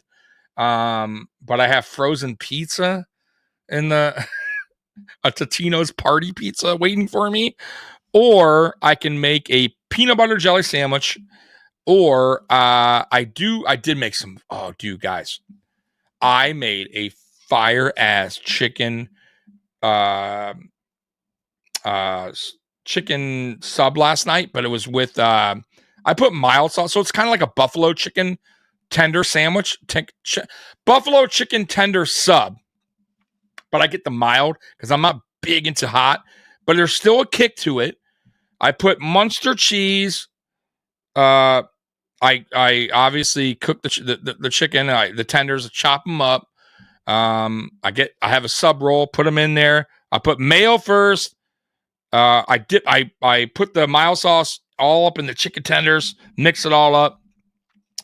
Then I put Munster cheese, then the chicken, and then lettuce on top. And I fucked up and forgot tomatoes. But dude, even without, it was fire, bro. By the way, Houston did nothing with the ball, punted the ball. There is a flag on the play. Baltimore has it at their 5, depending on the flag. So we'll see what happens here. Oh, hell yeah. Love Golden Corral. It's not bad. I got to be honest with you. It's $20 for Thanksgiving. If you're a guy, if you're solo, even a family, like, because, man, bro, to prep all that food, to clean it up, it's a pain in the ass, bro. And I got to say, it's not terrible. Now, the macaroni is disgusting.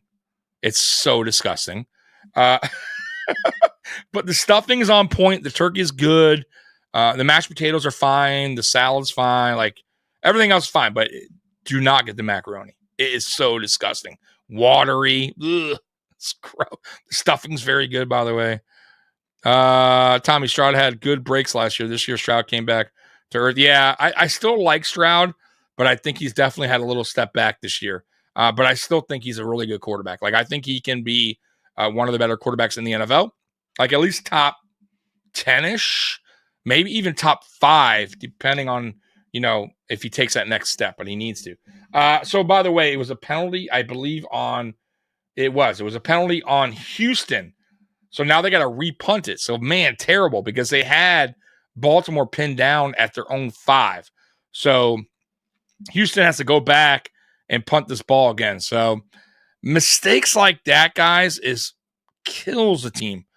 It absolutely does, bro. Penalties are, bro.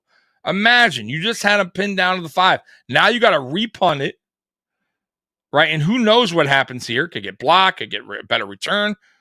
So let's see. Punts off. It's good punt, by the way. But wow. It took a great bounce. Bro, this ball looked like it was going in the end zone. I don't know if you guys are watching. And it bounced back, like it got a friendly bounce, boy. It would hit the 4. It looked like it was going to go forward. Instead, it went the opposite way. Let me see here. Yeah, and it went down. They nailed it down to like the 3. So it worked out. At the end of the day, it worked out. It worked out. Can't sing. I haven't even read the rest. I'm already laughing here. Can't sing. First of all, I think I can sing, okay? I gotta have the music playing. Can't cook. You wear sunglasses indoors. I would go jump to a table if I was you. Now that is good. You know what you get for that, bro? You know what you get for that? Oh my God, dude. Okay. Oh man, I love it, man. I love it, bro. Give me more of that, bro. Oh my God, dude, that was funny, bro. But yeah, no, it's. I'm a very honest person, by the way. Okay, I could have told you I'm the best cook in America. You want to know? I want to know. I'm an award-winning chef. All right, I just do this podcast for fun. All right? For fun. All right, but I'm you don't know me that well. I've been in magazine covers, award-winning chef, and I have a 2 albums out, studio albums out, man, that hit the top 20 Billboard charts. Like, then you would say you're full of fucking shit. You're full of shit. Oh man, yeah, that spin was crazy. Oh my God, making fun of my fucking can't cook and can't sing and my sunglasses indoors. Shame on you. Oh God, too funny, bro. Let's see. Callie says, Tommy, going to the Bills Super Bowl parade this year. Bro. Yeah, I would go 100%. I'd have to bring my pup with me. And that's one thing I will say, man, like my pup is like my kid, right? Like I can't just leave her with somebody, or I can't put her in like place where they watch animals or something. Like, I can't do that. I don't trust anyone. So she'd have to. So that's the thing. Wherever I go, I have to bring her. So it really limits my, trips or wherever, like if somebody's like, hey, come down to Florida for a little while, you can stay here. Well, one, can Princess come? Two, I'm going to have to drive because I'm not going on a plane because she's a big dog, right? I'm not putting her in a crate down in the bottom. She'll freak out. And bro, let me tell you, she's adorable. She looks cute and everything, but she is a major bitch on some things, right? Like, bro, you can't even cut her nail. Like, bro, getting her nails cut is a mission. Like, they have to I have to find a place where they put her in like a harness thing. They lift her up because she tries to bite you. Like, she's crazy, bro. She wants her way. And by the way, the Texans just got a safety, I believe, unless they're calling it. Let me see here. So he made it. So Derrick Henry made it to the 1, but he ran back into the end zone. So that should be a safety, no? It is. So Baltimore, so Houston just picked up a safety. That's a big play. And that's really on Derrick Henry because Derrick Henry, it was like if he would have just stayed going, running, forward, instead he bounced backwards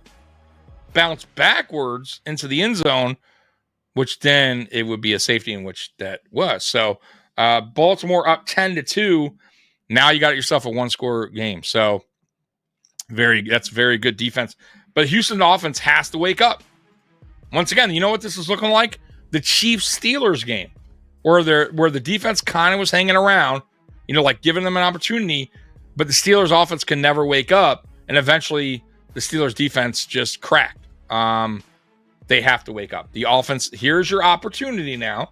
So now here comes the kick. Now Houston will get the ball back. Let's see what happens. Oh, Bill. Okay. What's going on, Bill? I am. So I'll answer that. I answered that earlier, and I'm glad somebody, because I'm very, honestly, bro, I'm surprised that more people don't ask. So I'll tell you, like I told the last person. So I have really, really bad eyes. And when you do podcasts like these, and I've been doing this for 4 years, you have to, if you want to do them, you have to do them the right way, which is a lot of lighting. And I have multiple lights around me. I got one to the left, one to the right, one in the middle. And obviously my screen is straight ahead of me. And I have really poor eyes, and the very bright lights kind of like affect my eyes. I get dry. They get dry and red. And I wear contacts, so it's really it fucks me up pretty much. Even going out in the sun, and they got worse as I got older. When I was young, it really wasn't that bad, but as I got older, it was really, really tough on my vision. And I already have poor vision, so it didn't help the fact that lighting is a problem. So I have to wear sunglasses when I do these podcasts because of the lighting. So that's one reason. The other reason too is when I first started doing this in 2020, I was really nervous of going live. I didn't have a co-host at the time. I started the channel, and I was like, hey, I got to wear them anyways. But in a way, it helped me kind of like, I don't know, like my nerves a little bit. I don't know why. It's just an odd thing, dude. But it helped with that as well. But either way, regardless, I have to wear the sunglasses because of the lighting. So if that answers the question, there it is. So that's why I wear them. It's not because I want to be different or cool, or, hey, this guy thinks he's a cool guy wearing sunglasses at night, or, in his house. Like, what the fuck is this guy like? And I will say this, go around and look at some of the podcasts around there, right? Like, I'm talking about like ex-football players, there are some guys that wear sunglasses, and probably not have nothing to do with their eyes being because of the lighting or anything like that. They just, it's a fashion thing. I don't know. I have no idea, but it's not just me wearing sunglasses, and I wear them because of the lighting. So I'm just heads up, and that's why I went. I hope that answered. Why, T-Dobbs, why are the Bills games always exciting and all these other games are boring?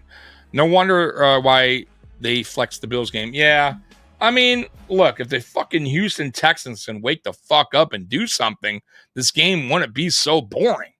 Their offense cannot get going. Cali Blitz, I remember your first channel. I think it was named Bills Mafia. I think. No. So long story short on, or I'll try to make a long story short. When I first started this channel in 2020, it was actually called Breaking Tables. And there, I did my research. I did. There was no other Breaking Tables on YouTube. None. Trust me. I looked. And I'm like, oh, bro, that's such a great name. Okay, I'm going to go with Breaking Tables Podcast. So I'm doing it. I'm doing it for about a year. And I used to watch Buffalo Fanatics, which I don't anymore because I honestly don't like the Rico guy, okay? But anyways, I used to watch their show, and I messaged one time on there, and they're like, hey, the guys on there, I forget who it was. It wasn't Rico, it was somebody else. They're like, oh, Breaking Tables. Yeah, those guys. I know those guys. I like those guys. I'm like, what is this guy talking about? Like, I've never... Those guys, first of all, it was just me by myself. So I'm like, weird. So then I'm like, oh shit, could there be? So I wound up finding them on Twitter, X, whatever. I messaged them. I'm like, hey, this is Tommy from Breaking Tables. I noticed you have a Breaking Tables, but you're not on YouTube or whatever. You're on here. Because I thought, I don't know. And they're like, oh yeah, we're about to start a YouTube channel, blah, blah, blah. And the guy was he's like, oh, I have it trademarked. You can't use my name. It's trademarked. And I'm like, so I talked to my buddy over at Hashtag. He's like, bro, he's like, who knows if it's true or not, but don't even stress it, bro. Just change the name. You're new anyway, whatever. So I changed my name, and I changed the channel name like, I don't know, twice. And I finally came up with Mafia Sports Report. And I've been Mafia Sports Report since 2021, somewhere around that point. But I probably changed the name like twice, 3 times. So, yeah, that's what happened. And then the guys that Break Tables, that's another fucking story. I won't get into that, but that's just another story by itself. But yeah, you know what? Listen, everything happens for a reason. In a way, it worked out great because I think Mafia Sports Report is a fucking fantastic name. And I got a lot of subscribers after that, to be honest with you. So I don't know if it's a name change or just me, but I can tell you this. The other Breaking Tables, go look at them. They get like 3 views, 4 views a show. Not very good. And I'm not tooting my own horn. I'm not saying this channel is the fucking best Bills channel out there. Clearly not. There is... You got Fanatics with fucking like 20,000 subscribers. You got Dan Mitchell with a shit ton of subscribers. Locked on Bills. Buffalo Plus. Like, I am... Hashtag. I am way behind. I'm way behind. But there is other Bills channels, guys, that are way behind mine. So I'm cool with where I'm at, okay? I'm a growing channel. I got cool subscribers, and I got more subscribers that come in here daily. So thank you once again to everybody's rocking with me. Everybody's giving me an opportunity in this Buffalo Bills podcast game because there's a ton of Buffalo Bills content out there. So I appreciate you guys rocking with me. So there we go. Can I explain the beef with Rico? So first of all, Rico doesn't know me at all. He probably could care less about me. He probably never even heard of my channel. Because, just saying, right? He's a top dog, right? So if anyone even said to him, hey, what's your problem with Tommy over at Mafia Sports Report? He would say, who the fuck is that? And what channel is that? And he probably could give 2 shits about what I had to say about Rico, about him and Fanatics. But My beef with the channel and really with Rico is this. And it really goes to it goes to many channels that do things this way. When you have loyal subscribers and you have people in your chat giving you their time and day and showing you that love and support, you should answer their questions at least the best you can. And I get it, you can't answer every question. I understand that. But if you're only answering super chats and it's all about the money, it bothers me a little bit. That's one. Two, if you're going to only answer super chats and you don't answer the super chat, then it really bothers me. And then when that person gives you a super chat, messages you saying, hey man, I sent you 10, 15 bucks. I got nothing. And you have no reply. You don't care. Then I got a problem. And then you lost me as a subscriber. And I won't watch you again because you're not showing me the same respect as I showed you. And I gave you money on top of it. So there you go. That's my issue with Rico. That's my issue with other channels that are only here for money. And once again, I'll tell you this. Yes, I am monetized. Yes, my channel makes some money off ads. Not a lot because I don't have 20,000 subscribers. But I try my best to answer every one of your guys' chats or at least get around to it. And if you super chat me, 1,000% I get to that super chat. 1,000%. And I'm very thankful for that. So yeah, so look, I busted my ass to get monetized. It's not easy getting monetized. I put a lot of work, and believe me, there's money involved with this. So I appreciate everything like that's comes my way with super chats or ad revenue. But my issue with these big time channels is you got to show the love back to the people that are showing you the love by one, subscribing, two, viewing, commenting, liking. And if you don't, then what the fuck are we here for? There you go. I hope you enjoyed my little rant on some of these channels like them. There you go. So I hope you guys get it. And I'm sorry if I went off about that and not talking about the game. So we'll get back to the game. It's on commercial break. Ariola, yeah, neither he nor Zbot answer chat at all. It's not like they have thousands watching and writing either. It's like 200 exactly. So I get it if you have like I had one time, no joke. I think I told you guys this earlier in the stream. When the Damar Hamlin incident happened, we went live, and we were like one of the first channels to go live at that point. We had like 2,000 people in here, and it was really tough to answer all the chats. They were coming so fast. Bah, bah, bah, bah, bah. I mean, it was like, da, da, da, da, da. And I'm sure you've seen that. Like if you go to some of these big channels like Nightcap, for instance, right? You're going to see the chat you can't even keep up with it. So I get it like that. Like I understand that part, like not getting, but 200 people, 100 people, 300, bro, you could see that. And you know what I mean? Like you can answer that. Maybe not all, but come on, man. So that's my problem. Big problem. Tommy always answers comments. Cover one guys always do too. See, okay. So cover one, I'm good with those. I respect what they do. They are more X's and O's than my channel. No problem. And honestly, I've learned a lot from watching guys like that. Also on, now he doesn't go live, but Locked on Bills, Joe Marino, real smart guy, knows his football very well. So I get a lot of I've learned a lot, put it that way, from these guys. I do have some issues with cover one. Eric and me are not buddies. And that's because of an incident that happened like 2 years ago on X. And I tried to be the better person.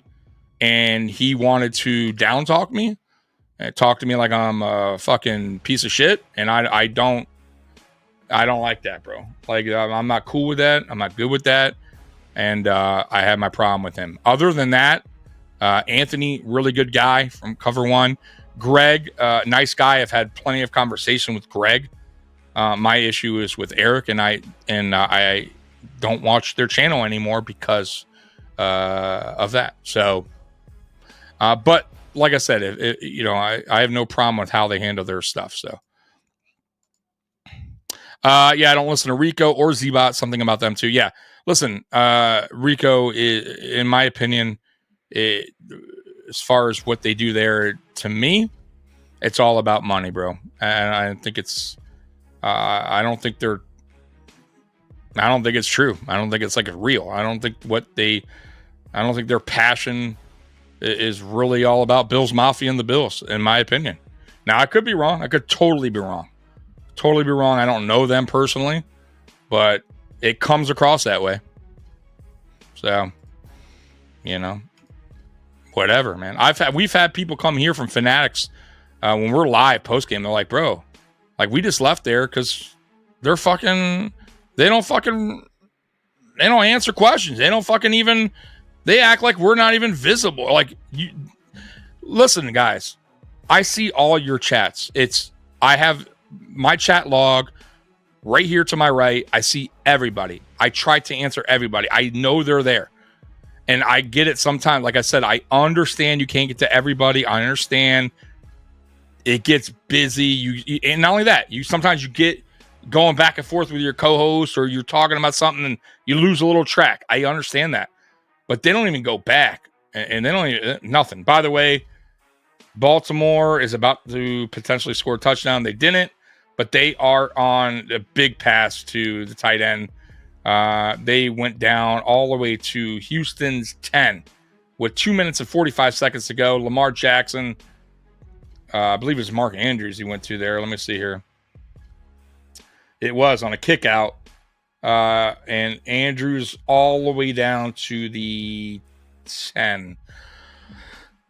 Boy, Houston better get a stop here and get a hope for a field goal, because getting down here potentially 17-0 is not good. Or sorry, 17-2. Now, whopping 2 points they got from the safety. And they're probably going to get a touchdown here. I mean, you got Derrick Henry in a goal line situation, or close to a goal line situation almost.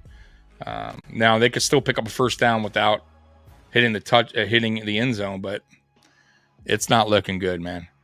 If you are rooting for the Houston Texans right now, because you're potentially going to go into halftime down 17-2. You couldn't even put up a fucking field goal in the first half. You ain't winning this game unless something crazy happens in the second half. Fanatics is a t-shirt seller. I unsubscribe because of all the money grabbing they're into. That's my point. Is Netflix buffering? No, my Netflix is good, Callie. And I was talking about that before I went live. I'm like, boy, Netflix better get it right this time, because that Mike Tyson Jake Paul fight was horrendous. The fight itself was horrendous, but the stream, bro, for a $1 billion company to be having issues with their stream, bro, and they fucking hiked up the prices. You should have better service. And I was like, man, what are they going to do when football comes around? But I will say this, today, it's good. Like, the video quality is great. I don't know about the audio because I can't hear because I have the volume down, but I'm sure it's good. And no buffering, like I said. So yeah, today, good. Netflix fixed whatever issue was going on. T-Dobs, I also unsubscribed. Yeah, see? I told you. You can't, listen, man. You can't treat your subscribers like shit. Like, bro, they treat subscribers like they should be, privileged to be even watching them, And if you want to talk to me, then you better send me some money. Like, what the fuck is, what? Whoa, bow down to fucking Rico and Fanatics. Why? Fuck you. What are you doing? You know, I've watched a show. You do nothing special. I'm sorry. And I'll be honest with you, bro. I think that at this point, the only reason they probably have the amount is because they've been doing it a while. They got a certain amount of subscribers, and people want to go into the place that has the most, people in the chat or whatever. You know, I'm sure that's how it works. I get it, right? People are looking for Buffalo Bills content. Oh shit, they're live. They got fucking 300 people watching. Better be probably something really good going on there. So trust me, guys. If I had like 10,000 subscribers and I had 200 viewers in my live streams, I would get more and more traction. But that's not how it works. I'm a growing channel. It's going to take some time, but for them, they have that benefit. They started a while back, way before me.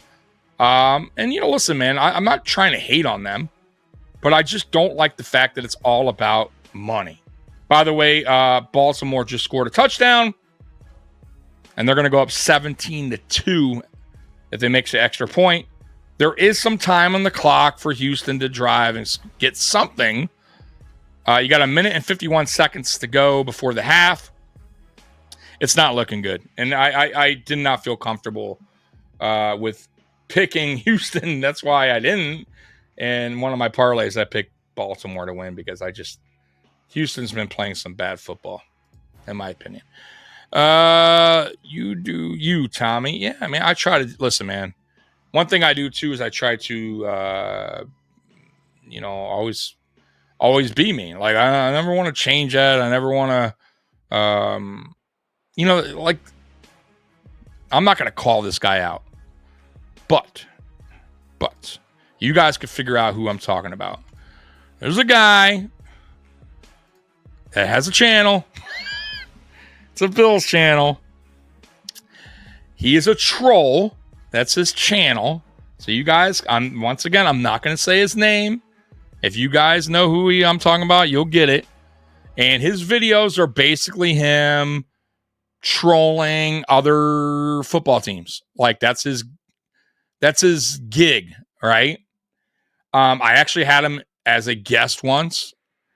He knows nothing about football. He just started watching the Buffalo Bills in 2020 or 2021, so he's not even a true, for me, he's a bandwagon. I'm sorry. Because it's not even like he's young. If he was young, I say, oh, he's just young, he's gotten football. No, bro, he's like in his late 30s. And then when we lost to the Chiefs on the kick, wide right, he went on this rant about how football is rigged.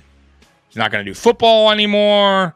It's all rigged. NFL's, blah, blah, blah, is going to do something else. And now all of a sudden he's back to doing Bills talk again and Bills videos. And people just like that stuff. I don't get it. It's not for me. I would never be that way. I don't like, I guess some people like that trolling thing. I don't do it.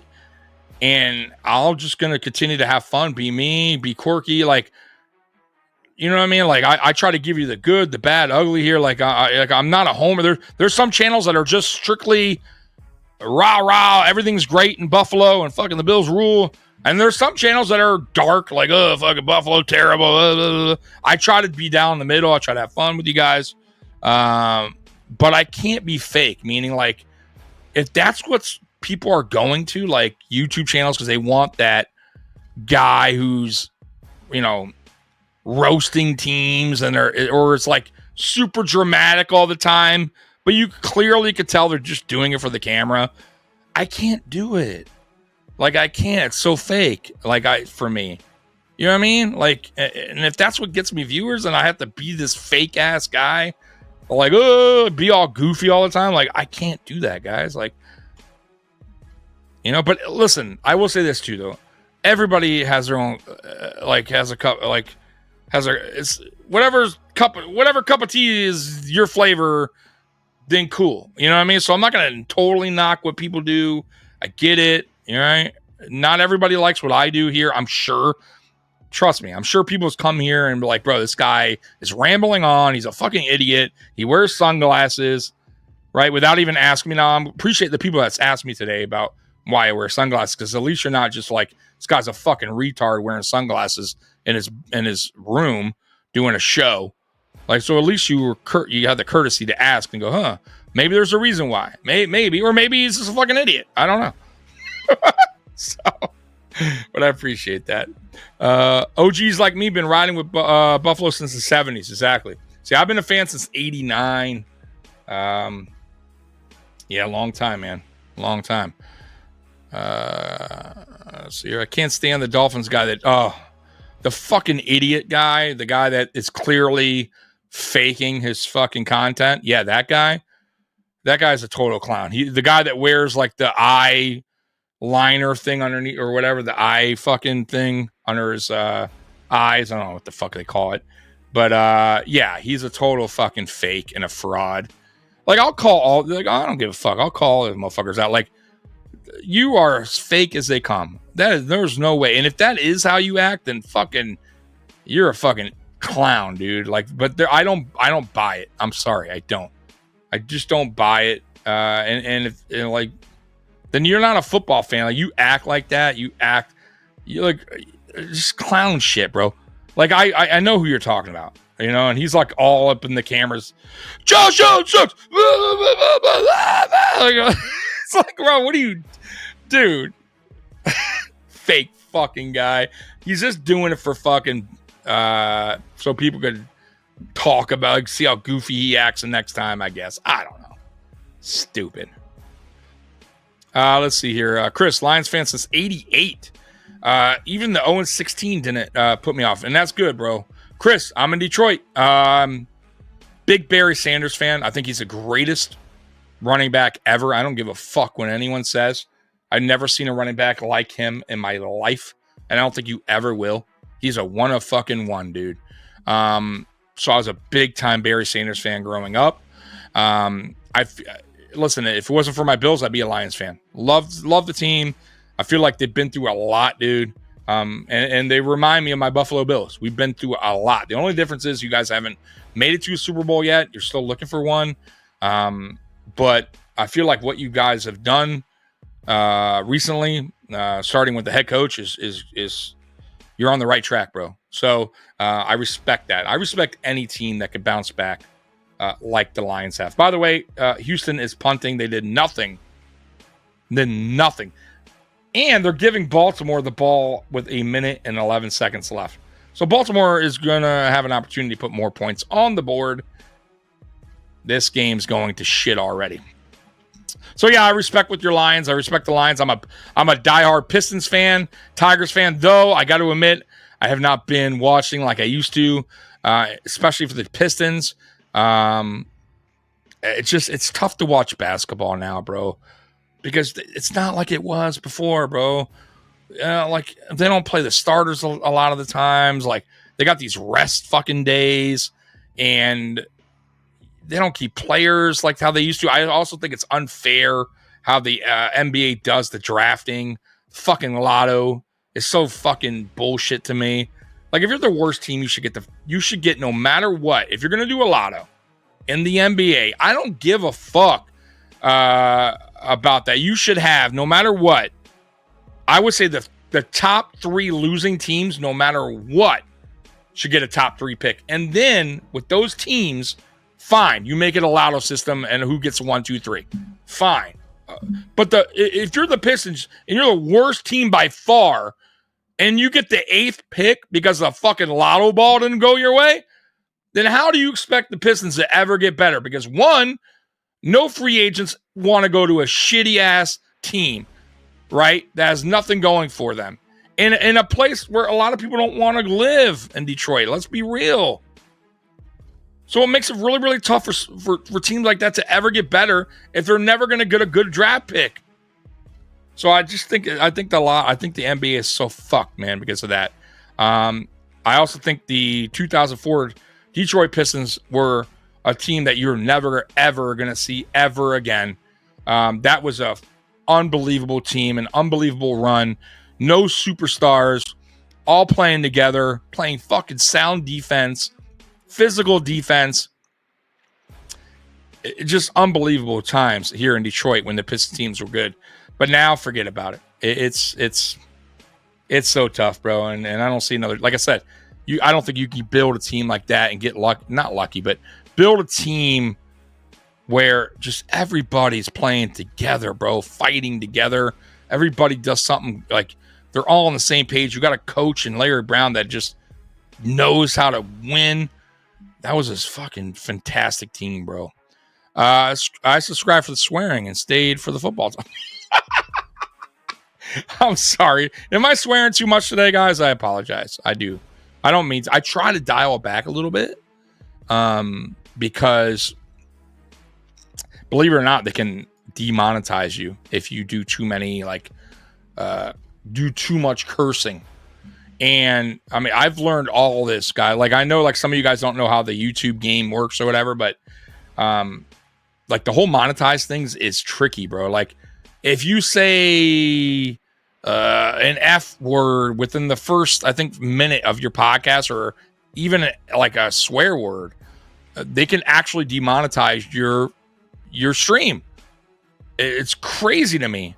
And there's just a lot of other things to it. Like, it's extremely picky. You got to be careful on what you post, what songs you play, what clips you play. They could actually ban your channel. I got banned for a week because I had like half a TV playing of a fight one day I was doing. I didn't think it would be you couldn't even see half the TV. Nope. I got a message. I got kicked off and I couldn't go live for a week. And if you get 3 strikes, you're done. Your channel's over. You can't make another one. Doesn't matter if you create a whole new YouTube account. Doesn't matter. You're done. So, yeah, they're really extremely picky on YouTube. So, yeah, I try to be aware of that because I work too hard to get this channel monetized, to lose it. You know what I mean? So, I try to watch as best as I can.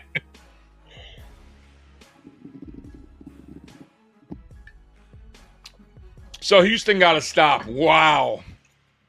29 seconds to go. So I can tell you this. Unless Houston returns it for a touchdown here, ain't nothing happening. And they are not. They're fair catching it at the 15 with 21 seconds to go. Guys, if you're watching this, tell me, are the Boo Birds happening right now in Houston? Because I expect a lot. I'm assuming right now at 21 seconds,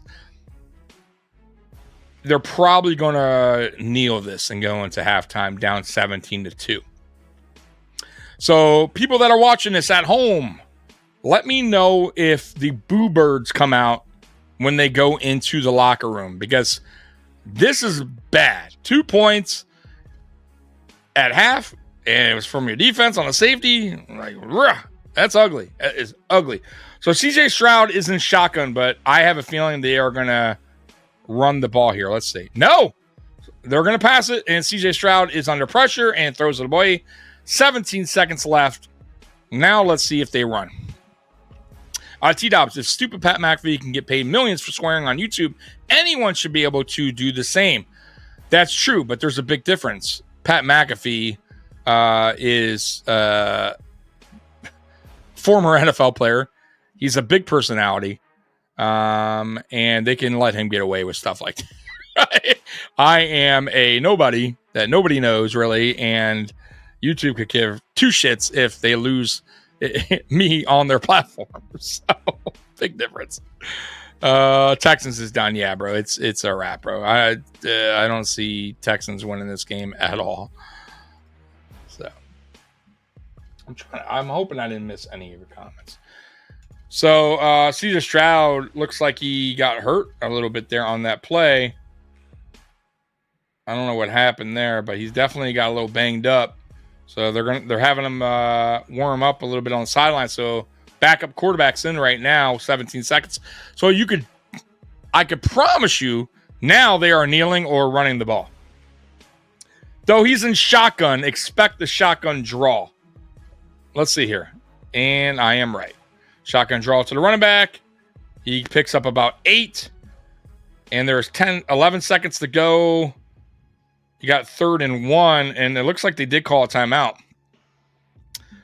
CJ Stroud is back in the game. I guess they're maybe hoping for something here, but it's not good. Not good. Let's see here. Stroud injured. Yeah, but he's back on the field, so it looks like he's fine. Texans don't look right. No, they haven't looked right in a while. I got to be honest with you. We should have beaten the Texans. And I will say this. That game, you could definitely point your finger at Sean McDermott. Because though we didn't play great, we still had an opportunity to take it into overtime and potentially win that game. Instead, once again, Sean McDermott and his clock management skills were on full display. And obviously, we went ahead and lost that game because of that.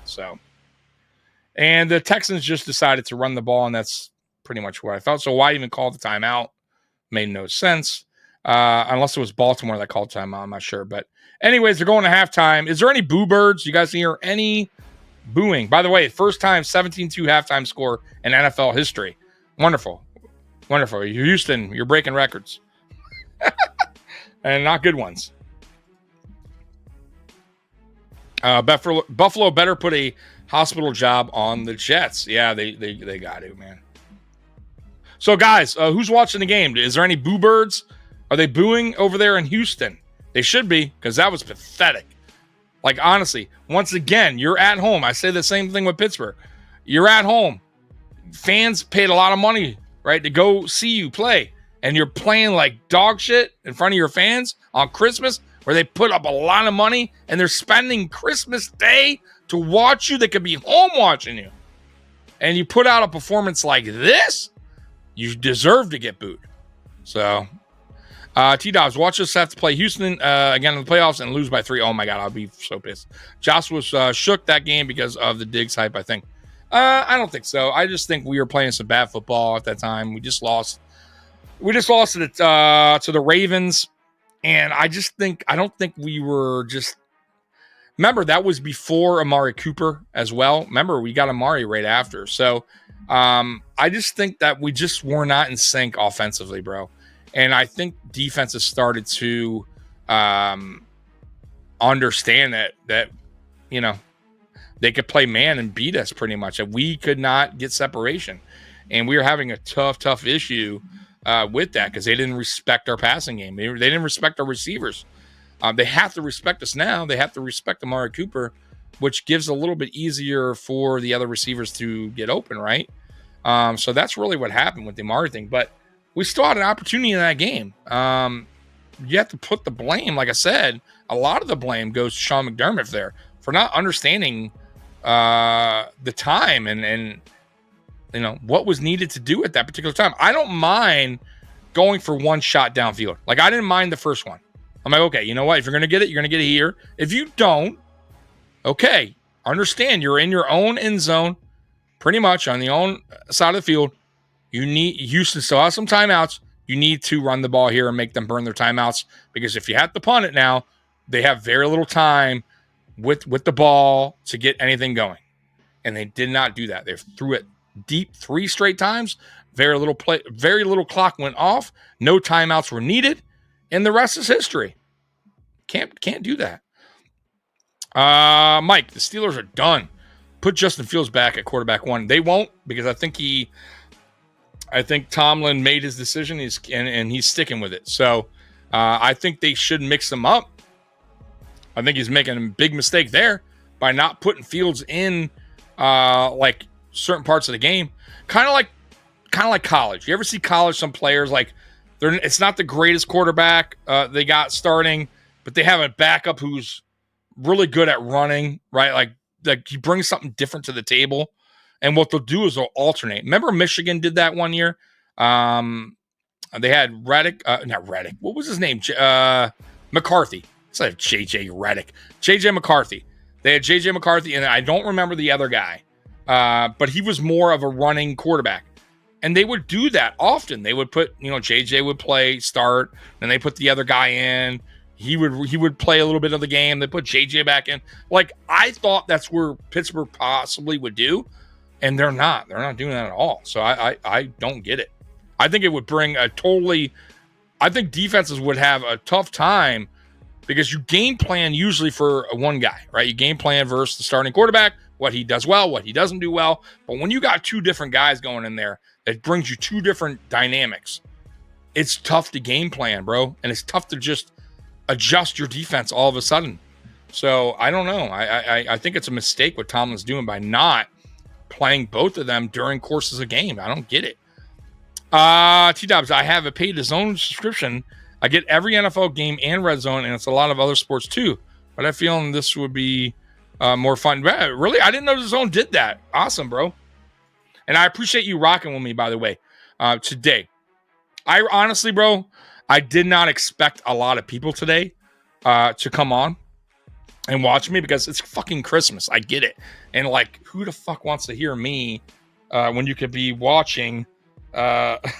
When you could be watching the game yourself, like, you know, or you're with friends or family. I totally get that, but I appreciate you guys once again rocking with me today. Yeah, and there's Mikey text me. Yeah. Let me ask him. Give me 1 second. I'm texting my co-host Mikey. I don't know if some of you guys may know him that are new here. Some the people that are new here won't know my co-host, but if he comes on, you'll get to know him. If not, I'm sure you guys subscribe and you'll get to see us on Friday for Friday Night Lights. So we go live. So everyone that's new here to this channel, just to let you guys know the days we go live. So me and Mikey, my co-host, we go live Fridays at 9 and Mondays at 9. I also have a group of guys that go live on Wednesday. Mafia Talk. That's with Jay and Big Cuz. They go live at 8, sometimes 7. But either way, if you subscribe, you hit the notification bell, you'll know when we go live. I'm trying to get more voices to this channel, so it's not just me and Mikey and Mafia Talk, but it's really tough to find people that want to do this, take it serious, and are reliable. So just a heads up, if any of you guys ever get the, feel like you want to do this, want to give it a try, talk to me. And I can make something work for you guys on this channel.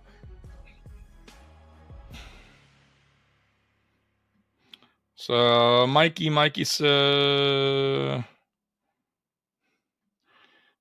nothing right now. So I don't know. I don't think Mikey's coming on. But anyways, we're at halftime. Is that Beyonce? I don't know. I'm pretty sure it's Beyonce, right? At doing a halftime.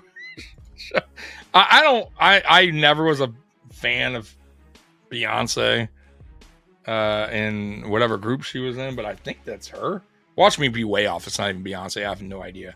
That's how much I care about. I think that's her though. Let's see here. Can anybody answer that? Is that Beyonce? I'd say 0. Marino's legacy. No quarterback in Super Bowl era won his second MVP until they won a championship. False. Lamar already has 2. That's true. You're right. That is true.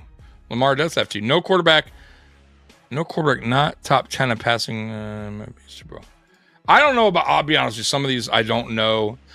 There's a lot of different NFL records and stuff they come up with all the time. Like, I had no idea Josh Allen until obviously he did it. Like, no other quarterback ever had 3 passing and 3 rushing in a game. Like, it seems like that should have been done already. I mean, I know it's not easy, but I'm just saying, like, the NFL's been around forever. Josh Allen's the first ever guy to do it. That's crazy.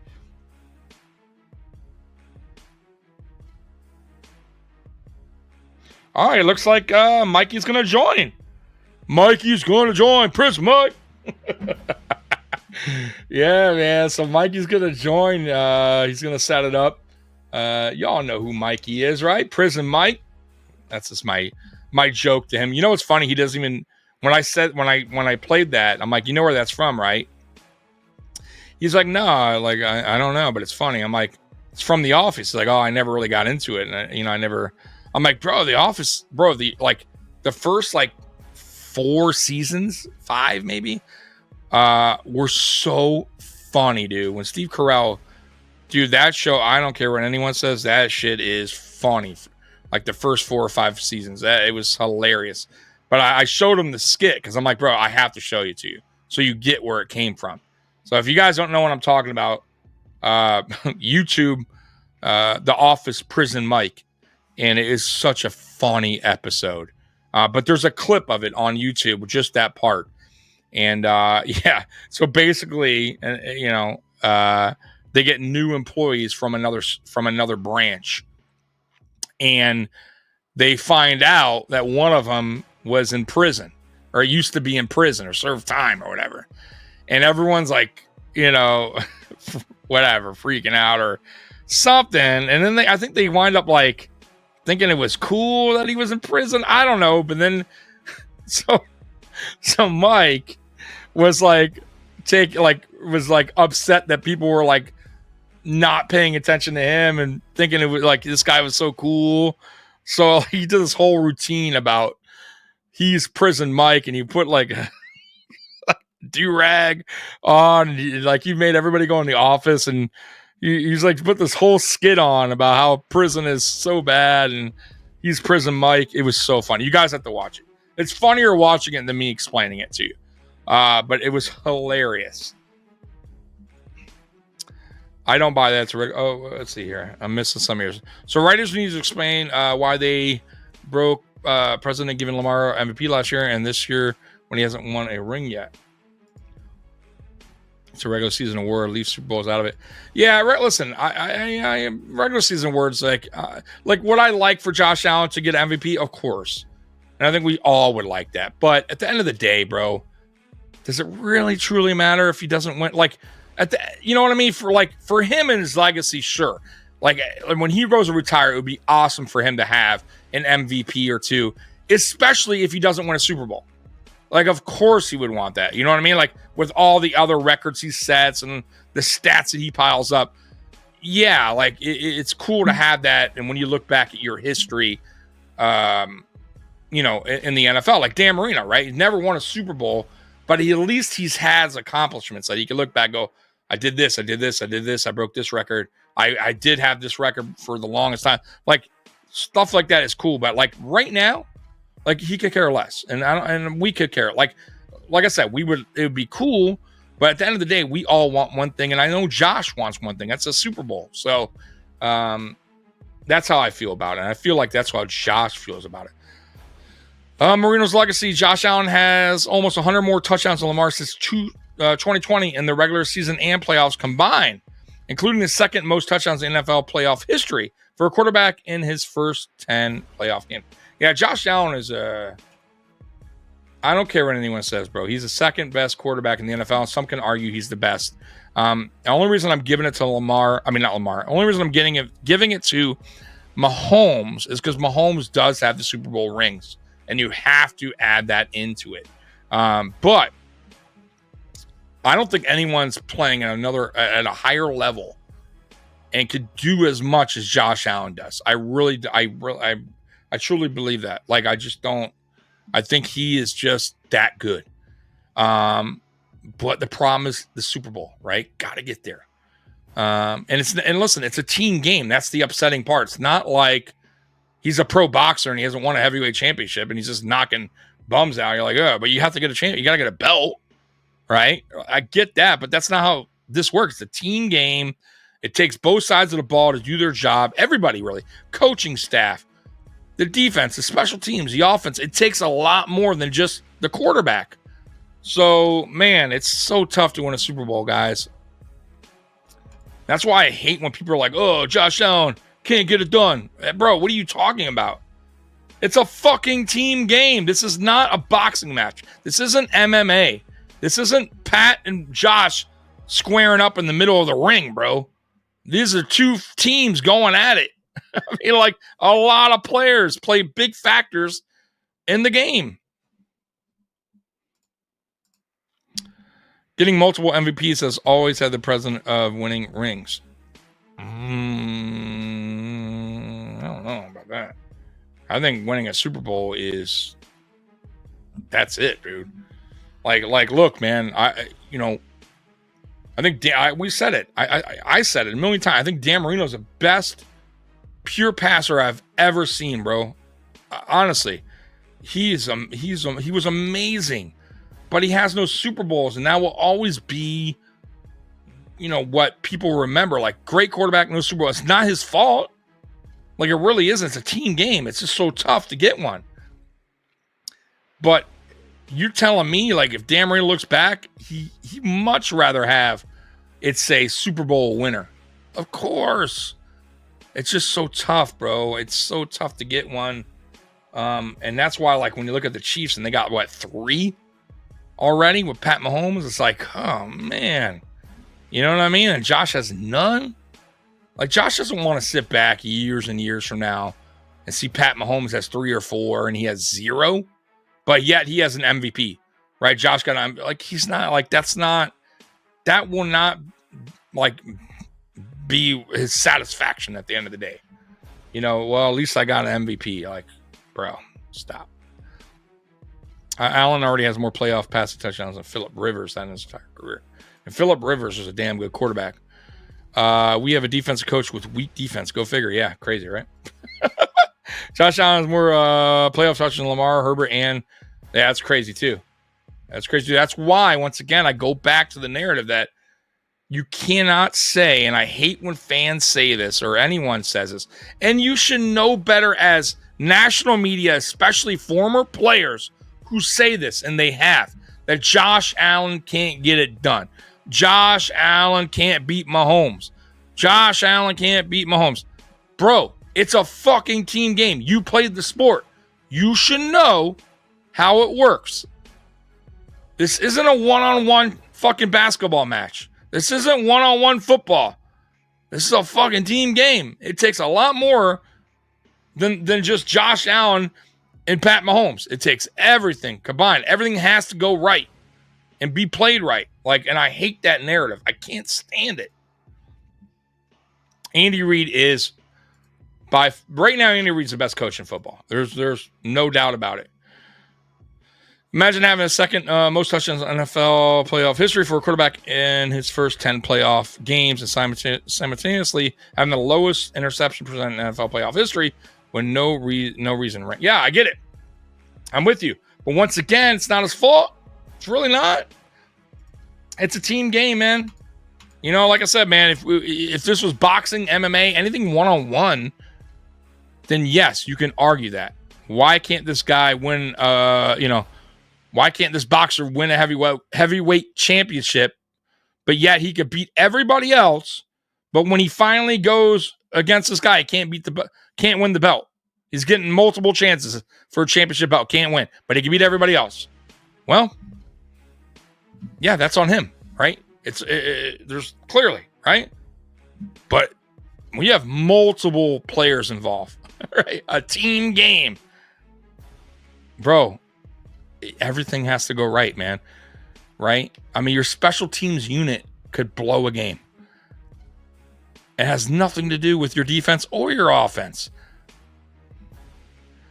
I'm just pointing that out. Like, I'm gonna give you an example. Another example. Great example. Not that it was a championship game or anything like that, but Miami Hurricanes, not this year, but the previous year, had a game won. The game was won. All they had to do was kneel down. Quarterback snap, kneel the ball down. That's all you had to do. And you win that game. And I don't remember the team they lost, but instead of kneeling down, the coach calls a running play, and the running back fumbled. And guess what? Their offense got first play. I think it was the first play that they did. Touchdown to the house. They go into overtime. Miami Hurricanes lose. And was that on the players? No. Fucking idiot coach didn't know the clock, didn't understand that all you had to do was kneel the ball there. And you're done. You're done. You win the game. So look, that wasn't even on the players. That was on the fucking coach for doing that. So, I mean, I'm just saying, guys, like, it's crazy how team sports you could lose by just one dumb fucking decision or one bad player, one bad play, one unit not stepping up, offensive line not doing good, defensive line, like, bro, there's so much to it, and people don't get it. No quarterback in NFL history has had a higher passer rating in NFL playoff history, and back-to-back playoff games, and McDermott still screwed it up. Yep, and he continues to. So he's single-handedly destroying Allen's legacy. It pisses me off thinking about it. Yeah, listen, bro, I've done so many videos about McDermott. I can't do them anymore because it just drives me insane. And here is my co-host, Mr. Mikey. Merry Christmas, Mikey in the house. What's up, man? I've been doing this a while. So I want to tell you something real quick before, because I didn't get to tell you on text because I've been doing this. Give me 1 second. Let me mute this. And now that you're here, I always have that background music. It helps me when I'm solo. So look, you want to hear something funny. So, and I don't even know if you know this guy because I mentioned him to you before, and you're like, who? So when I was doing the first game, it was like, I would say first half, maybe somewhere. All of a sudden, I get a message in the chat, a whole bunch. But if I saw the one, and it's like, Grassi Posse raid. And I go, Grassi Posse? And I had a friend named Mike Grassi, and we used to say Grassi Posse. So I thought, oh, he knows I have a YouTube channel. He's probably just on here being funny. Bro, all of a sudden, it was like 200, 300 people in here. Grassi Posse, Grassi Posse, Grassi Posse, Ray. I'm like, what is going on here? So I'm like, so now I know it's not him. I'm like, what is it? So they're like, yeah, we came from Tom Grassi's channel, who's a big YouTuber. Yeah. Like, I'm sure you know now. Yeah. Okay, so he I guess he saw my channel or that I was live, and he posted the links, I guess, and go raid their channel and say, like, give them, show them some love. So they all, bro, I had like, yeah, dude. So I'm like, and I gained some subscribers. Some are still here. So like, oh man, they're like Lions fan here, Packers fan here, Bills fan here. I got some guy from the UK that's in here right now. Like, I'm like, Grassi was the NFL fan of the year. Yes. So you know who you know who he is now. So I watch it. I watch his content. Okay. So I thought that was super cool of him. Like, and so I'm going to shout him out on X when I get off here and just kind of give him a thank you, because he didn't have to do that. Yeah, but he also teams up with other YouTube content creators and does different things all the time. Like, he goes out to but I'm talking teams. about low. Yeah. That's fine, but we're low. Yeah. We're like, you know what I mean? Not low on the totem pole, but we're still new. Right. Compared to what we're some still of these growing, other channels have been doing for how long they've been going, we're still rather new to this. But that's awesome. He seems like a good dude. So I thought that was really. He seems like he didn't have to. He didn't have to do that at all, and I'm going to show him some love on X and show him my appreciation. But I've been on here since 12:45. So you just run the same stream? I haven't stopped. I haven't stopped. I figured you would a lot of stream up. No, I said fuck it. A lot of people have been in here, believe it or not, since I've been live.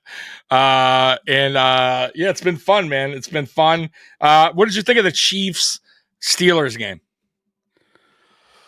It was about what I thought it was going to be. It's what I kind of told you. I knew the Chiefs were going to win. Listen, the Steelers' offense just isn't good enough. Like, I like them. Not. I like, that defense is legit, but man, that offense just isn't dynamic. No, kind of like James Cook, just not dynamic. Right. But tell me this, and I for me, if I was Mike Tomlin, and I'm not saying this would make a huge difference or anything like that, but why not? Like, you know how college football, some teams, like for instance, Michigan, the year they had J.J. McCarthy, they also had a backup who did running, more of a running quarterback. Well, in games, what they would do is, like, okay, J.J. would play probably 75% of the game, but they would have the other guy come in and do certain plays, running, moving.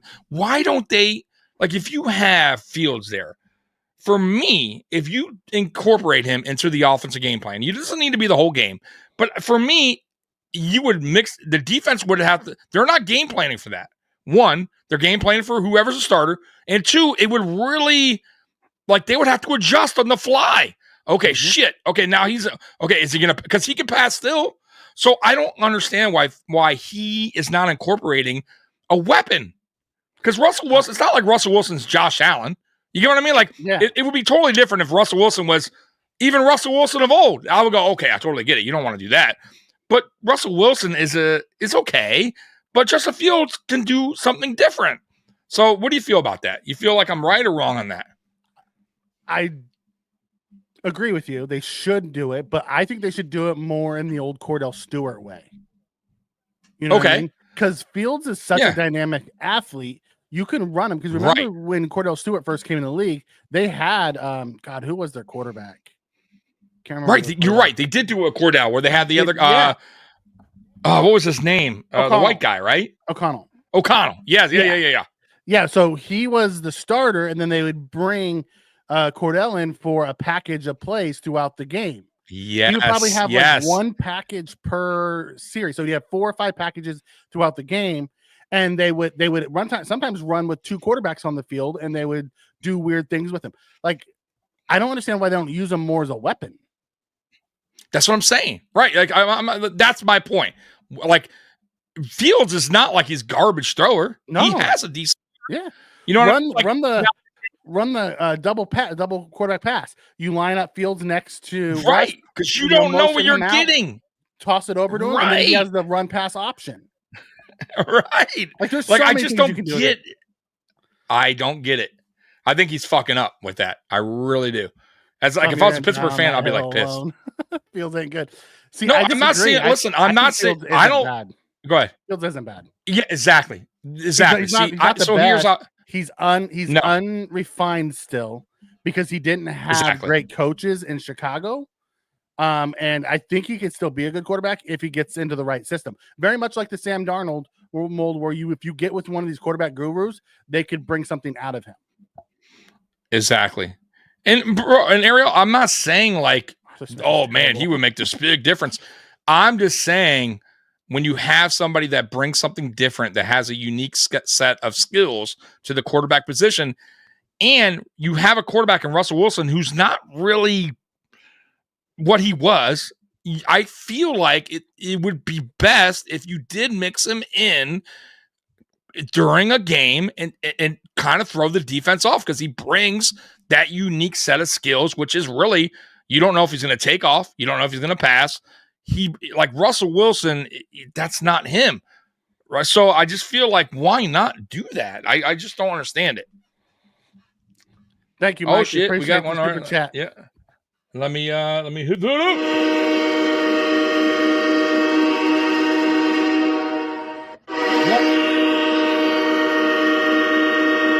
I meant to hit it right when you came in. I'm Prison Mike. Here you go. You know, Prison Mike. So let's put that conversation on pause and talk about this one real quick, because it's the game that's going on right now. Yeah. Oh man. We're gonna talk about how mid CJ Stroud is also. Dude blows it. Bro, what is going on with him? Horribly bad, and it's not just today. No. This year he's taking a step back.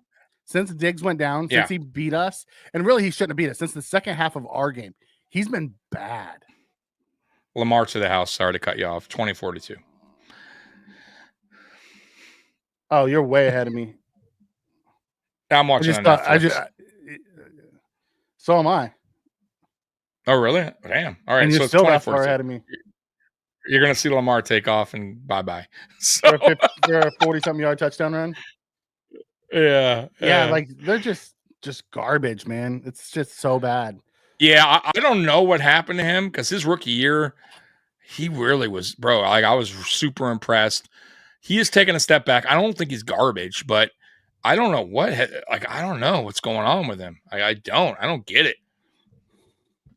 They're getting smoked here. I mean, 24-2 is embarrassing. And I said this earlier for Pittsburgh, Mikey. Fans, bro, it's Christmas. You're at home, and this is what you fucking give your fucking home, bro. They're not these good, tickets Tommy. Out of That's what I mean. But I'm just saying. But damn, you got to put up something better than that. They can't. That's the problem. Yeah, you might be right. I think you're right. Very much like when they play the really good teams, they struggle. You know, If you can stop the run at all, and make Russ have to beat you, he can't. It's when you let their run game get going and he can run the play actions the only time that they can win. It's very much like Houston. Houston's the same way.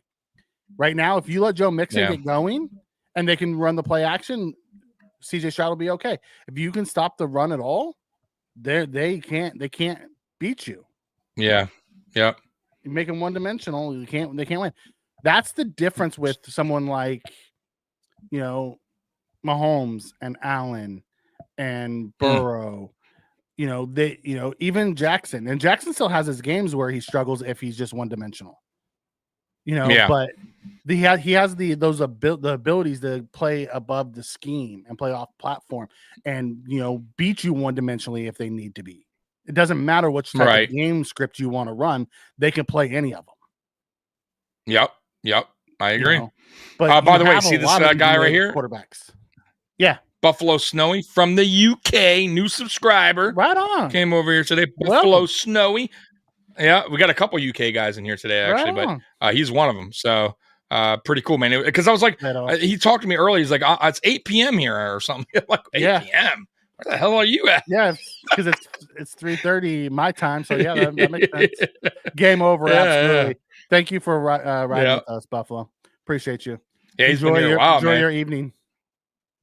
It's 11:30. It's during your nighttime, really. Yeah, damn, it's 11:30. I remember he's been on here a while. Is he going to steal the MVP? Because his numbers were already good. I don't know if he steals the MVP. Only way I believe Josh doesn't get the MVP is if McDermott sits him down. If Josh plays through it, I think he gets the MVP. Because here's the deal. Let me finish this before you go. Yeah, go ahead. The reason for that is if you've listened to any of the MVP voters talk, they're not looking at it from a numbers perspective. They're looking at it from a wins perspective. You take Josh Allen off the Buffalo Bills, they're a 2 or 3 win team. You take Lamar Jackson off of the Ravens, they're still winning 7, 8, 9 games with their team. Absolutely. I agree. I agree. So here's the deal, though. Listen, the Ravens are going to win today, right? It's obvious. The game's over. If Buffalo beats the Jets, they clinch the second seed no matter what. They have to be. Listen, they're going to have to play. They can't do that vanilla shit against Jets. They need to get that win, get it over with, and I think you rest everybody week 18. But you cannot play around and take this thing into week 18 and then have to play your starters again in week 18 because you blew it in week 17 if you really want that second spot. You know what I mean? So this is it. This weekend is it. You have to, I'm not saying show all your cards and your whole playbook, but you need to show better than what you did last weekend against the Patriots to seal the deal. Here's the thing. I don't think Hamlin's still limited. Rapp's still limited. I don't think either one of those guys are playing. Douglas was full participant. So depending on how his knee really is, he may play. But a lot of the guys we were missing on defense are probably still going to be gone. Right. I don't think you're going to see But Malone. The offense is what but I think our defense will be just good enough for the Jets. I think it's more about what we could put on points wise. You know what I mean? Because I thought like the performance was not. Because remember, we scored 7 from defense. Yeah, we can't. No, you can't. That vanilla shit if we want to win at all. Exactly. Man, Houston's getting wrecked, bro. Their defense isn't very good. Their offense isn't very good. No, Stroud's is taking hit. Lamar Jackson isn't like overly dynamic today. He's a 6 of 11 for 147 and a touchdown, and 2 carries for 73 yards, including a 50-yard touchdown run. Bro, but he hasn't had to be. Just coming wide open, Mikey. Also, nobody even Stroud is gun shy. He is not letting it go, and he's taking bad sacks. No, he has, but that one wasn't his fault. If you watch it, I know you're behind me, but that was a free runner. What can you do here? You know what I mean? Like Josh Allen gets away from free runners. Not much you can do as a quarterback. Yeah, that one was bad though. But you're right. Maybe he would have there, but I don't know. That was bad. I don't know. That guy was can't allow that. Well, part of Stroud's thing is he does the one move, the spin move to get out. That's it. He doesn't have multiple moves to get out of the pocket. No, he doesn't. No, he doesn't. Man, this is bad though. Like It's like real bad. I Another didn't think free they would runner. win. Yeah, I didn't think they would win, but holy shit, I didn't think they would get smoked either. You know what I mean? Like I did. this Did is you fucking watch him? ugly. Have you watched him recently? They're I not have, good. but Jesus, they beat the Dolphins. Not saying the Dolphins are great, but they did do decent against them. I'm Rock Queen 18, no screwing around. Yeah, I'm with you. I'm with you, Marino. You know, at the end of the day, when I watch Skip the one guy below. Man. It's just a bot. Yeah, I will. Yeah, I don't know why they've been hitting the channel today. Because Very we're annoying. one of the few that are live. right. I keep telling people, don't click any link if you see a link there. Don't do it. It was more. It ain't from me. With the Pats. The Pats played good. You know, let's just call it what it was. They had a really good defensive scheme against us, and they want to play spoiler. Just like the Jets are going to want to play spoiler. There's some lame ducks last week. Yeah, the lame ducks that he put up though were more to do with the losing feeling in his hand than anything. Yeah, I mean, if you want to go by what he said prior to that game, where he said he felt the best he's ever felt. I mean, if you're going to take him at his word. Late. Yeah, so I mean, I'm just saying. So I don't know if he's like, then he would really be lying his ass off, right? So I don't think it was that. I think he hit his funny bone. I think it was freezing cold. I think if you go back and look at that game, if you go back look at the game, Mikey, they put a hand warmer in his hand. I don't know if you saw that. That was a hand. They had warmer. a heating pad on it. Yeah. So they had a hand warmer. Heated warmer. Yeah, he had a warmer in his palm, and he had a heating pad on the outside to try to get him so clearly try to get it like the blood circulating. Yeah, and saying like get that out of it. So I mean, it was definitely hit his because he did not hit his hand. I looked at the replay over and over. It was his elbow, and I think because of the cold, he just could not get it going back again. I don't know, but he's fine. He's fine. Yeah. Stuck to the fielders, by the way. Yeah. Yeah. I think Sauce Gardner and Big Q aren't playing Sunday. They're banged up. So is Rogers. Yeah. Like that whole team's banged up. You know, but Rogers is going to want to beat Josh. They're friends. Obviously, yeah. And he doesn't want to end the season like that. No. He's still trying to prove his point as Aaron Rodgers. Right? Yeah. He has something to prove. Congratulations, Bill, on the Chiefs win. Oh, dude. I was listening. If you were here earlier, I was speaking the truth on your team, bro. I mean, honestly, man, sometimes the truth hurts for certain people. But look, man, I'll say it again while you're here, if you're still here. The Chiefs, until proven otherwise, are the best team in the NFL. Yep. You are the Super Bowl champions. I don't give a fuck how many times we beat you in the regular season. I could give a fuck because we haven't proven yet that we could beat you when it counts. That's the playoffs. You have the best coach in the NFL by far, in my opinion. You have a very good defense, a very good defensive coordinator. Dude, you guys are like, honestly, you guys did it the right way. You're stacked. I think your offense is having some up and downs this year, but it doesn't matter. You guys get in the dance. You guys are a tough team to beat. And yeah, man, that's the thing. Yeah, they just don't beat themselves. Don't beat yourself. Yeah, and you know how to win close games too. You know how to win those games, and we have yet, at least in the playoffs, figure that out. So, yeah, bro, listen, you guys deserve it. You're the 1 seed, and hopefully we see you, and hopefully for us, it's a different result. But I'm not talking trash about your team. No. Well, I give your team credit. Yeah. We've always said here on this channel, to be the man, you have to beat the man. And you don't have to beat the man in the regular season. You have to beat the man when it counts. Yeah. Yeah. And to absolutely. this point, we haven't. So let's see what this year brings us. If we exactly. Like who knows? If we even do. Yeah, we have no idea. I have no idea. We get knocked out first round. I have no idea. The Chiefs could get knocked out, maybe, but I don't know. I don't know. I just don't see it. Like I don't. Yeah, they're tough. I think Baltimore's good. I don't think Baltimore is as great as they've played some really bad offenses recently. No, I get it. And they've also had games where they have not shown up. Clearly. I mean, so I don't think they're better than the Chiefs. Absolutely not. I think the Chiefs are still, they know how to win. Well, I'm just talking about the contenders. Right. The real contenders are Buffalo, Baltimore, and Kansas City. For the AFC, yes, yeah, absolutely. And the way it's looking looks like we're going to be running into the Ravens. That could be a problem. It is what it is, man. It is what it is. You got. Yeah. Like I've watched CJ Stroud miss wide open dudes all day today. Here's how I feel. We play the Ravens. Our offense has to be on point, bro.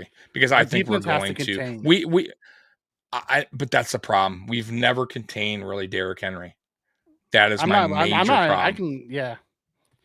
If Derrick Henry wasn't there, I would say, you know what? No, I think we could beat the Ravens, no problem. Mm-hmm. We would probably do exactly what we did. What was it? 3 years ago when we placed the Ravens in the playoffs? It was not a problem. I felt like we matched up very well. But with Derrick Henry, we have a problem with him.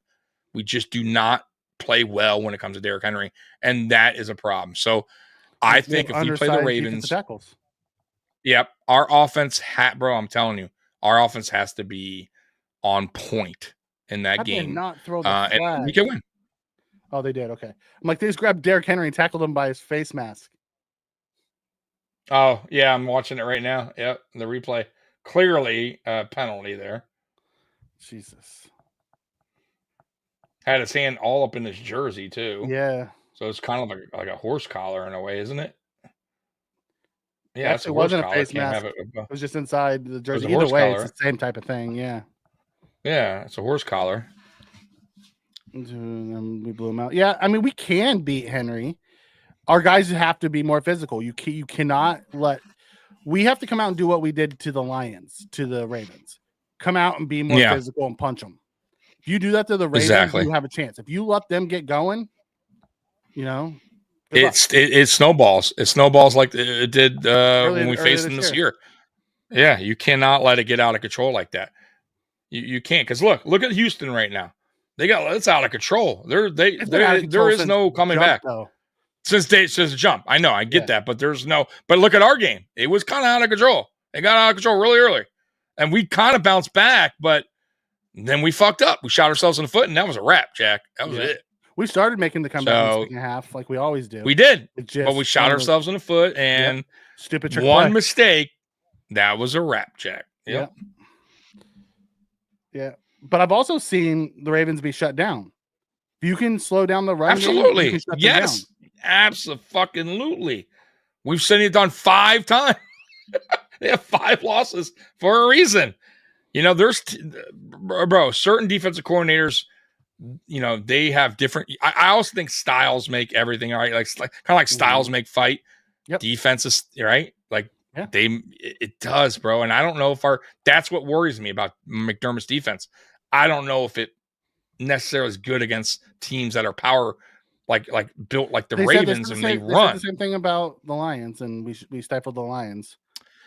Yeah, but they don't have a power back. That's my problem. That's physical. They have speed. Now, Montgomery's power, I guess, but he's not like Derrick Henry. I'm talking about where there's one Derrick Henry.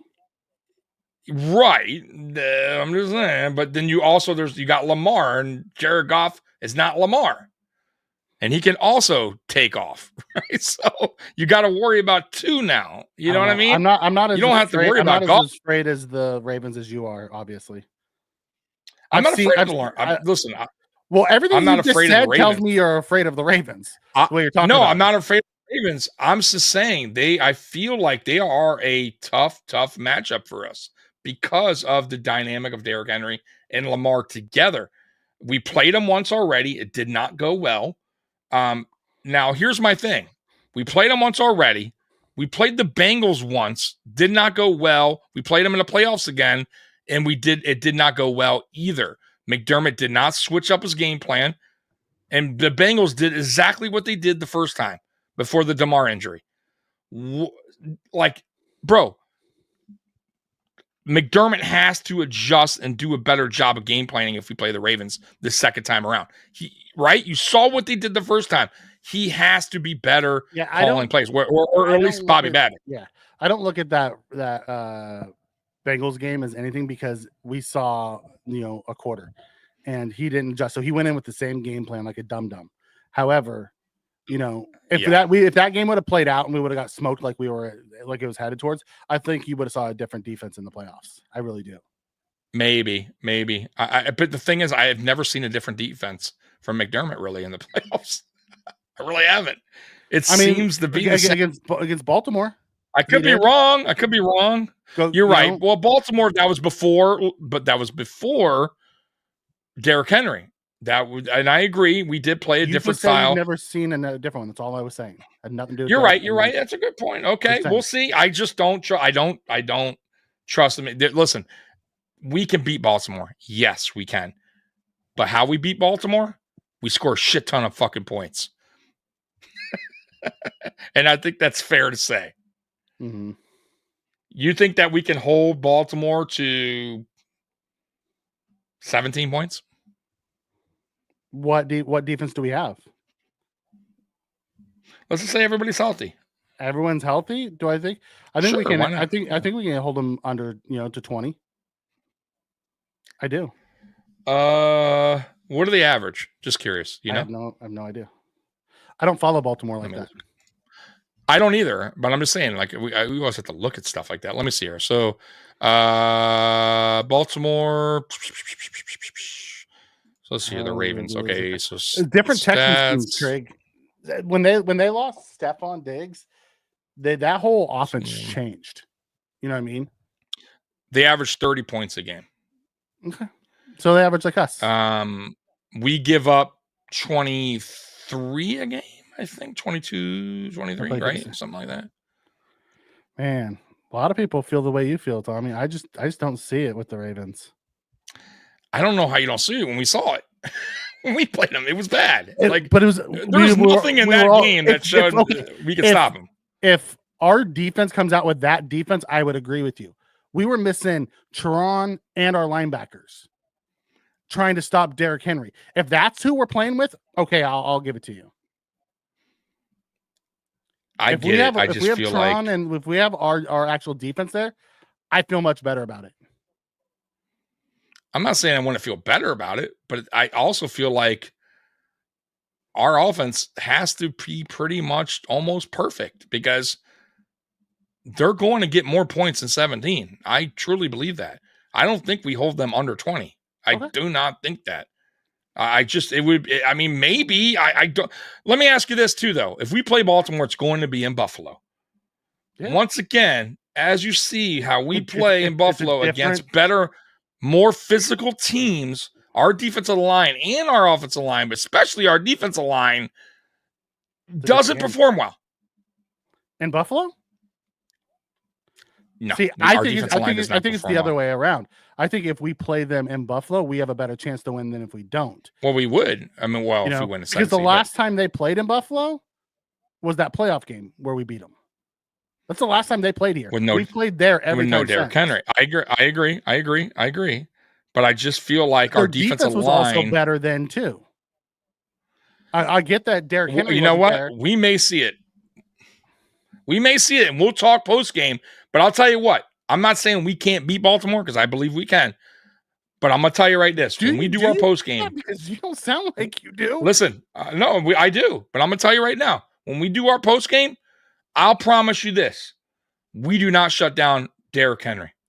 I promise you, he has well over 100 yards, even if we win that game. I promise you, he will do what he does against us. I'm just saying, he will do what he does against us. Now, if we win, I promise you this, and I'll predict my score right now if we play Baltimore and Buffalo. We will win 40-37. That's how I see it. That's how close I see it. Okay. I do not think our defense right now, how it's been playing, will match up well. I think it'll be an offense. I think it will be a high-scoring shootout game where I definitely could see Buffalo winning because our offense is actually playing at a high level. Our defense right now, say what you want, is playing at a shit level. Shit. Until they can prove otherwise. They have not played well. We have given up a ton of points in the last 3 games. 2 games, really, a ton. And our defense hasn't been healthy. And I know, we say that every year, Mikey. Every fucking year. It's our defense. On our defensive-minded head coach, defense, blah, blah, blah, blah, blah. We give that fucking guy excuse all the time. We do it every year. We give McDermott and his defense. Facts. And they see that when our defense fully healthy, they've been bad? No, they haven't. They've been average when they've been fully healthy. Was our defense healthy against the Cardinals week 1? We were missing somebody week Matt 1. Milano. No, we were missing somebody else. Matt week Milano. 1. We were missing somebody else week Were 1. we? Who? Yeah, I don't remember who, but we were missing somebody else week 1. Okay, I guess I don't remember that, but we gave up 28. Were we missing players against Baltimore? Yes. Whatever. 35 we're missing points. Bernard. We Johnson, were right. Yeah, and Williams. We're missing What about retired middle. What about the Rams? The Rams. I think the Rams were the only one that we had guys got hurt during the game.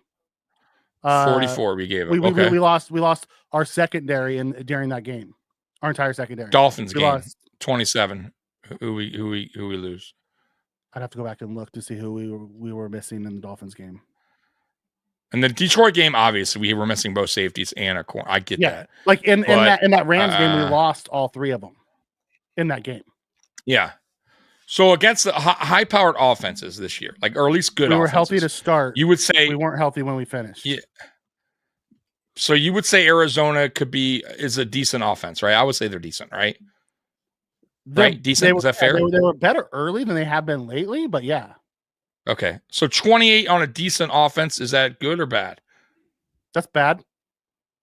Okay. Against Miami, what would you consider their offense? Decent? Good? Miami's offense is pretty good. They can. Okay, so 27's not 27 not terrible? Not terrible against that team, no. Okay.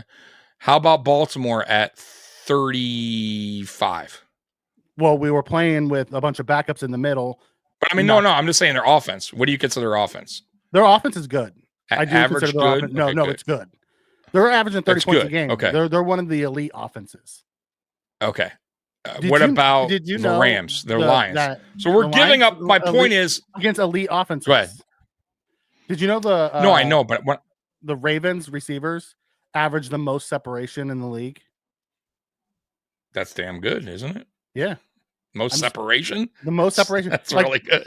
Lamar Jackson's thrown to dudes who have almost 6 yards of separation.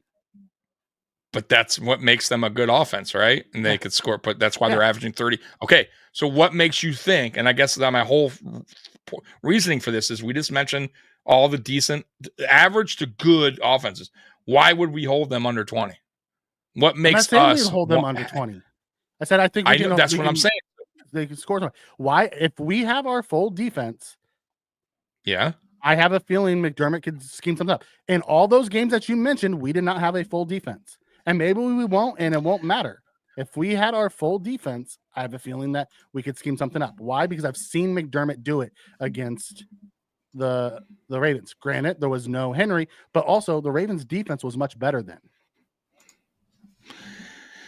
Yeah, I just feel like every playoffs we have something going on.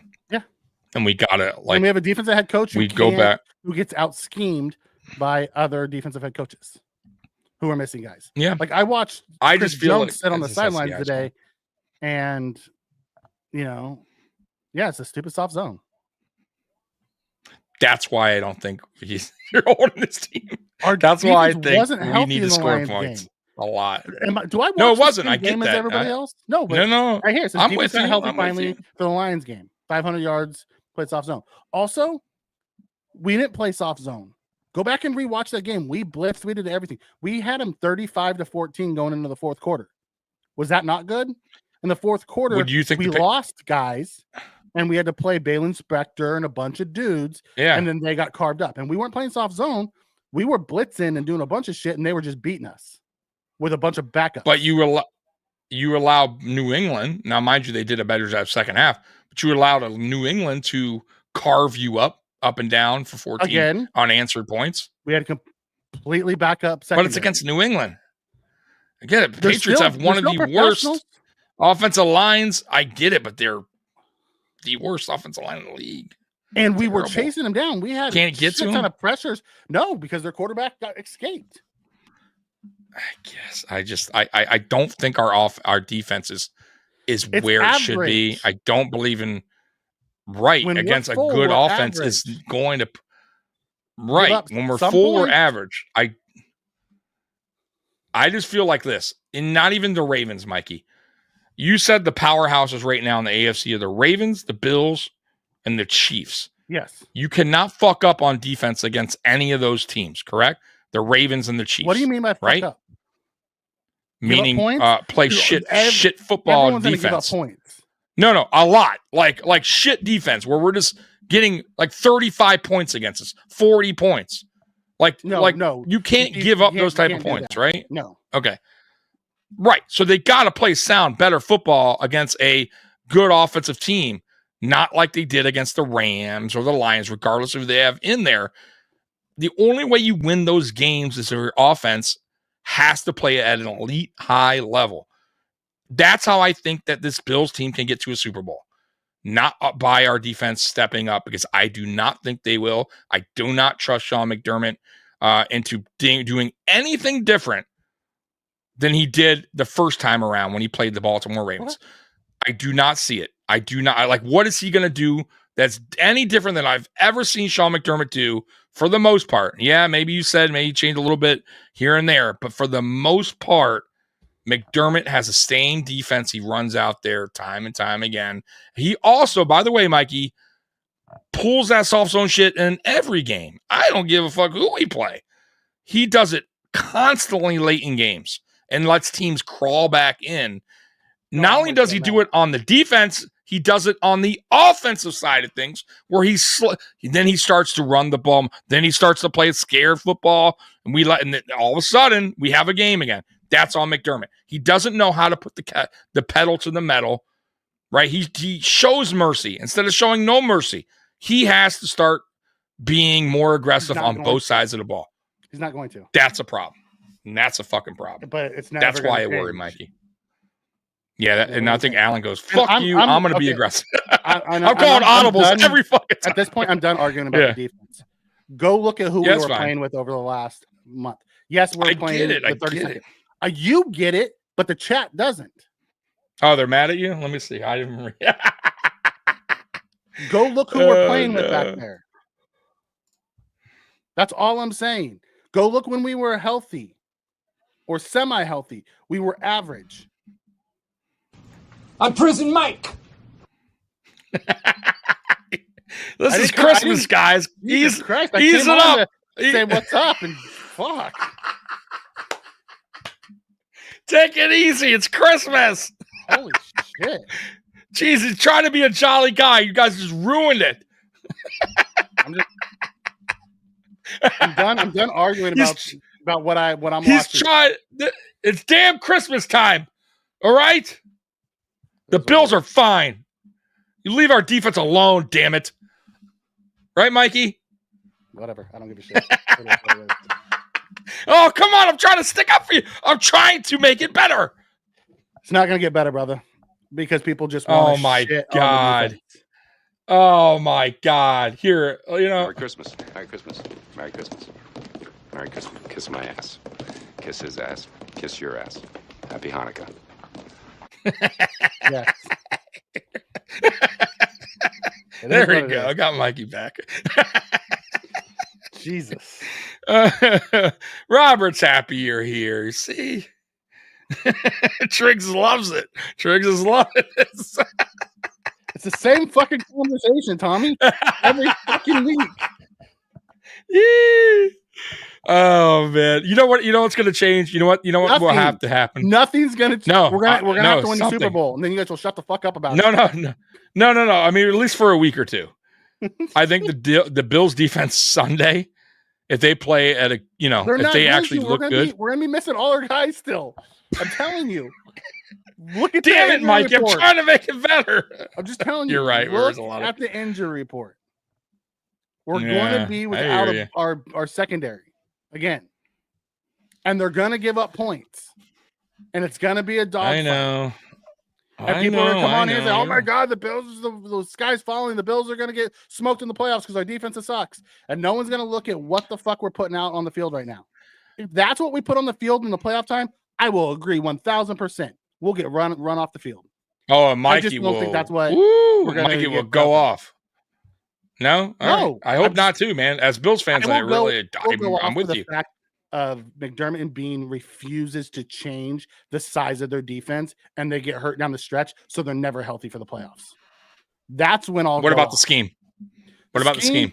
Well, depends what scheme we run. Sometimes okay, you that's have true. to Okay, play I'll that give you soft that. zone defense too, because no, I give you that. I give you that. It depends on the team. You're right. I agree. Depends on the team. I totally understand. Totally understand. I'm not saying the defense doesn't need work. We are undersized. We are okay. Listen to what I'm saying. The defense, when healthy, is average. Average at best. And it shouldn't be, though, correct? Not with a defensive-minded head coach. No. Right? Should not be average. Should never be average. Not for as much money as we're spending on that defense. Let me ask you this. If you have an offensive-minded head coach you're 8 in, should your offense be average? No. Thank you. Okay. There we go. There you go. There you go. I'm just that's saying all I'm saying. I think that's my point. Worst in the league when we're healthy. I didn't say we're the worst. I don't think we're the worst. You didn't. I think we are in the middle of the pack. What's going on in the chat?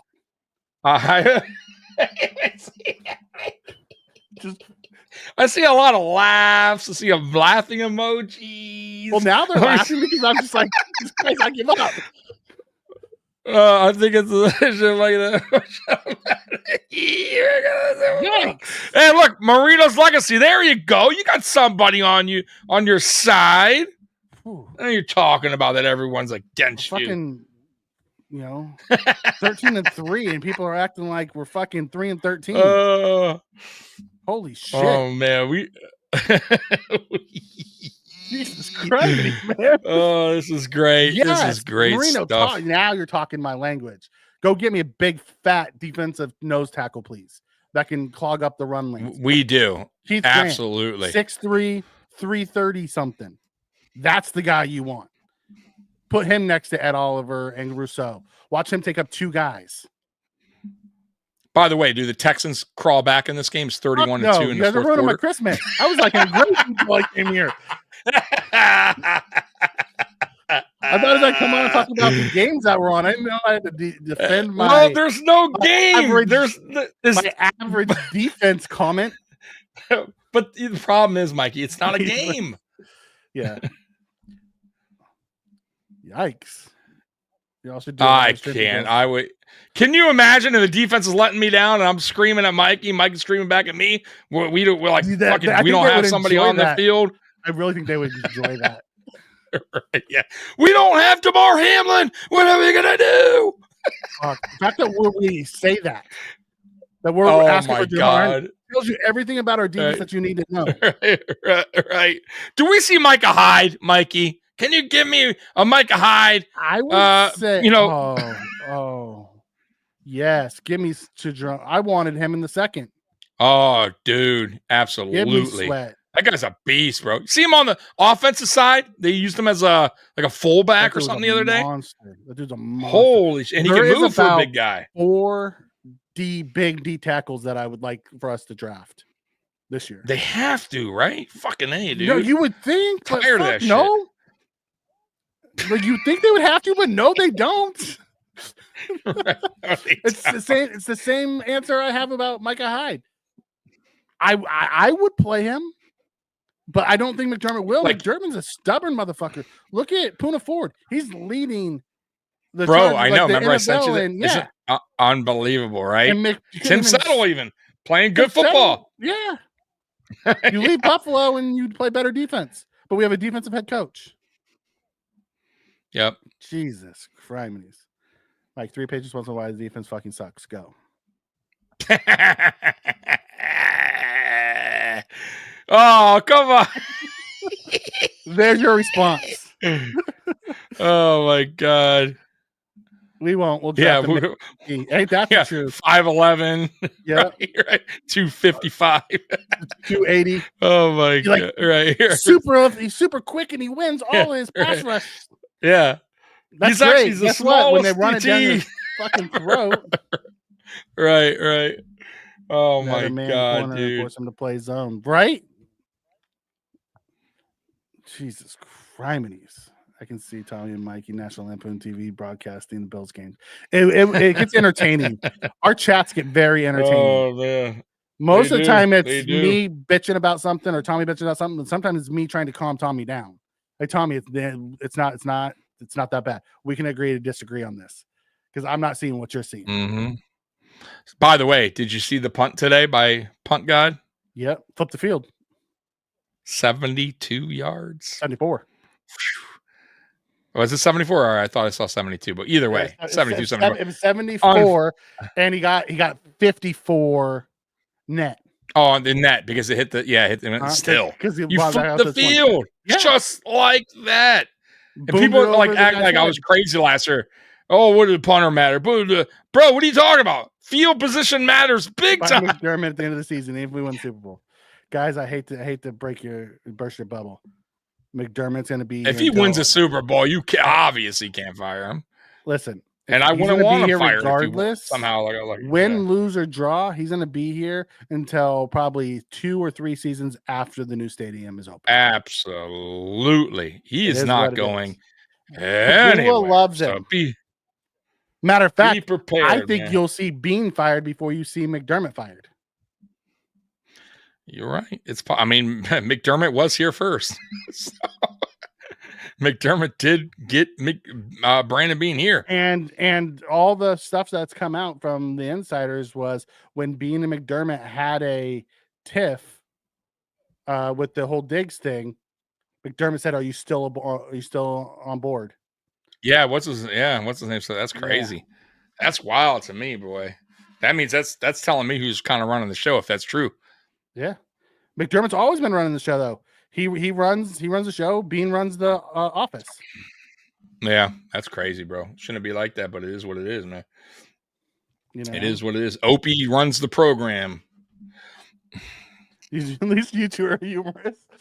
Yeah, I don't take it too serious. You can't let things that are said on the internet bring you too down. No, and you're always gonna have difference of opinion, and sometimes it gets a little not heated, but it's tough when you debate people and you talk about. I get that because you're trying to prove a point, but I think people can look at things differently and just have to agree to disagree sometimes. Mm-hmm. I also think people have a bias, whether they mean to or not, that is just there. Like I would like to look at on a positive note the things that the Bills defense has done well when they're fully healthy versus when they're playing with a bunch of backups. Tommy is on the other side of the house where he's like, I have yet to see him do anything in the playoffs. So until they show me, they fucking suck. I haven't seen anything that in the playoffs. I have not seen anything that I'll tell you what. I take that back. I've seen 2 times where I was impressed. One was against New England in 2021, was it? Or 2020, either one. I forget which one. I think it was 2020. That perfect game. It was the Micah Hyde interception. Yeah, the perfect game. Game. Yeah, that was a very good defensive game plan. And then against Baltimore, and Lamar, I thought we played really, really good. We had a great game plan. And once again, though, that was Leslie Frazier there too, and Sean McDermott probably working together. So you got to give credit to Leslie as well for that game plan. Just throwing that out there. Mm-hmm. But other than that, I don't. Pittsburgh. Do you remember that game? I think we had a decent. We had a good game against Pittsburgh. See, Miami Dolphins. Terrible.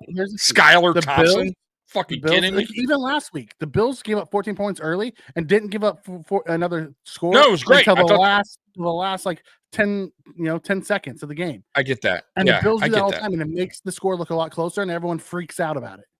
Same thing with what about the Skylar Thompson game though? Oh, the Skylar Thompson. How can you? We played garbage. Can you? Like how can we defend that? That's shit. That is shit. But that was shit on the field. Yeah, that was on at home, too. by the way. At home in the snow. In the snow. They couldn't play. Skylar fucking. Yeah, and the Bengals game at home. Yeah, banged up offensive line. The defensive line disappeared. Shit. But we also were playing without a bunch of dudes in that game. The Chiefs game in the AFC Championship game. That game we just got smoked. It was bad. Yeah. What else? Last year's Chiefs game, for as bad as for as many guys as we were missing in the in the middle, I thought they played pretty well. We hung with them. Considering everybody. Yeah, considering we had fucking AJ Klein in there, and trying who else to was there? The guard other Travis Kelce. We had It was Poyer and Hyde both left that game. Dotson, right? Yeah, we had Wasn't Dotson in the game? Yes, Dotson and Klein. And then we had who was it last year? It was we had was it Hamlin that came in? No. We had another backup in safety too, because we lost Poyer and Hyde that game too. Jackson's leaving the game already. He don't need to play no more. He went to the locker. 31-2. Taking a shit. He's done. His end game dump. He loves doing that, doesn't he? Running into, I gotta go, guys. You know, take a shit. Like, Joe Burrow lost to Tyler Huntley in the playoff. Nobody talks about that. Yeah, if Tyler Huntley goes low instead of high, you know, being a McDermott will be the reason the Bills will never win the Super Bowl. Ooh, Robert. I mean, you know what? I think you want to know who I think is the reason we'll never win a Super Bowl. His name's Levi Wallace. That hurt. Yeah, when he was I don't know. Did you hear Trey talk about that on Humphrey's podcast? On Thursday second game? Yeah, Trey White talked about it, and he's like, when I saw them line up, I remembered watching them do that, and I wasn't there to at least tell them what was going on. And he's like, and I watched Levi Wallace scoot over to the boundary, and he said, I just like closed my eyes, like, oh my God, no. He's like, I watched them do that in film study. But Trey wasn't around the team at that time. Right. Brutal. That was such a brutal game, bro. Yeah.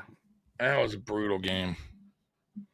The Texans waiting for zeros on the clock. Texans seem to always be waiting for zeros on the clock lately. Yeah, they just want to get the hell out. They're punting again. They got 2 points on a safety. That is it. Not even a field goal. I mean, that's a fucking disgusting. I mean, at least Pittsburgh did something on offense. This is terrible. If Bo Nix lights up this defense in the playoffs, I'll lose my effing mind. That's saying Bo Nix makes it. There may be a chance that we are going to have to go through the Bengals, the Ravens, and the Chiefs to get to the Super Bowl. And the Bengals have a high-powered offense, bro. Once again, their defense is terrible. Yeah, their defense is bad, but once again, their offense is on point. Like, they can put up points, man. Nick Wright said it the best. We need to put points up. And I'm not a Nick Wright fan, but he said it the best. He's like, I pray to God the Bengals get in because they're going to get the 7 seed. He's like, and I'd much rather see the Bengals knock the Bills out because the only team that could beat the Chiefs is the Bills. And he truly believes I believe that. I believe that, too. I think we give them the Josh Allen just plays his best against them. We do. And I even think our team in a whole, for the most part, we put up it is an absolute dogfight. Like, there is no, like, I don't give a fuck when anyone says that game would be close. It could go either way, though the Chiefs, it tends to go their way. I mean, we can't deny that, but it does come down to the final drive usually. So, yeah, I agree with him. I totally agree with that. And the Bengals are good. Man, offense. Milano hasn't been bad. He just hasn't been the all-pro Milano. Well, Milano hasn't been bad. Go back and watch his reps. Milano's been okay. I could tell though he's definitely not fully ready he's not yet. The all-pro Milano. I feel like his cuts have been a little like when a player makes a move on him, I almost feel like he gets stuck. Like, you know what I mean? Like, because that's his leg. Like, I still feel like he's trying to get back into the swing of things. It's tough to come back from an ACL. You know that. Like, it's just really, really tough. And I feel like I think it's getting there, Mikey. I do. I feel like he's gotten better since his first game back. But how much, like, what is he at percentage-wise? You know what I mean? Like, I have no idea. I have no idea either. You know, and that's the scary part. Because if he's at 100 or even 80% and going into the playoffs, I feel way comfortable.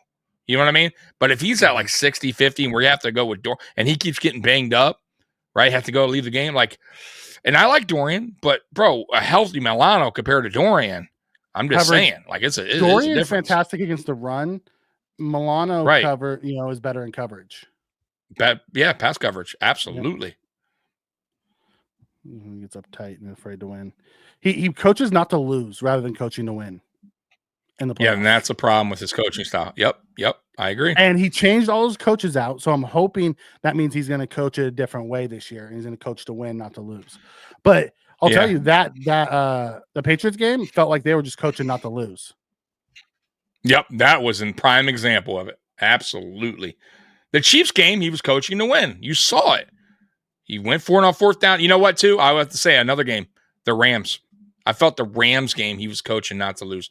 Because, look, he didn't go for it on fourth down before the half. Remember that? Like, he did the total opposite.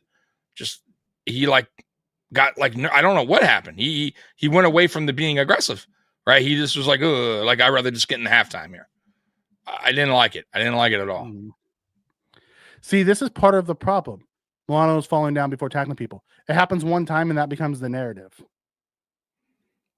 Milano's not always falling down before tackling people. He fell down one time. I think he got hurt actually off of it. That's where he hurt his groin. Yeah, but that's not what's happening every time. I think he can get back in the swing of things. I think he's just getting NFL shape is different than practice, right? Like he has to. It's slowly coming. I think he'll get there. But the problem is though, look, the injuries, right? He got hurt again, like groin, and you're like, Jesus Christ, bro! Like this guy can't stay healthy. Like that's the problem. I think I worry more about that than his play because I think his play will get there, right? But man, the guy cannot stay on the fucking field.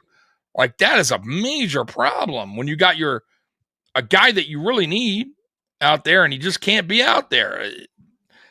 Let's just hope, man, honestly, guys, we beat the Jets, get the 2 seed, we rest everybody week 18. Who gives a fuck if we lose against the Patriots week 18? You go into the playoffs at least somewhat close to being healthy, everybody healthy, and then we can see what we do. Yep. Move on from this. Rasul, Milano, Josh. Rasul, I think, leaves. Khair has another year. He's on his rookie contract, so he'll still be here. Milano, you can't get rid of due to his contract unless they're willing to eat $20 million again. And I don't think they're that's going not to. Happening. No, because he's not a problem like that. No. Thank you, Cole. Thank you. Appreciate you. I definitely don't see. I see Khair because you're not now. You kept him this long. No one wants him. He's not. No one's even going to trade for him. So you can't. You might as well keep him on his last year of his rookie deal. Yep. Who else did he say? Rasul, I think, is gone. I think they draft the corner. There's no reason said to bring Milano. him back. Milano can't because of the contract. And I mean, they Josh can Allen. if they're willing to eat it, but I just don't see him being willing to eat it because the reason why they ate Steph is they wanted to get him out of the building. Correct. And Milano's different. Like he's not a problem in the building. So I don't see that being an issue. Oh, he put Milano. He meant Vaughn. I can see Vaughn being gone. Oh, now Vaughn. Yeah, I could definitely see Vaughn being gone as well. Let me look at his cap. What it looks like. So just an update, which is no update on this game while you're looking. It's first down, Baltimore.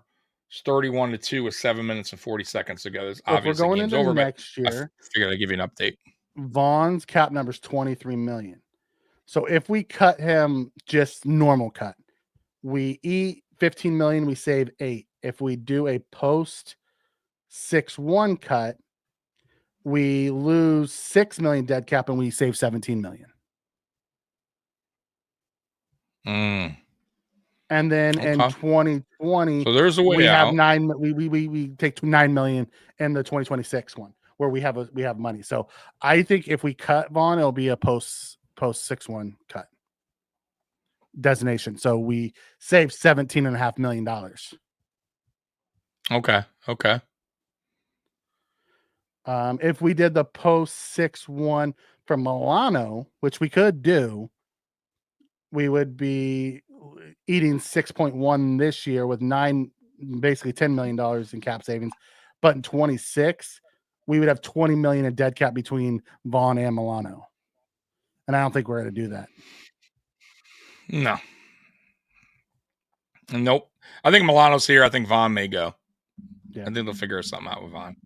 Yeah, I agree.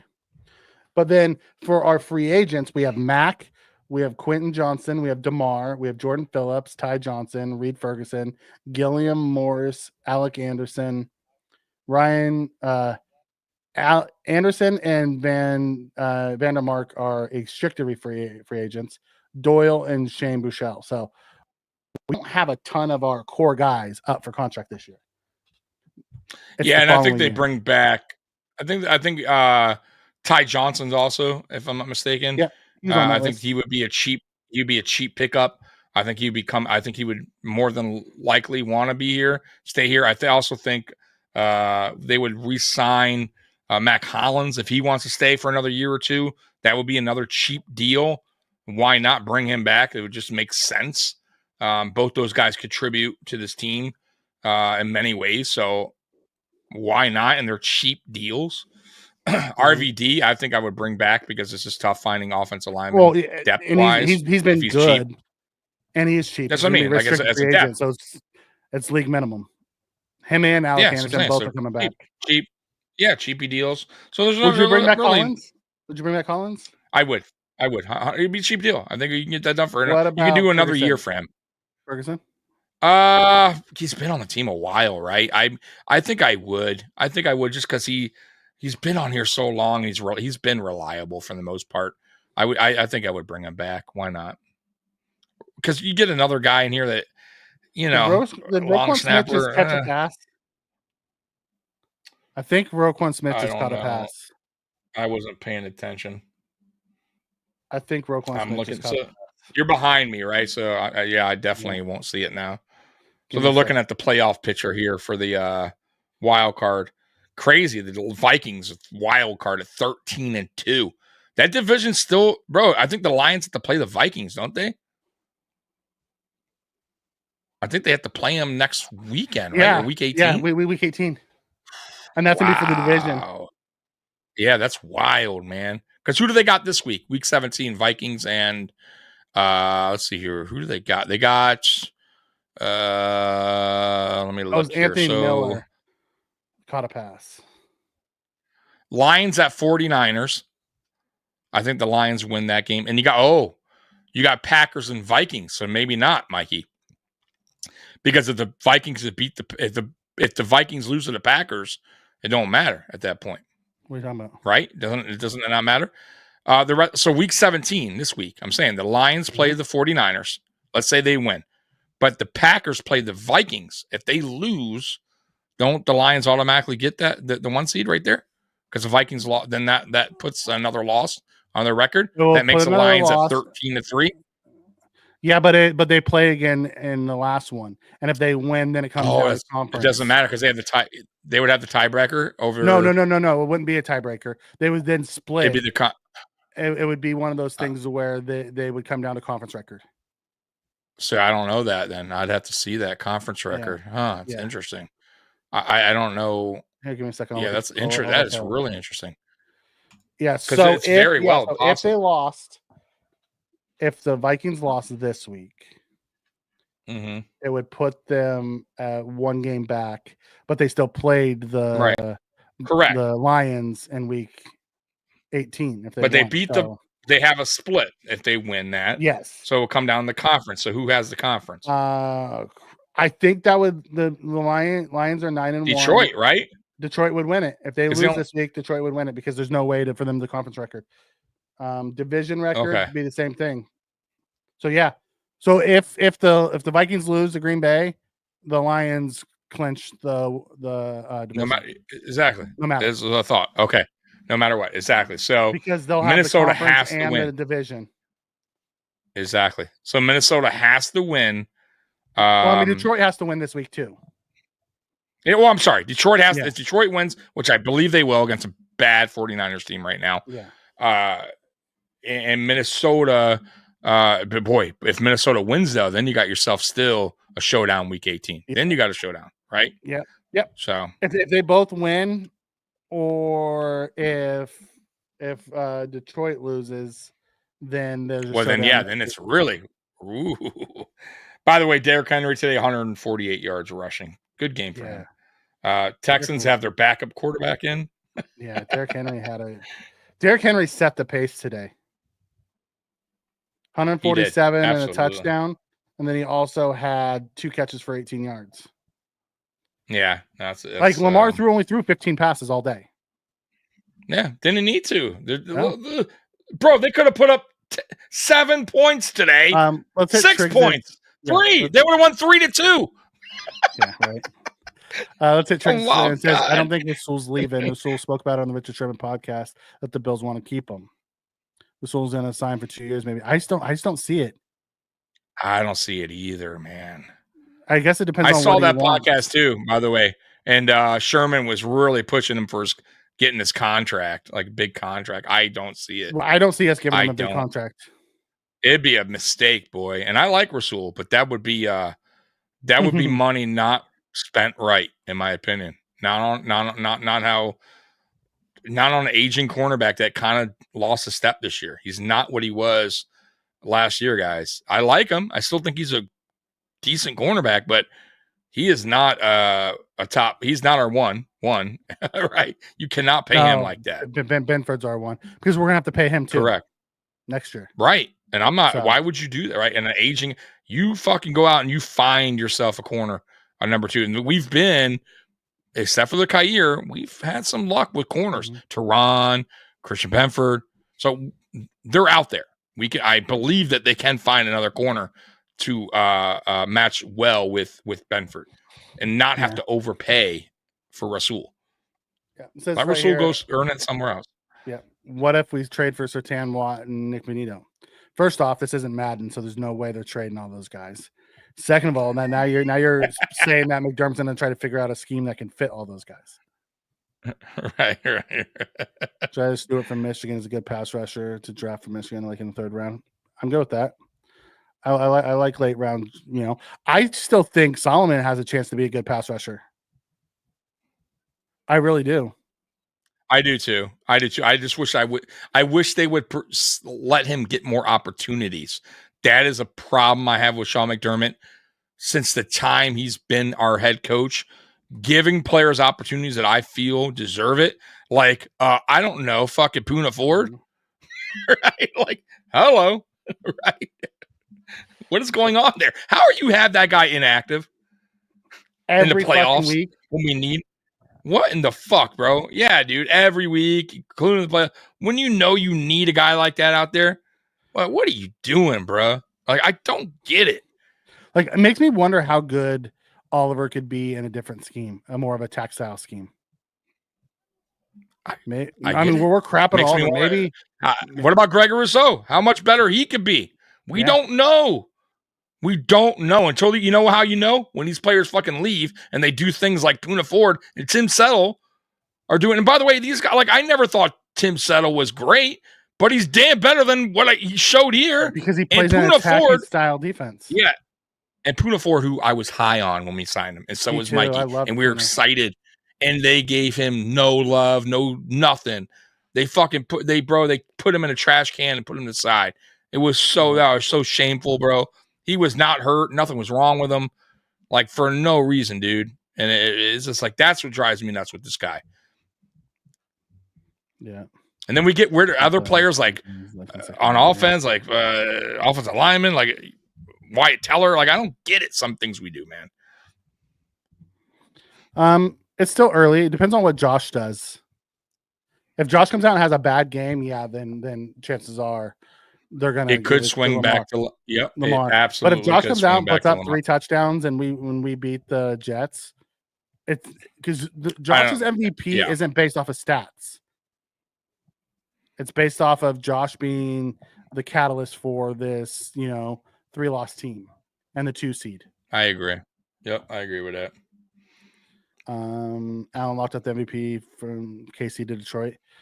Unless Josh just completely just shits himself, I think he's gonna win the MVP. I really do. I agree. Or the Bills crap themselves and the Ravens get the 2 seed. I can see that. That's how Josh loses the MVP. Right. Now that would be bad. Right. If we don't, that would be, oh my God. Can you imagine, dude? I would be so disappointed. I don't see that happening, but Jesus Christ, you never know. Yeah, I agree, Triggs. Getting Myles Garrett's probably the most realistic of all the ones that have been talked about here. But you'd have to give them a first and maybe another. It's very possible. I would give up, and I would not mind that. I'd give up 2 I would for him not right mind now. that either. He's that good, bro. Yes, I'm that with much you. of a game wrecker. Can you imagine? He's a game wrecker. If you had him on one side and Rousseau on the other, and what that would look like. Oh, dude, it would be unbelievable. It would be unfucking believable. Awesome. And then you draft a defensive tackle next to Ed Oliver, like a big fucking defensive tackle that can clog the fucking lane. Oh, dude. And then Ed Oliver can eat, because Ed Oliver really flourishes when the guy next to him is a bigger guy and they can actually do his job. Because he gets one-on-one. Because he gets to one-on-one. Yes. And he's smaller and quicker than most of them. Like Daquan shows up here and there, but he's not consistent with it. Not this year. Yeah. Not like he was last year before he got hurt. I like Carter, but he's a backup, bro. He's a depth Carter guy. over Austin. Let's see. Standing around. Austin Johnson's a 1-tech. Carter's a 3-tech. It's a different position as well. Mm-hmm. Merry Christmas, Tommy. Hey, Cycle. Thank you, man. Appreciate it. Chiefs and Ravens look scary, and the Bills lousy D. See, people are worried, Mikey. Yeah, but you got to understand their worry, right? You have to at least. I get it, but okay. All right. I just want to make sure. I just want them to put context around why you're seeing what you're seeing right now. There's a reason for why it looked so bad. Now, we've also seen it to where they've just completely disappeared when there wasn't reason for them to disappear. So I get the worry, but this year's been a different year. When the defense has been relatively healthy, the path rush has been decent, and our defense has been average. And when you have an elite offense, all you need is an average defense. That's why we only have 3 losses. Yep. And only one of those losses has come to Baltimore or Kansas City. I want to have at least 2 interceptions and lose versus the Jets. What? Yeah, it's for the MVP. Oh, for the MVP, yeah. Like it should. Yeah. That's really the only Lamar wins MVP. Yeah, I'm with you. Josh has to shit the bed. And the Bills have to probably lose the 2 seed for him to lose the MVP. I really do think there's enough of the voters that don't just look at stats. They look at narrative. And the narrative is, and a couple of the voters have come out and said what the narrative is. It's like, listen, Lamar's and really Lamar's biggest thing is this is the best year he's ever had. He won MVP with just crap numbers last year. Yeah, I agree with that. Yep. I agree with that too. And he was the MVP. I mean, really, if you're not going to give it to a running back, he's the MVP. Really, it should have been Christian McCaffrey last year. I think he was. I agree with that. Yep. But at the end of the day, it's one of those things where it's just like, okay, it is what it is. You know, read the narrative. Who's the most valuable player to their team? It's Josh Allen by far. Because Josh Allen's numbers smashed Lamar. I'm not trying to be a homer. I'm just being honest. Like going into the season, everybody thought that Josh Allen, with what he had, very little on offense, blah, blah, blah, would finish third, would not make the playoffs in the East. Like, what is he going to do? He's going to regress because he has no talent around him. And Josh Allen is what makes this team go. It's what makes this team, like, he's everything to this team. And look at our record. Look what we've done. Look at the records he's breaking just by him being him. Like, you have to take all that in consideration. That's why he's MVP. He tore his pec, and he's never gotten back to the same level. He just has not. Just tore his pec up and just changed everything. Defense looks awesome versus the Jets. Enough is enough. I hate to tell you that, Marino. It's not going to happen. We're playing with the same set of guys out. If you just read the injury reports, and tell you what you're going to see. Messing with us here. Question, Tommy. 3 paragraphs on why James Cook is dynamic. And Mikey, why is this defense so trash? The defense isn't trash. I love it, man. The Bills. We got some pretty funny people here. Good news is Lamar's different from regular season than playoff Lamar. Yeah, I will agree with that as well. Lamar has some letdowns. He has not played well in the playoffs. So it will be interesting to see how Lamar plays now. In the playoffs with Derrick Henry, if they do anything different. Because I will say this about the Baltimore Ravens. They're weird because they have the games they've lost this year, a lot of them, has been when they have not ran Derrick Henry. Like they have chosen not to get him involved, and it's really odd. So that who's they the would real MVP choose there? to do that. So who's really the MVP Right? there? It's that. Yeah, exactly. That's you my lose point. when you so don't like, run the guy. right. So if they don't do that, they go back to that. It's gonna be a quick out for them. I think it will be. They were the number 1 seed. Was it last year? Had the bye, went against Chiefs, and looked like shit and got bounced out just like that, bro. Right? Wasn't it the Chiefs? Or they won one and then the Chiefs and they got bounced out? I forget how it worked, but I'm pretty sure they got bounced out pretty quick. Last year they lost to the Chiefs, and it was the game was over early because they kept trying. They didn't try to run the ball. They kept trying to throw the ball. They didn't run at all. Yep. I can refuse to accept this defense won't rise up. Good. There you go. Hey, Raven for life. We're just talking about Ravens. That's what I'm saying. I think you Where guys have you been, are Ravens for life? We haven't seen you since you said the Bills were going to get smashed against the Lions. Mikey's been waiting for you. Yes, since you said we were going to get smoked. If you're going to say it, at least come back and take your medicine. But you're right. It's a different. Well, now the question, Raven for life, really is what does your offensive coordinator do? If he sticks to running the ball with Henry, you guys stand that is true. Chance. But there's times the dude loses his fucking mind and just wants to throw the ball all over the place. And just and you know that Henry. You follow your team. Yeah, it's odd. I don't know what to say about your team at times because you have a good team. I think you do. I think if you have, like Mikey said, if you get Henry going, it opens up so much for your offense. But some of the games that you've played this year, you just have not. You've gone away from it. I don't get it. Yeah, when Henry doesn't run the ball. Let's see that. Proof is there. Proof is there. Anyways, Mikey, you have a Hall of Fame running back with a multi-time MVP. There's no excuse not to use unless he's hurt, unless he's banged up that game or something happened or whatever. But Mikey, I've been on here 7 hours. I am toast, bro. I need to eat. Good, I have not eaten. And guys, everybody in the chat today, thank you, bro, because a lot of these people stuck with me for 7 hours. Yeah, and Merry Christmas to everybody. Mikey, Merry Christmas to you. Thank you for joining me for this game and talking. And sorry it wasn't much of a game for us to watch, but we got to have fun with the chat. Mikey got the chat got Mikey worked up, but Mikey's fine. I'm fine. You guys, Christmas. Mikey's fine. It's Christmas. I find my joy. Yep. So thank you guys so much for that. I appreciate you guys rocking with us once again. We will be back tomorrow. Or no, Friday. I'm sorry. Tomorrow's Thursday. Boy, look at my I'm out of it, Mikey. We will be back Friday for Friday Night Lights at 9 p.m. You don't want to miss that. And then Mikey will be back with Howie Saturday at 2 p.m. for the final, or at least the week final fantasy football show. But I think you're going to have one more maybe or something like that. I don't know what you're going to do. Yeah, but either way, last one Saturday.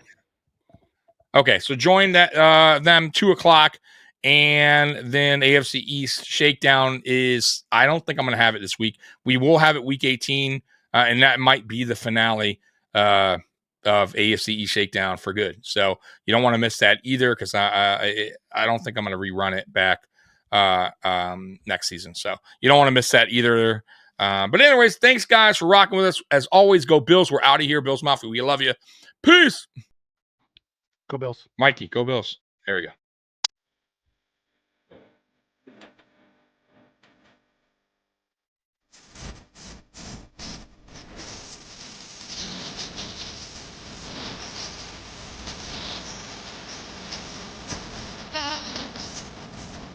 Come on.